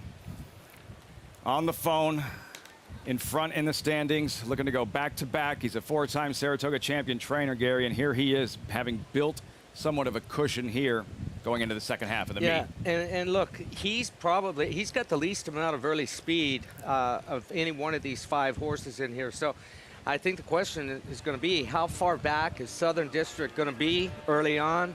And with this deeper racetrack that we're seeing here at Saratoga this year, deeper than in years past, it's been difficult for horses to make ground up. So, you know, if Isolate and Mr. Phil do some head-to-head battle early on here, they're going to set it up for one of these other closers in here. Isolate down on the inside. You just heard Tom say that he's hoping that Tyler can maybe clear and Kendrick Carmouche maybe get disappointed a little bit and choose to take back off at the pace. But look, Mr. Phil, I can't see a race on his form where he has ever won when he's not on the lead. He did run a good race the day that they claimed him. He was claimed for $32,000 at Aqueduct. He sat off the pace, just off the pace that day. But he finished second. You know, if I was going to attempt to do something with a horse that's a known speed horse, and I knew I didn't want to be hooked up in a speed duel early on, I always felt like I had an advantage and more of an option if I was the horse drawn to the outside, which Mr. Phil and Kendrick Carmouche are. Isolate down there with Gaffleon, his hands are kind of tied because his horse is quick leaving there, and if he lets him roll away from there like Tom wants him to, and Kendrick decides to go up and engage him, then they're both liable to pay the price through the stretch. JK and Paul, the personalities surrounding those two, Isolate, Mr. Phil, you don't get the sense either is going to hesitate. It's pedal to the metal, which should set things up for Southern District, even money, as Tom and his family look on. Well, here's what I'm doing. I'm reading between the lines a little bit. You know, Tom's going to try to send away from there, being aggressive. And I also noticed Tom saying, he's going to be a little bit, he'll be paying attention to the 8th pole. It makes me feel as if he feels like this thing could kind of melt down, but he knows that the only way that he's going to win this race is to go to the front. I think it could set up really well for Southern District. Yeah, you make a good point. You know, Tom doesn't take the speed away, because what happens if Mr. Phil doesn't break well? Then boom, Isolate's on the lead by himself. So he's not going to take the speed away at all. Like Gary was saying, he lets his horses run their race, so Mr. Phil's going to have to come after him. Now, Repo Rocks, this is a horse that's run some good races, just doesn't love to win, but it's got some good numbers. Yeah, and, you know, some of his big numbers were back when he was with Juan Vasquez, and so when they switch barns like that, sometimes you start to wonder if they're going to run as good for the new barn. Look, he's a talented horse who's run some big numbers, and he doesn't have to be on the front end. And if Southern District doesn't fire, I could see a horse like Repo Rocks picking up the pieces. And let's get to Acacia. She's got more on Awesome Jerry. Who could be sitting in the right spot, Acacia? I think he could, Paul. He could be in the catbird seat. And I saw this horse a lot towards the start of his career when they were keen on trying to get him on the Triple Crown Trail and go 2 turns. That's not what he wants. Not in his demeanor, not in his physicality. His last 2 races at 7 furlongs were both victories, and he's been able to settle a lot since I last saw him. When he came off of the layoff in March, he was lacking some strength. He is so much calmer, so much more professional, and he's taking attention at 5-2. He's developed both physically and mentally, an intriguing one if there is quite a bit of pace signed on up front. Lafitte? He's legit. Strong second choice, Awesome Jerry. Steady diet of 1-turn races this year, and he's looked good doing it. Southern District is in. To the outside, Repo Rocks. Watch him in the gate. History of trouble getting out of the blocks clean. Mr. Phil. Watch for the pace early on. Isolate Mr. Phil. Tom Amoss looking for his 4,000th. Here's Johnny I. Post time for the tail of the cat.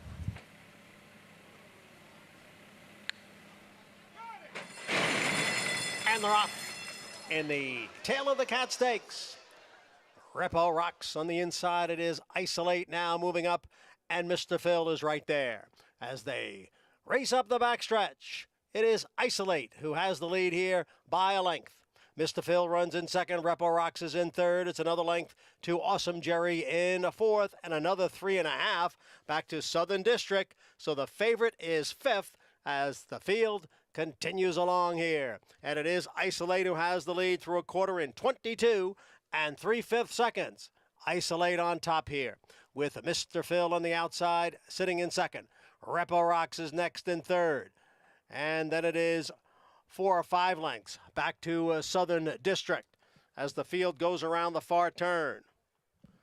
The half went in 45 and 3/5 seconds. It is Isolate, Mr. Phil, Repo Rocks, and farther back is Southern District. The field now comes for the top of the stretch. And it is Isolate, challenged here on the outside by Repo Rocks. Mr. Phil is in third, and farther back is Southern District. It is Isolate who leads with a 16th to the finish. Isolate has a 4-length lead, and this is going to be a milestone victory for trainer Tom Amoss. Career win number 4,000. Celebration, the milestone at Saratoga. Tom Amoss, his wife Colleen, enjoying this one. Isolate, just too fast to catch in the Tail of the Cat Stakes. What a career, an incredible milestone accomplished by very few. We would be very remiss not to mention Awesome Jerry, who did seemingly take a bad step going into the far turn and was pulled up. An update on his condition as soon as that's available. But here, Isolate for Tom Amoss and a 4,000th career win, and doing so, Gary, in a stakes race at Saratoga. Doing it with style from Hawthorne with his first race to Saratoga, New York. That's a long, long journey. Congratulations, Tom.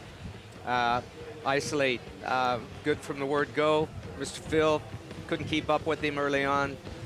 Did his best to stay in there. And look, Repo Rocks, he ran a huge race, loomed up, but Isolate, he handled the 7 furlongs just fine on this Diva racetrack today. Finished with style. Isolate, the inquiry sign is up, 1-4-5-3. Tom Amoss on his way into the winner's circle for a 4,000th time since that first win at Sportsman's Park back in 1987.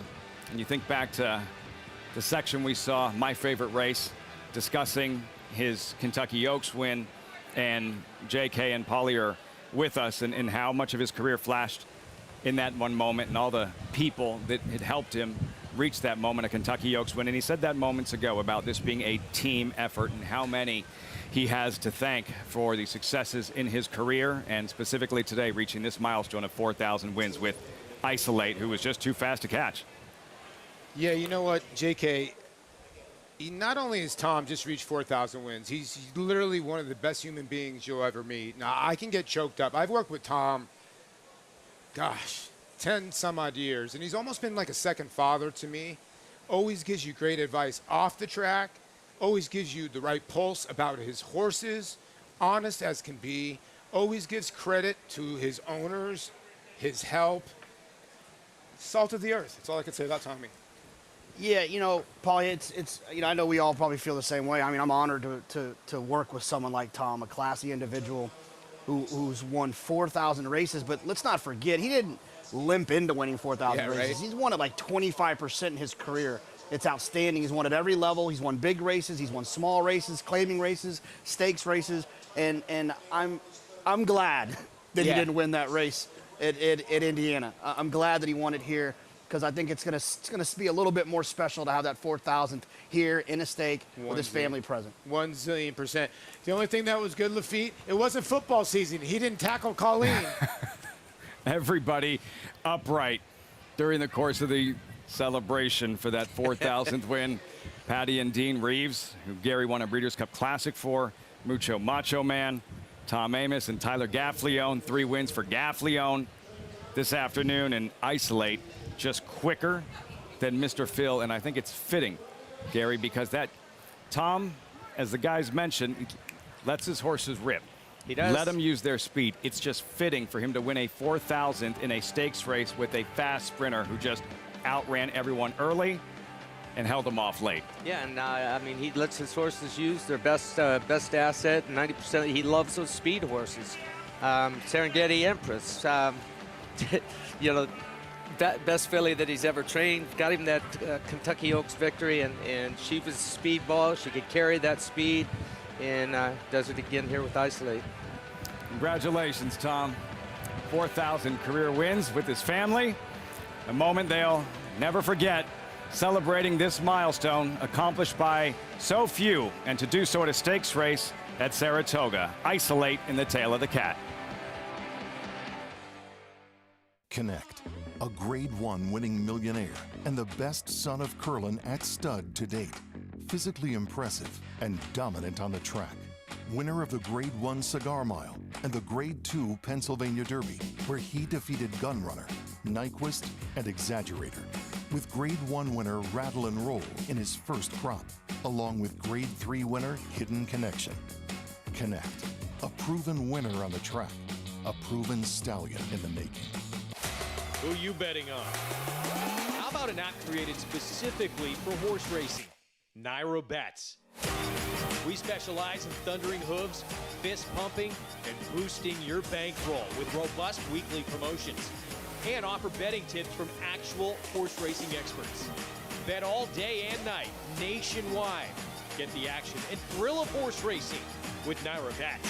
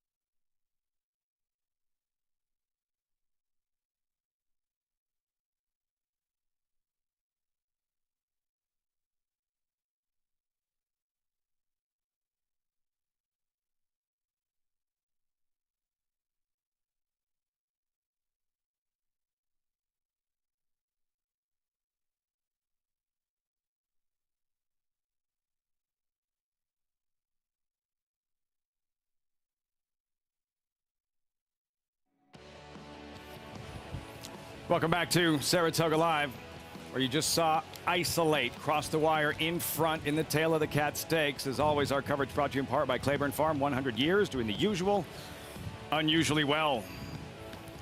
Tom Amoss has been doing it unusually well since 1987, his first ever career victory. Now 4,000. Winner Circle lead-in brought to you by Fasig-Tipton, the New York bred yearling sale, showcasing the finest yearlings next Monday and Tuesday. Where will you be? Down to Acacia in the winner's circle with Mr. 4,000. And it's a lot more relaxed interview now, Lafitte. Take a deep breath, Tom.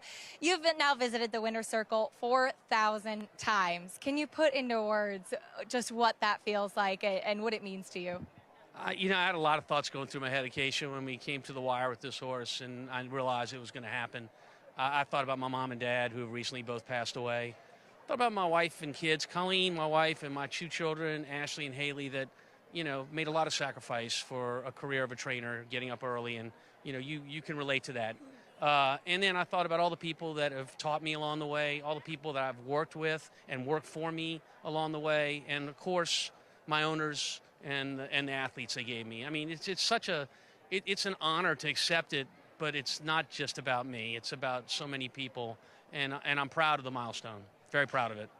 None of us would be here without the horses, and you've had the opportunity to train some terrific horses along the way. Can you just talk about devoting your life to these animals, because that's really what the job of a trainer is.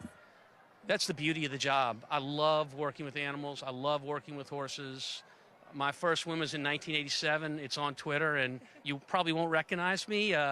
Glasses. My mom cut my hair back then. They just showed it on air. Oops. But yeah, I think about the journey, a lot about the journey, and you know, a business that's been really good to me. So I'm just really proud of what we've done, and I'm looking to have a nice big tall drink right now and relax. Well deserved, Tom. Tremendous congratulations. Here's to the next 4,000. Thank you very much, Keisha. And look, I know everybody that works with us on Saratoga Live, whether they bet on him or not, was rooting for me at the wire, and I want to say thank you. We couldn't be happier for you, Tom. Go celebrate with your family. Thanks very much. Tom Amoss, Lafitte, Mr. 4,000. So happy for him, Acacia, all of us here at Saratoga Live. And Paulie, I said it, are we sure that was Tom Amoss? That sweater to the ugly Christmas party. I think Colleen brought it out for him last year, but there is Haley Colleen, and what a picture. He looks a little Clark Kentish. That's not a bad call. Colleen That's not a bad call. Tom Amoss at Sportsman's Park in 1987. Just getting better. The 4,000 victories. And Gary, it's all, you know, he wears his heart on his sleeve. What you see is what you get. None of that. Tom Amoss is no different from what you see on television or when he's being interviewed or when you see him at 5 a.m. back at his barn. That's Tom Amoss. What you see is what you get. Yeah, Tom and I have we've known each other a long time. We've worked together on television going back a long time. We didn't always agree on things, but we've learned how to get along with each other and become very close and good friends. And just want to say congratulations one more time. Have one from me, boss. Tom Amoss, and that win percentage at 25% in this sport where there's so much more losing than winning, and to win 4,000 career races, runs a lot of horses all over the country. 25%, like historically high. Look, he wants to win with everything that he runs, and he plans to win with every horse that he runs. He places where they can win, and he did an excellent job of spot and isolate today. I really didn't know if he could get the 7/8s, and he handled the 7/8s with ease. I didn't know if he was quicker than Mr. Phil. And he just beat him to the first far turn. Tyler Gaffleone is getting his third win of the afternoon. He's been aggressive this whole meet, but when you ride for Tom and he wants one on the lead, you better get him away from there and put him on their way, and he did a fine job of doing that. And that's a great moment for Tyler Gaffleone as well, to be a part of history with Tom Amoss. Absolutely. Isolate for Reef Thoroughbreds. Historic effort, historic moment at Saratoga. 4,000 career wins, Tom Amoss. Still waiting an update. Nothing has been passed along to us just yet regarding Awesome Jerry, who did take a bad step going into the far turn of the tail of the Cat Stakes. As soon as we have that information, we will pass it along. The ninth race coming up here. You see the field and updated odds. Frank's Art, 5-2, about 19 minutes to post. And on Friday, New York Breds take center stage. 3 stakes races for the New York Breds. So, of course, New York Traffic has to make a cameo. Best news, he doesn't have to deal with Jackie's Warrior either this time. That's next.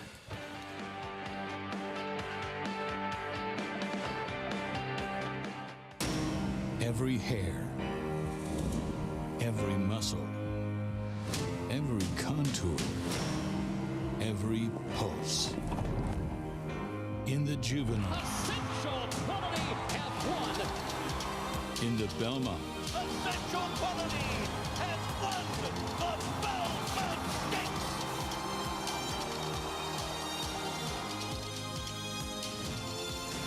Well named.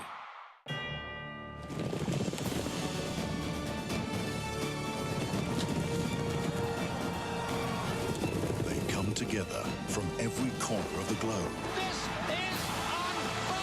In pursuit of the one reward that sets the special few apart. The title of World Champion. Don't miss racing's ultimate coronation.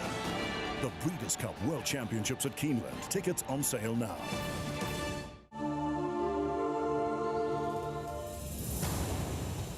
it's all Tyler's Tribe to the final furlong. He's putting on another show tonight. He is 8 lengths in front.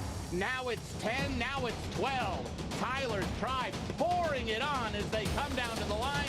He's going to win by double digits, and he stops the clock in 104.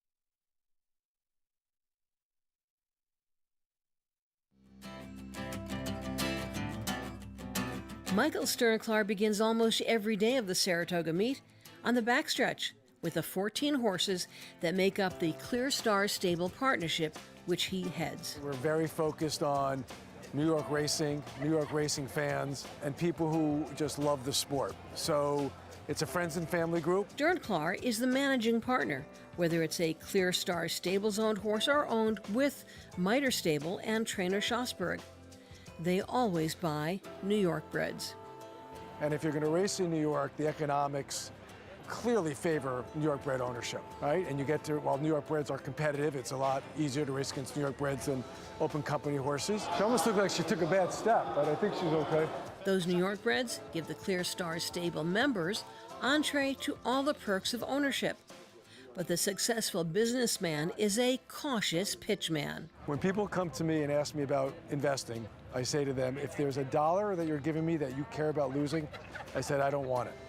I said, let's not look at this as an investment. Let's look at this as membership to a golf club. And this club trusts trainer Rick Schosberg to always emphasize horse welfare. Unique Unions wins in 3 parts of a lake. That's why Clear Star Stables measures success in win photos and smiles, as well as in earnings. The strength of the New York breeding program. For more information, make sure and visit nybreds.com. New York breds on Friday. 3 stakes races included the John Morrissey, named after one of the most colorful characters in the history of Saratoga. 6 furlong dash, $125,000 purse. Down at the bottom, New York Traffic, 6-5, JK and Paul. In horse racing, there is class relief, and then there's this, NY Traffic, who does not have to deal with the likes of Jackie's Warrior on Friday. Yeah, you don't have to deal with Jackie's Warrior, and he gets to hop in here with a bunch of New York breds. He's drawn towards the outside. Look, he's competitive in open company. He's kind of a standout against New York breds. Yeah, when you look 3 back, I mean, in the Infirm Success, which was a New York bred race, he beat Lobster. He beat Reggae Music Man. Who he's going to face? He's going to face Reggae Music Man, and he was wrapped up. You're right. When he goes into State Bred Company, he's won this race by 3 1/4 wrapped up. He won the Hudson Bay basically by 8 1/4 wrapped up over the slop, and he won a optional claimer by 6 3/4. So when he gets into New York competition, you're dead right. He's really the horse to beat. A nice little gray, and Safi Joseph has done a tremendous job with this horse, considering almost up to $1 million in earnings, JK. Yeah, when you get a horse who's 5-1 in the Haskell, 5-1 in the Vanderbilt, and then he gets to run with New York breds, you see why he's 6-5 on the board. Yeah, I get what you're saying. His main competitor has got to be, what do you think? Blinkers go on. I know Rudy Rodriguez is having just one of those meets that you want to forget about, but this horse does have some figures. St. Selby on the inside is in good form. I get it. My boy Tate, there's going to be a lot of people that were going to try to beat this gray, but good luck. Class of the field, Paul. New York Traffic, Week 5 stakes schedule. The Galway tomorrow, those New York bred features on Friday. Saturday, your most prestigious middle distance turf race of the meet. Grade 1 Fourstardave, Saratoga special featuring some serious 2-year-olds and the Mahoney as well on Sunday. Week 5 stakes schedule. Meantime, over the last couple days, 101st Fasig-Tipton Saratoga sale. Just across the street, the highly regarded prospects, impeccably bred yearlings, the stars of the future. Acacia, you were there the last couple of nights, the bidding was off the charts and business booming at the Fasig-Tipton Saratoga sale. Indeed, I had the opportunity to work once again for Fasig-Tipton and getting a chance to catch up with some of the big buyers and sellers after some of the very impressive hips that we did see go through the sales ring, the sales topper, $2.3 million for a bay colt by Gunrunner out of the Grade 1 winner. Heavenly Love sold to Coolmore's MV Magner and Peter Brandt's White Birch Farm. A really impressive physical, but it really was the Curlins that seemed to shine last night in particular. Hip number 126, a Curlin filly out of Grade 1 Place America, bred by celebrity chef Bobby Flay, and the full sister to great multiple graded stakes winner First Captain, who's pointing to the Jockey Club Gold Cup this weekend. This filly was built like a colt, and she sold for $2 million. The next hip, 127, was a Curlin colt who went for over $1 million as well to agent Mike Ryan. So those Curlins, they're running on the racetrack and they're selling really well in the sales ring as well. But a tremendous sale, as always, is the Fasig-Tipton Select Sale. And we look forward to the New York bred sale coming up this weekend on Sunday and Monday, too. Taking a look at horses in the paddock here for this 9th race, let's start with your favorite, Frank's Art, who does stretch out in distance a little bit after breaking his maiden at first asking. Had to steady a little bit right out of the gate and was just closing so easily in that effort. He was a horse that I thought that day was really strong, but probably was a horse who was going to tuck up a little bit more after a race too, and he's incredibly fit today. He's also sharper this afternoon, which I appreciate, and hopefully he'll be able to get some forward position a little bit sooner. I don't mind him going to the mile. I think the mile may be the max for him, but this could be a good spot as he does come off the back of an impressive maiden score. Taking a look at a couple of others, the number 11 Timbuktu turns back in distance a little bit after a 9-furlong try on the turf last time. He was a horse that I liked getting more distance. He's tall, he's leggy, he's energetic here in the paddock too, and he's been a horse that conversely just doesn't carry a ton of condition. He's kind of a long, tall, narrow type of horse. He looks like he's actually strengthened up now, making his 3rd start off the layoff, and he's framed himself up beautifully on the walking ring as they're about to get the call for riders up. Very fit, and I like that he does seem to be having a little bit more muscle mass.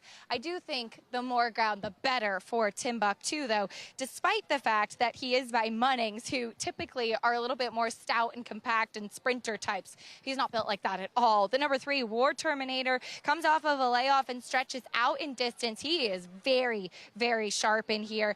He's one that I do think will appreciate a start off of the layoff as far as that fitness is concerned, just to kind of tone up a little bit and maybe to settle a little bit. He does come back as a gelding, but he's a huge horse. He looks like he wants to go longer. The short cup cheater blinkers do go on too. He's an intriguing prospect, and I'll keep my eyes on him and what kind of warm-up Luis Saez gives him.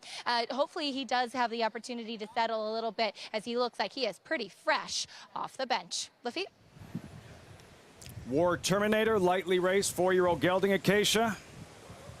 J.K. Pauly, Frank's Art at 5-2, the favorite for Christophe Clement. Yeah, Frank's Art didn't break particularly well here, but did go on and run well. Started off going 7 furlongs, now gets a little bit of added distance today. Yeah, got taken up out of the start, but Joel Rosario did his patented Joel Rosario, and after getting taken up, he's just patient. And sometimes when it happens, when you break slow, you don't want to rush up, you take all the steam, and then you just go, okay, hopefully it stays hot up front. And that horse won that race from that position. Yeah, the pace was honest, and this, you know, the slow break might have actually played into Frank's Art. That was hard to get that into his favor, but you know, I usually don't love taking like late running sprinting types that are stretching out, but this doesn't feel like that. This feels like a horse that's going to actually appreciate that added ground and should take another step forward in his 2nd career start. For him to win that race, Gary, after that happened at the start, Frank's Art showing a lot. Ability, professionalism. We will see what he does in his 2nd career start as a 5-2 favorite. Post parade, we start with a long shot. Albie, there he is, son of a former Travers winner, Alpha. Gonna have to improve to beat a horse like Frank's Art. Mig used to fight a kid named Albie like once a week, he once told me. Major spin. Linda Rice looking for a second win. I thought the 2 inside runners, the 2 getting on the turf for the first time in the 3, one of those 2 horses might be on the front end. War Terminator, 4-year-old debut, unraced since December. Yeah, I think this horse is interesting. Drawn towards the inside, has some tactical speed coming out of sprint races. Interesting horse. Goldquist, and just great to see Eric Hensel in the saddle. Yeah, it is great to see Eric Hensel. You know, this horse's race second career start is not that bad from the 11. I've seen worse 38-1 shots. Frank's Art, incredible debut win. Yeah, absolutely. We'll have to improve a little bit from a speed figure standpoint to be competitive with these. Number 6, Battle Scars, 15-1 for Rob Atras. Yeah, new acquisition for Rob. This horse has been in 3 other barns, or 2 other barns, Chris Block and George Weaver. You get Ricardo Santana. Mr. Kringle, some success here at Saratoga. Yeah, it takes the blinkers off for a horse that doesn't have a ton of speed. The switch from Flavian Pratt to Javier Castellano. Riding very well. Then number 8, a contender, frontline dancer in Arad Ortiz. I'll probably put this horse in the winner's circle. I'm not a fan of this horse. I think this horse is going to be way too far back and is going to have way too much to do. More milestones. Breadman John Velasquez closing in on 1,000 at Saratoga. Yeah, what's wrong? You know, Tom got 4,000. Let's let Johnny have some fun too. He's only what, 6 away? He's getting there. Good warm up. Breadman winding up. Timbuktu. The turn back in distance could be key. Yeah, it's a horse drawn towards the outside. Will need to work out a trip with Manny Franco. Does have some tactical speed. Let's see if Manny kind of sends him away from there to try to get some forward position. Manny Franco seeking a second win this afternoon. This one's tough. 9th race here at Saratoga. New York breds. 1 mile on the inner turf course. Post time 6 minutes. As always, the invite still stands. And the offer. Sign up at Naira Bets. Use that promo code TOGA200. Earn up to a $200 deposit match after your first deposit. Bet any track, anywhere, anytime. Join now at NairaBets.com to earn your $200 deposit match. We saw Joel Rosario on Frank's Art, Gary. In that debut, no panic. We've talked about the slow heartbeat. Nothing phases Rosario, especially in graded stakes races. Based on what he's done at this meet, we are just about halfway through 10 graded stakes wins at the meet. As competitive as it is, it's incredible. It is incredible. It's unheard of is what it is. We're only halfway through this meet. He's won half the stake races and done it with many different styles. We saw the paint there of Frank's Art and how he rode in there. And his ride on Epicenter in the Jim Dandy, I think, has to take the cake for me so far this meet. Sets him up perfectly for the Jim Dandy coming up here in about 3 weeks. And, you know, Steve Asmussen, he was very boisterous after the Preakness Stakes. He was not happy with the ride. It was circumstances for Joel, and look, he didn't let it bother him. He rode this horse with a lot of confidence, and Steve had a lot of confidence, and he put a lot of confidence back in Joel, and he said, just ride this horse with confidence. The goal is the Travers. He said, just let him settle, make one run, and the horses really hadn't been closing at all. And you know, the fractions were honest. They weren't overly fast. They weren't slow. And he was at the back of the pack, and he unleashed a run through the stretch that was incredible. That's going to set him up perfectly for the Travers. And you know, I heard Richard Migliore say earlier on today, his specialty is you don't see him drawing off winning races by 10 lengths and stuff. He's winning with something left with these horses, and it sets him up for their next race. It's always about the end goal with Joel. He's smart enough to realize this. And recently you said one of, if not the most instinctual riders you've ever watched. Could you expand on that? Yeah, I mean, he reacts. He goes out there, and he may have an idea what he thinks is going to happen, but he'll throw the whole suitcase out the first jump out of the gate if things don't go according to how he maybe pictured them or visualized them. He's got a lot of different visions going on in his head prior to the gate opening, but then he adapts to these different situations with no panic. You said he's got the slow heartbeat, and he does have a slow heartbeat. He's got ice water running through his veins, and I also said that I think he's the strongest finisher in the game since your dad was riding, and he might be every bit as powerful in a finish. And he saves that finish with every horse, whether he's up on close to the lead in the mix of things early on in a race, or he's coming from the back of the pack, like we saw with Frank's Art. And that power and strength, it telegraphs over to the horse that they're on. He actually, it looks like he's, you know, carrying them, you know, at some points in these close finishes. Joel Rosario, we ask him, what, you know, what's the strategy? He's not being coy when he's like, we'll see what happens. That's essentially the approach. He's going to play the break. He's going to trust his instincts, and it is working to perfection, specifically here at Saratoga with the 10 graded stakes victories aboard Frank's Heart, the favorite in this 9th race at Saratoga. We check back in with Acacia for an update in terms of what took place in the Tail of the Cat moments about 20 minutes ago. Awesome Jerry, the 2-horse. We saw him take a bad step. Acacia, what can you tell us? Some sad news to report, Lafitte, as we did see, Irad Ortiz pulled up the number 2, Awesome Jerry, in the last race in the Tail of the Cat. And according to Dr. Sarah Hinchliff, Naira's senior examining veterinarian, he suffered a catastrophic injury to his right front and was humanely euthanized. Our true condolences out to Safi, Joseph, and John Finelli, Paul Braverman, all his owners, and the connections who looked after Awesome Jerry.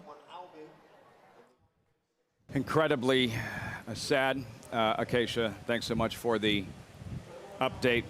Awesome Jerry having to be euthanized following that bad step that he took in the Tail of the Cat stakes. Acacia, again, thanks so much.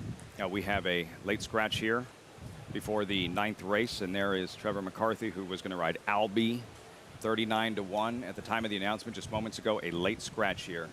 Albie out of this 9th race. JK and Paul, in terms of, does that at first glance, does that change anything as far as race shape? A long shot, but long shots, of course, can impact how the race is going to be run race shape. Will that impact this race whatsoever, in your opinion? I think the only real difference that it makes is that the 2 will be breaking from the 1 hole now. Right. Yeah. Yeah, when you look at this race, you see Trevor McCarthy. That is a long walk back. Gary, I know you've done this before. It cannot be pleasant walking in the mud back while the horses are going on the turf course. But, you know, when you look at the 2 and the 3 in here, I truly feel one of those 2 is going to surprise here on the front end. Now, whether they can win or not, I like Frank's Art. I also think the other horse to beat in here is the 11, Timbuktu. If that horse didn't draw complete outside, I think the Son of Munnings would actually be your favorite. Yeah, it's a wide open race. You know, we see this often with these turf races at Saratoga, and it's one of the things that I kind of had to adjust, you know, when I started playing a lot more here, is that you got to kind of play some of these races for chaos. I get it on paper that you love the 5, and I'm not talking to you, I'm talking to anyone who's watching that loves the 5. And the 5 might be the best horse in this race. The 5 might go on to be a stakes horse. But he's still 5-2 in a full field at Saratoga with not a lot of experience, and trip matters here, especially on this turf course. It's just tough. So I'm going to go with the 3 towards the inside. War Terminator, I think, should be able to work out a good trip to the inside. Saving ground and turf still matters, no matter what anyone will try to convince you of. And I think that Luis Saez has an ability to work out a trip from the inside for Jonathan Thomas. And I like Jonathan Thomas, not just because his name is Jonathan. I'll tell you right now, I'm betting Trevor McCarthy in the next race, Gary. He looks like he's upset. Trevor McCarthy back to the jocks room. Frank's Art, and we don't know if he has any tactical. Gary, we have no idea what to expect. It's Joel, so even if we asked him, it's not like he's going to tell us. But he didn't break in his last start. He wound up last because that's the way things unfolded. He may break sharp. Maybe he's closer. Who knows? I landed on the 11 horse out on the outside. I think he will set a good trip. He's run 3 times, hit the board, won his first out. I like the post out there. I think he'll get over and save ground under Manny Franco. Gary Stevens had those silks on in the Preakness Winner's Circle. Oxbow, Calumet. Colt steps forward. Timbuktu. Johnny Embrial with the call. Race 9 live from Saratoga. They're all in line.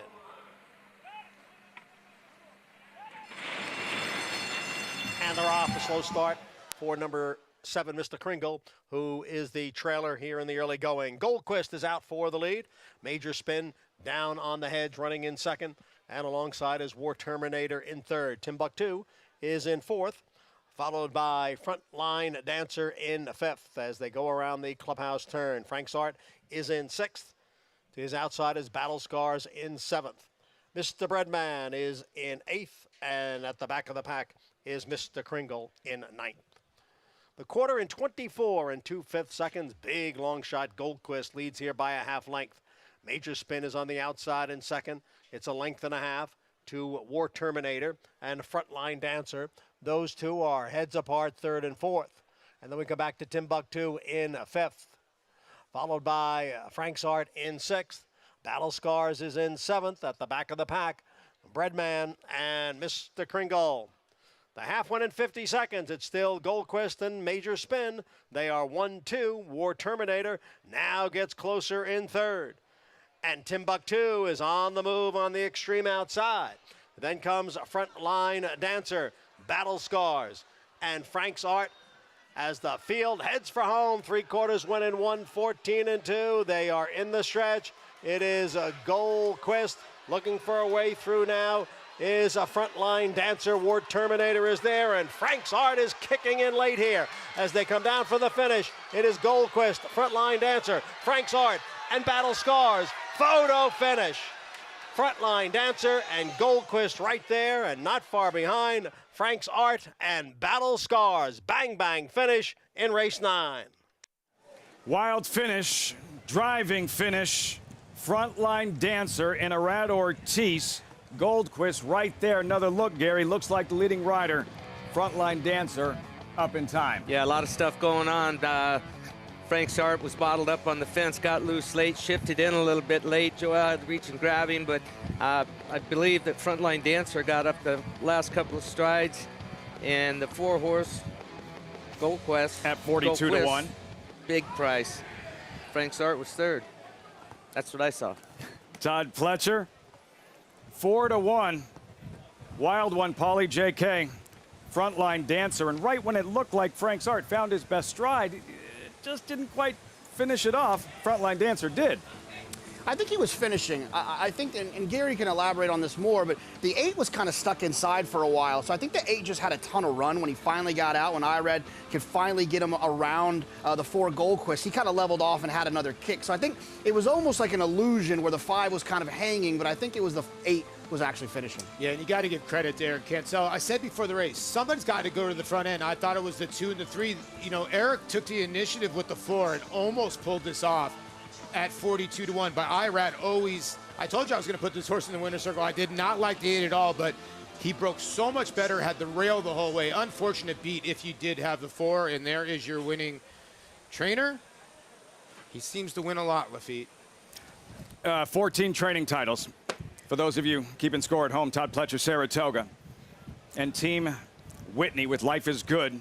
Arad Ortiz, Todd Pletcher, Frontline Dancer, and Gary Arad Ortiz hemmed in, finally found a crease, slips through, and accelerates him to the wire. And Goldquist, that huge effort at a big price. If Frank's Art does not come on Frontline Dancer's hip inside the last 100 yards, I don't think he wins. I think that the 4-horse would have won ahead one. I had it happen to him many times in a race, but when the 8-horse, or excuse me, when the 5-horse actually came out outside of Frontline, he had a lot of momentum. Frontline Dancer felt it, sensed it, and it propelled him to the wire first. Why we love turf racing, those types of finishes for the leading rider, another victory. Arad Ortiz, Todd Pletcher, Frontline Dancer. Results when we come back, 8, 4, 5, 6. Flavian Pratt when we return. New face in New York. Derby-winning jockey has a Preakness victory on the resume, and the journey that brought him here. That story's next.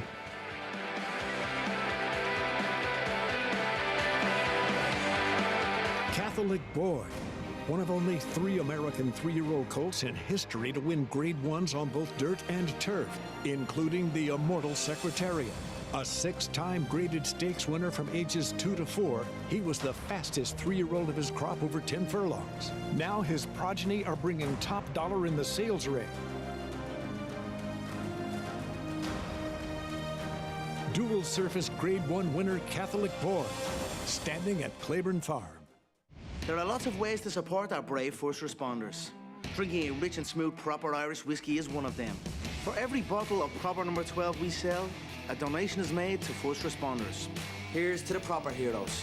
Shlonda. Experience the new Paddock Suite at Saratoga Racecourse. Enjoy Saratoga's newest hospitality area featuring a climate-controlled bar, lounge, and balcony overlooking the paddock. Reserve your table today at naira.com/Saratoga.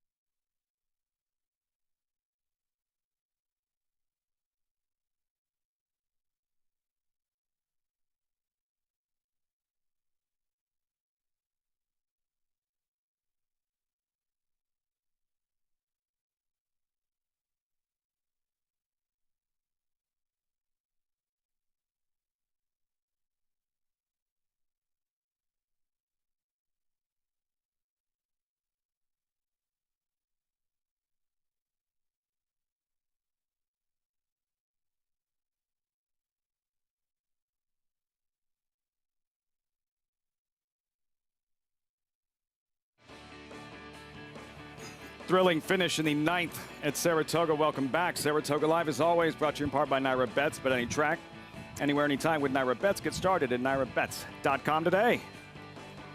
Al Fried's Homebred entering the winner's circle. Gutty performance here with Arado T's front line dancer. Second career victory. 10-20. What an effort from Goldquist. Almost hung in there at 42-1. The favorite having to settle for third. Frank's Art 8-4-2. Frontline dancer trained by Todd Pletcher with Acacia in the winner's circle.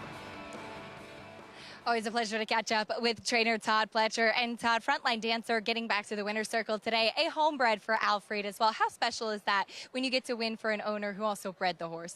Yeah, that's terrific. I just spoke to Mr. Fried. He was really excited about the win, and you know, it's a really nice horse. I think he's starting to improve. He's starting to figure things out, and hopefully he'll continue to get better.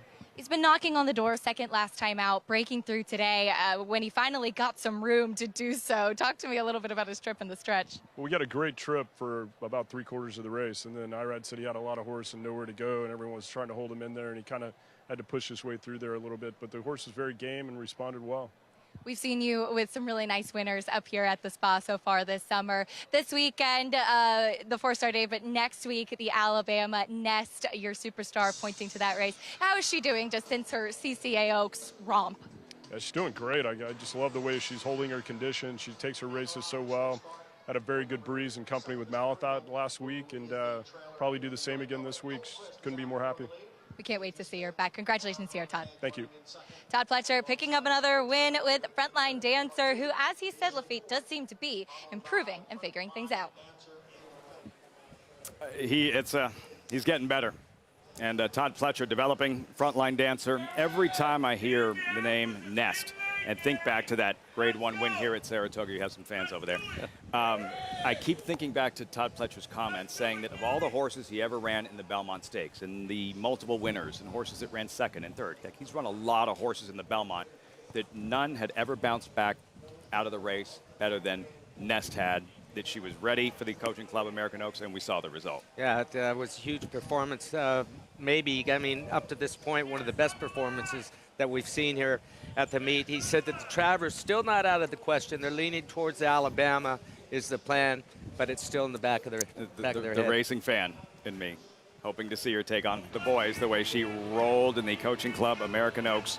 Alabama, 1.25 mile, 3-year-old filly championship to be decided typically here at Saratoga. Late pick 5, frontline dancer 10-20, over $690,000 into the late pick 5 pool with one left. 10th race in 21 minutes. Field and updated odds. Scratch number 4, Evan Harling and the current favorites with wide open running B at 3-1. Take a look at number 9, Cloud Forest, to be ridden by Flavien Prat. Star jockey Flavien Prat spending his first full summer here at Saratoga. So how did he wind up here? What decision led him to New York? Now that he's here at Saratoga, Flavien Prat slugging it out with the very best riders and toughest jockey colony in North America.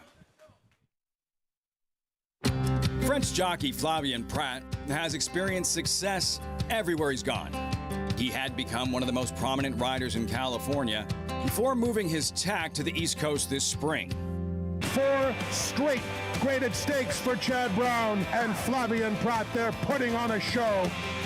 Well, living in California was definitely not an easy decision. You don't want to be in the comfort zone and kind of, try to challenge yourself and see what could you do somewhere else. So that was my thought process, moving on the East Coast and riding with obviously a great colony of riders and different tracks. At that point, I thought it was the right thing to do. Stepping out of his comfort zone is not something new for Prat. I left home when I was 14 to get to the jockey school.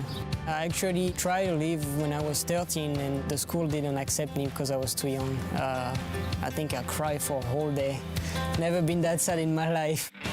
In fact, Prat's first introduction to horse racing wasn't with thoroughbreds. I grew up in the harness business with my dad, who's a trainer. Now my brother was working with him. Obviously, when you see your dad, working from 5:30 to 1 p.m. and going back to the barn from 3 to 6, you learn what's hard work, and I just think it's an amazing way to live. In France, it can happen where there's a racetrack where half of the card will be harness and half would be thoroughbred. I love to go on the weekend with my dad and see the thoroughbred, and then went a few times to Longchamp with my mom and some friends. So yeah, it's always been in the back of my mind. Rougier, and she will deliver here, coming from off the pace under Flavien Prat. By 2019, Prat had grabbed some of the attention of trainers nationwide, enough to get the call from Hall of Famer Bill Mott in America's most prestigious race, setting up the biggest moment of his riding career. Obviously, we had seen that he was doing very well in California and was a good rider, and we put him on, and it couldn't have worked out better. What a great trip he worked out for him. He was 3 wide around the last turn, but he was able to avoid the contact that some of the other horses had on the inside of him. We actually did not get bothered. We took a slight little bump coming out of the turn, but really nothing that would have affected us one way or another. Then, of course, 24 minutes later, they hung our number up and made us the winner. Winning the Derby was a strange experience. A lot of mix of emotion because obviously you win the Derby, so it's great, but it's by disqualification. There's always going to be some controversy, and yeah, I didn't cross the line first. And then you have to wait. We had to wait a long time before they decide to put Country House as a winner, so hopefully one day we'll cross the line first. Flavien Prat here at Saratoga, hanging with the best.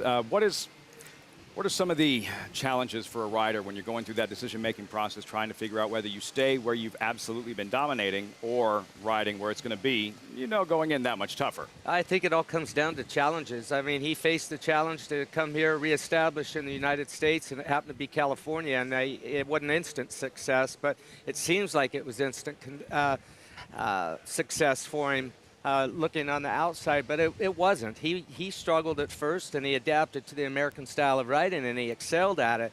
And making the decision to come here to come to New York after the success that he'd already been having in California, that's stepping out on a big limb. But I think it's an opportunity for him to improve his skills, riding in the best colony in North America, and he's riding throughout the world. He's traveling and riding some of the best horses, and it's only going to get better.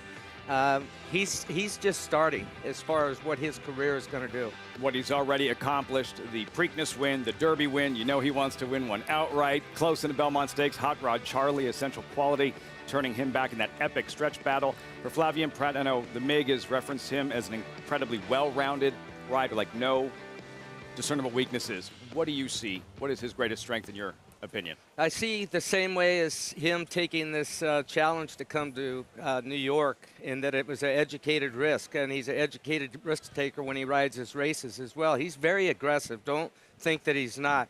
Every top rider has to have a take no prisoners sort of attitude, especially when the money's down. Everything tightens up. The more money they're putting in front of you, the tighter things get, and the more difficult we try and make it for our challengers or our competition, and he's very good at it. He brings it to a different level. He rides great day in and day out every race. He's very rounded in turf, dirt, sprints. It doesn't really matter. But when the money's on the line, these top guys, they bring it to a different level. Very, very good riding colony here at Saratoga. That much deeper and more talent with the presence of Flavien Prat teaming up with the Hall of Famer. He won that Derby with Country House. Bill Mott, Cloud Forest. And there he is, contender towards the outside. One left on the Wednesday program at the Spa. Post time 15 minutes. You're watching Saratoga Live on Fox Sports 2. Every breeder hopes to leave a lasting genetic legacy. It's one of the few true paths to immortality.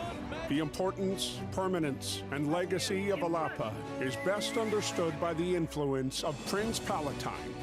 To put Prince Palatine's significance and that of the farm into a proper perspective, every stallion at Alapa traces their parentage back to Prince Palatine. Hill and Dale at Alapa, where the obscure becomes obvious.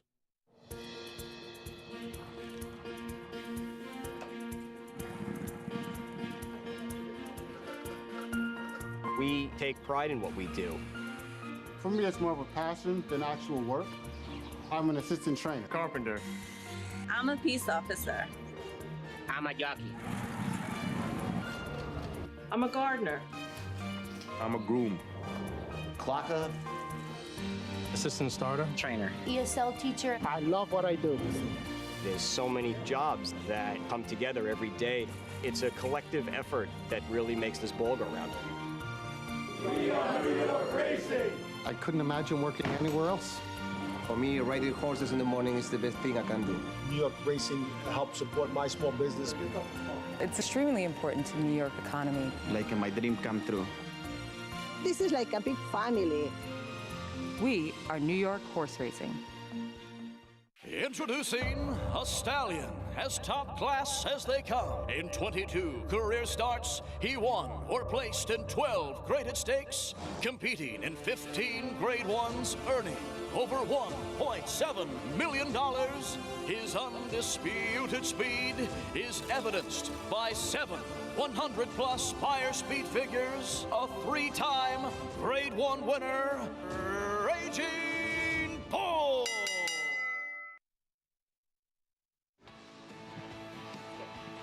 It's a beautiful shot. Welcome back. Saratoga Racecourse in Saratoga Springs, New York. Winding things down on the Wednesday program. 10th and final. Horses in the paddock. A mile and 3/16 turf event. Scratch number 4, Evan Harlan. Over to Acacia with this Race 10 paddock report. This is a fun way to close out the day, Lafitte. So we'll start with the 2 horses trying the turf for the first time and also getting some more distance. Cloud Forest to the outside actually has quite a good pedigree to get on the grass. The dam was all turf. Her 2 victories were on the grass. The second dam was multiple grade 1 winner, Tranquility Lake, who was a 7-time turf winner. Lots of turf up and down in this pedigree. Has slacker pasterns, a flatter type of hoof. Looks like a horse that should handle the grass. He also had the opportunity to work over the turf course on the Oklahoma training track here. You can watch that work on XBTV. It wasn't my favorite. I was expecting to see him going a little bit easier. He worked in company with Founder, who we did see running for the first time for Bill Mott last week and off of a layoff. And this one started behind his mate, was really high-headed, getting out a little bit, just a little bit tough. But he had a leaping type of stride in that he covered the ground and covered the turf course quite well. So I wasn't 100% sure what to make of that work. And again, that's his lone workout on the turf course. He did seem to handle it, if anything, and physically he looks like a horse that will appreciate getting on the grass. The 6, Flute Master, is a similar situation, though he's also really stretching out, having debuted in a loaded dirt sprint race behind 2 very talented horses in St. Tappet and Golden Alchemist. He was really studdish. He was very green in the paddock before that race, and you see Steve Asmussen's assistant Scott Blasi holding him on the shank, and he's been acting a lot better today. He also looks a lot more fit. He also looks like he should take to the turf. The dam's only win was on the grass. His second dam is actually Kentucky Oaks and Alabama winner Flute. She, of course, was dirt, but she's a sister to Falimbi, who was multiple Grade 1 placed on the turf. There's plenty of pedigree for it, and he has a turf hoof too. I still think that he could tuck up a little bit more, but more than anything, mentally, Flute Master has improved a lot since his first start, and he should love getting some more distance, at least versus the 6 furlongs that he tried on debut. The 5 Clubbing made his first turf start last time out. He broke okay, then was taken back, and he just didn't really look completely settled, and he almost looked to me like he was trying to lug in a little bit late in the stretch. Just not the easiest horse to ride. I like that Trevor McCarthy stays aboard. He's a big horse. He has continued to improve his fitness. I think mentally he's continued to improve as well. He looks like he should appreciate getting a chance to go the mile and 3/16. JK and Paul, one more to go. It's a fun one. Paul, at your house, do you always lose the remote control? Yeah, sometimes you get stuck in the couch. I can never find mine. I do. I like the 3 remote in here. I had a trip last time. Was trying to close into a slow pace. The 1 and the 4 that are in this replay, the 1 and the 2 in the race today, the Vintage Year and Tis a Giant, they were closer up to a pace that wasn't particularly fast. And I thought Remote he's been behind a wall of horses here. He had a ton of horse, and just still not really running to his full potential, in my opinion. Another little bump there. I think Remote's the horse you want off of this trip. Well, you can see that the horse got bumped off to his wrong lead. I think the comment line was absolutely perfect on the horse. I mean, he had to veer in, and then when he got in between horses, it changed leads. And it means to say leads. It said leans. It was just a misspell. But you could tell that Remote was traveling, was trying to get through that lane, but it's really hard when you're like awkward in between and just couldn't get through. Now, the favorite 7, Running B, put the blinkers on for Manny Franco. Deserves to be the favorite? Well, ran fast last time. Ran a fast speed figure last time. Ran into the monster that is Canipsis, who didn't come back and win. The gray horse right in behind. But, I thought Running B ran really well. And the question is Running B going to appreciate the added distance? The pedigree, being an English channel, you'd think, this horse will probably go a little bit further, but I don't think this horse deserves to be this short of a price compared to some of the others in here. I have to have the Remote. I start getting the shakes if I don't, Gary. Like, I literally start getting the shakes. Really? Control freak? Much? Remote at 3-1. Post parade for this 10th and final. Good maiden race, mile and 3/16, $105,000 purse. And we'll start with Vintage Year there. He is 5 race maiden coming in. How much better of a trip can Vintage Year get? He got loose last time and couldn't get there. Deeper waters, if you ask me. Tis a Giant for trainer Mike Trombetta. They need to change that N to a D on these comment lines. Trade leans. I don't think this horse is trading stocks and commodities. Remote, Joel Rosario. Sometimes when the battery dies in my Remote, I don't change it. I just move them around and get a couple extra clicks out of it. What do you like? Just pretend the channel's changing? Number 5, Clubbing. Andy Sterling's top selection at 7-1. Yeah, this horse is going to have to improve, but the added distance could be that thing that helps improve. Flute Master.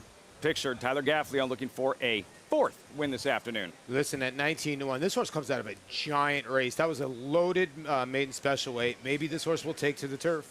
Running B, Calumet, Chad Brown, the favorite. Yeah, it just feels like one of those horses that if it wasn't Chad, this horse would probably be 4-1. But since it is Chad, it's 5-2. You got to make a decision there. Chad Brown trainees side by side. Most wanted man, Peter Brandt, 5-1. Irad Ortiz. The interesting horse in here, they ran this horse first time out, and then last time they put blinkers on, and 11-1. You don't see Chad Brown runners go off at 11-1, and just ran sort of fairly. Cold today as well, considering the connections. Cloud Force on the outside with Flavien Prat. Yeah, getting on the turf for the first time. Worked last time on the turf. The workout report didn't love the workout, but who am I to argue with a Hall of Famer in Bill Mott? Country House connections. Pratt and Mott on the outside. Cloud Forest. You'll be hearing from Mike Trombetta very shortly, trainer of Tiz a Giant. We saw those colors in the winner's circle after the De La Rose Live Oak. John Velasquez rides. Mike Trombetta standing by with Acacia. Always happy to catch up with Mike Trombetta, who sends out Tiz a Giant here. Mike, last time he got a chance to go a distance of ground on the turf and was a game second. Will you tell me what you thought about that performance? I thought it was real good. He's always been the kind of horse that if you put more ground in him, it should be in his favor. I'm a little concerned with the cutback in distance here, but maybe he'll get a good setup. He was a horse that started out actually sprinting on the dirt. Will you tell me a bit about bringing him along and finding the right spot for him? Because he lives up to his name, really. Yeah, well, he is a big boy. And, you know, when he was getting ready to run, we were pretty much out of turf season. So, you know, we took him out the Turfway, and he needed a couple sprints to figure things out. And now that he can go 2 turns on the grass, he's much more comfortable. He was a little bit closer last time, too. Where do you expect him to be laying today? I'm not sure. I guess depending on the pace, that'd be up to Johnny. We look forward to seeing him. Thanks for your time. Thank you. Trainer Mike Trombetta sending out Tiz a Giant here, Lafitte. Those 3 straight second place finishes. Really good trainer, Mike Trombetta. Tiz a Giant is today the day he graduates. 5-1. And on the far outside, Gary, going back to Cloud Forest and the pedigree you were noticing in terms of him getting ready to make his grass debut. His mother, Meadow Sweet, she broke her maiden at Santa Anita, maiden special weight on the turf. Came back, was second, her second out, and then came back. She won another race at Del Mar. She was 5th, beating 2 lengths in the Del Mar Oaks, Grade 1. So she was all turf. And Billy Mott training Flavien Prat, 5-1. I mean, why not? 8-horse field, outside post, long run to the turn. Should plenty of room to figure things out for Pratt and where he wants to be situated. Yeah, huge run.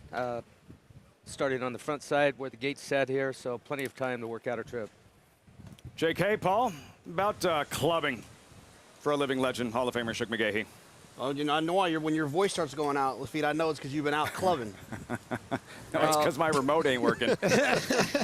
Paul, you like the 5 a little bit here? Yeah, I do. I had that great mare Party now. I like to go oons, oons, oons every once in a while, but I think this horse is going to might love the 1 3/8. Listen, first time out, this horse ran on the dirt, was supposed to be on the main track. Then last time, like Acacia said, just never really felt comfortable. Trevor McCarthy lands back on this horse. I know it's for Shug McGahee, but he did ride Tiz the Giant last time. So I'm going to play the jockey game. I think this horse is going to love the mile and the stretch out by Tiz now on the bottom side. And 7-1 is a nice price.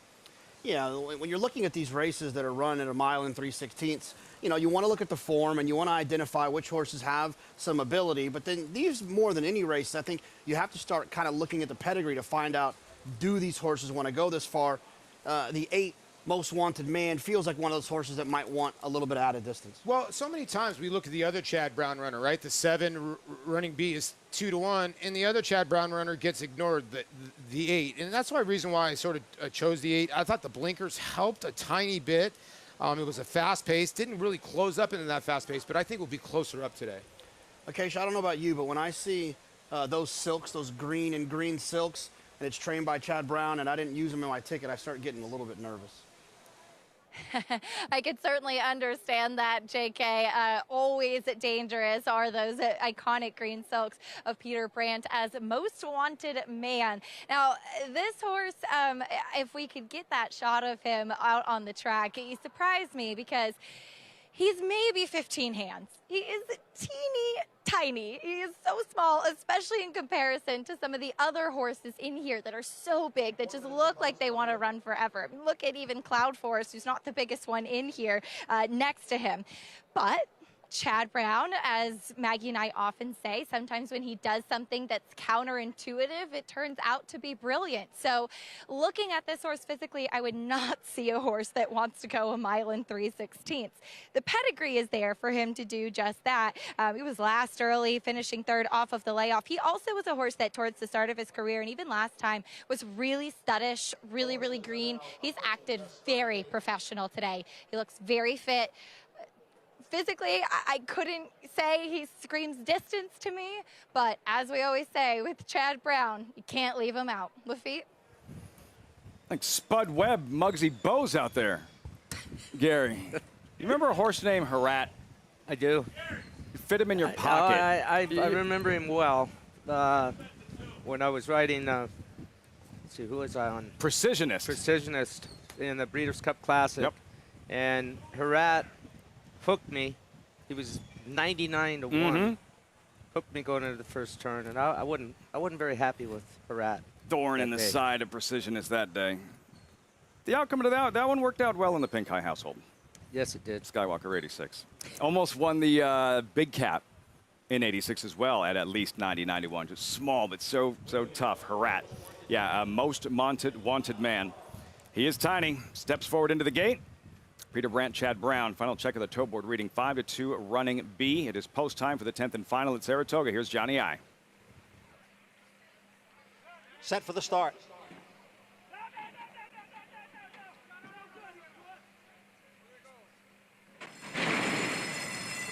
And they're off.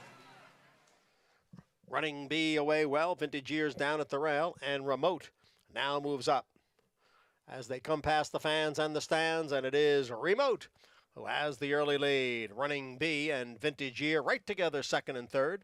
Tis a Giant next in fourth, followed alongside by Clubbing in fifth, 2.5 lengths to the duo of Most Wanted Man and Cloud Forest, and trailing the field is Flute Master in eighth.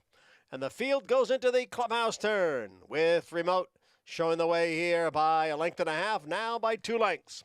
Running B is in second by 1/2 length. Vintage Year is down at the rail, and the opening quarter went in 24 seconds. And the field is now on the back stretch with Remote setting the pace here and leading. It's Remote by a length. Running B runs in second. Vintage Year is next in third. Then it's Clubbing. Tis a Giant. The two of them are together. And then it's the duo of Cloud Forest and Most Wanted Man. Flute Master is the trailer. 1/2 mile and 49 seconds. Remote continues to lead here. It's Remote by 3/4 of a length. Running B in second. And then it is Vintage Year next in third. Clubbing has moved up on the outside into fourth. Cloud Forest is forced widest of all here as they go into the far turn. Remote holding on to the lead here, 1.5 lengths. Running B still in second. Vintage Year down at the rail. Cloud Forest is now in fourth as Clubbing drops back, passed by Tis a Giant and by Most Wanted Man. Then Flute Master. Here comes Running B now to challenge Remote for the lead. And here is Running B now to take the lead. Running B is in front with a Vintage Year on the outside and Remote continuing to battle on. But Running B has opened up on the field here. It is Running B drawing away at the end to break his maiden by 4.5 lengths. Tis a Giant comes on to get second. Most Wanted Man closed for third. Chad Brown runs 1-3. 2 wins on the afternoon. Also for Manny Franco, Calumet's Running B. There's Chad Brown, Saratoga leading trainer. Closing at, is that 5-1? 2-1 at post time. Yeah, and look, Running B and Most Wanted Man, if you look at their last 2 works, they worked on the same dates, the exact same times at Monmouth Park in their last 2. So I assume that these two were working together, but the gallop outs must have been much different than the final time of their workouts, because Running B just ran off the TV screen. Paulie JK, yeah, Running B graduates, makes it look easy out there, winning going away. Yeah, the 3 Remote got a perfect trip, but who else got a perfect trip was Running B, sitting right outside of him. When you can be forward like that and you have these late kicks that these Chad Brown runners have, these Christophe Clement runners have, and you go 49 to the half, and you go 6 furlongs to 113, you're going to kick home like this, and that's exactly what Manny did with Running B. Yeah, and, you know, Lafitte, you mentioned, and Gary mentioned, too, about Monmouth Park. This is about the 6th or 7th or 8th horse that Chad is going to give him props to his Monmouth crew. They've been coming in here firing. So if you think that they're no good because they're not training here, they're training at Monmouth, you're really mistaken because they are all firing from there. I mean business. He means business, does Chad Brown. Big smile, why not? Another multi-win day at Saratoga. Looking to go back-to-back in the trainer standings. A four-time Saratoga champion trainer. 7-2-8-3. And the success that Manny Franco has had for Chad Brown this year, taking advantage of those opportunities, delivers again. No, it's a great opportunity that he's getting. Comes out, he works hard in the morning, and Chad's paying him back in the afternoon, and he's showing up, and he's riding excellent races. Sire was an absolute monster. Champion turf horse, Breeders' Cup Turf winner 2007, English Channel. Running B here, breaks through in his third career start. Results when we come back, 7-2-8-3. Too much running B in the nightcap for Brown and Franco. Another trip to the winner's circle. We'll wrap it all up when Saratoga Live continues.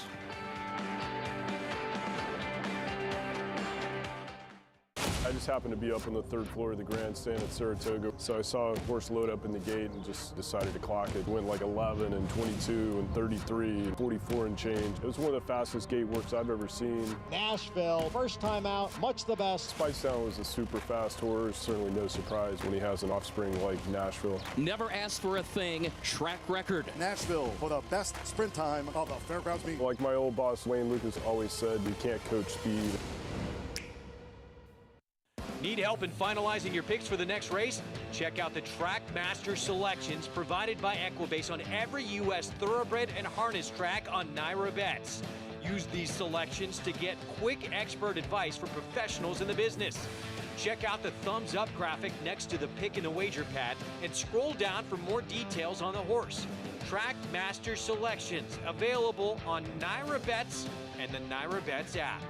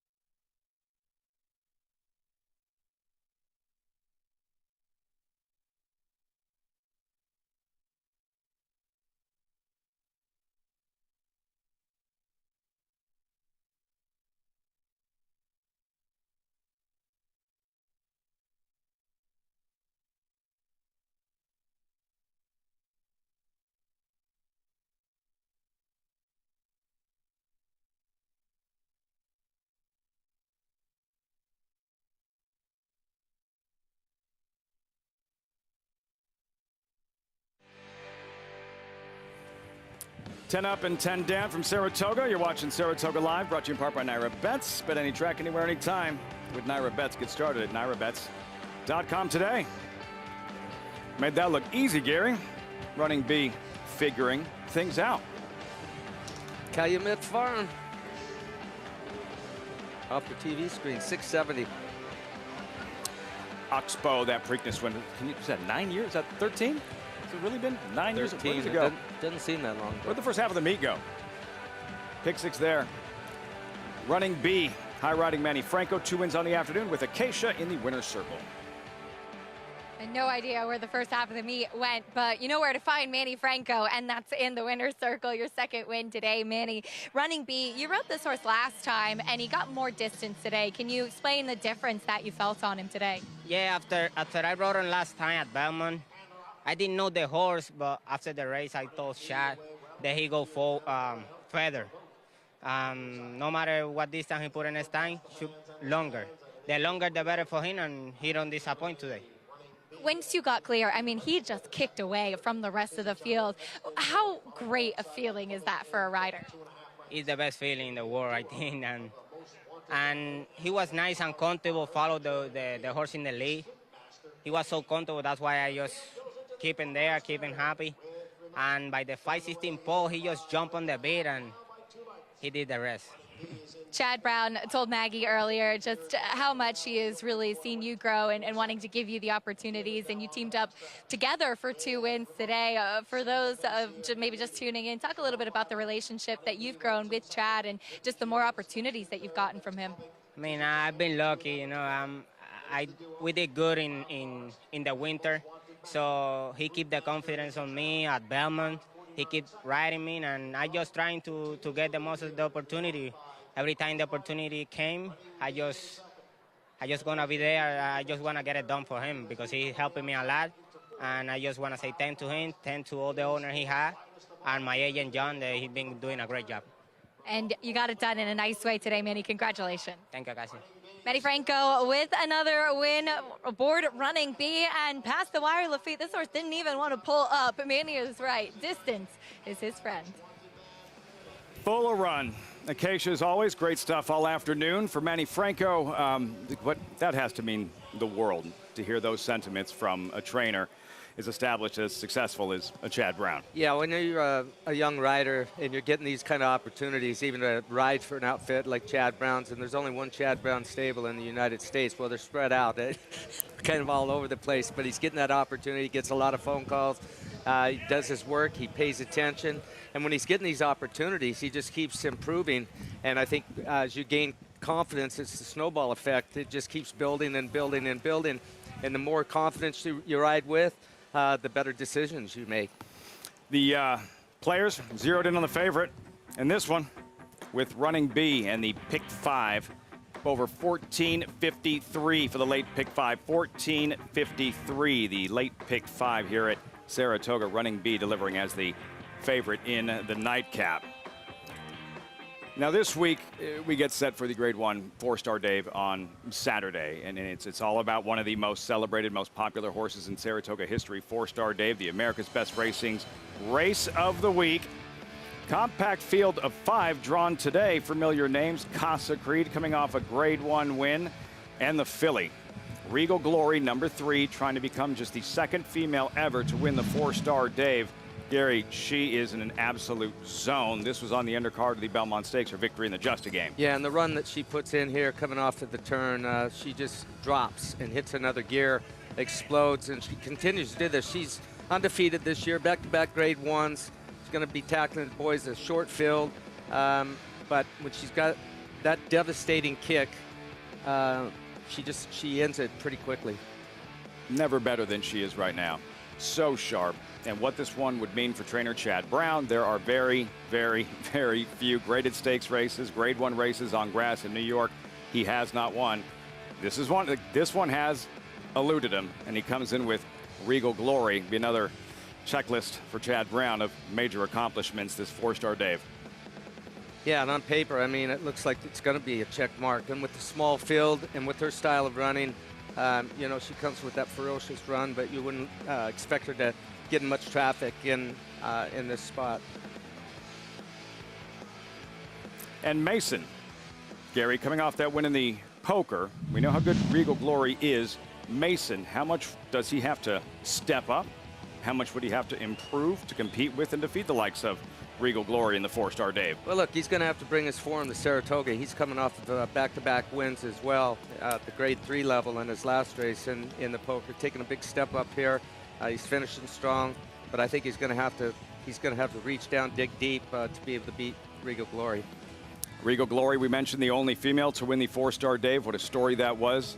2 of the last 3 years, it got stormy. It had never been done. She was considered washed up last year. There was something about Saratoga that she would come up here and just start to improve, and this place was electric last year when she won a second Fourstardave in 3 years. Yeah, when you see a horse that handles this turf, likes it up here, you better pay attention, and she was able to do it back-to-back. See if Regal Glory can do the same on Saturday. Thanks so much for joining us on Saratoga Live. The ever-popular Budweiser Clydesdales arrived. 8 of the world-famous horses are here. They'll be here for the week. And history made at Saratoga. For trainer Tom Amoss, a 4,000th career victory in a stakes race. The tail of the cat, the celebration with his family. Isolate, just too fast to catch. A moment he'll never forget. Have a great night, everyone. We'll see you tomorrow.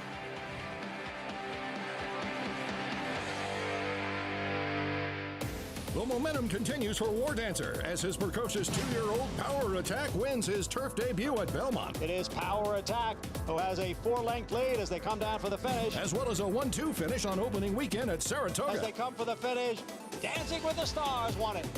Now with 28 wins in 2022 and over $3.5 million in Prodigy earnings, War Dancer is a sire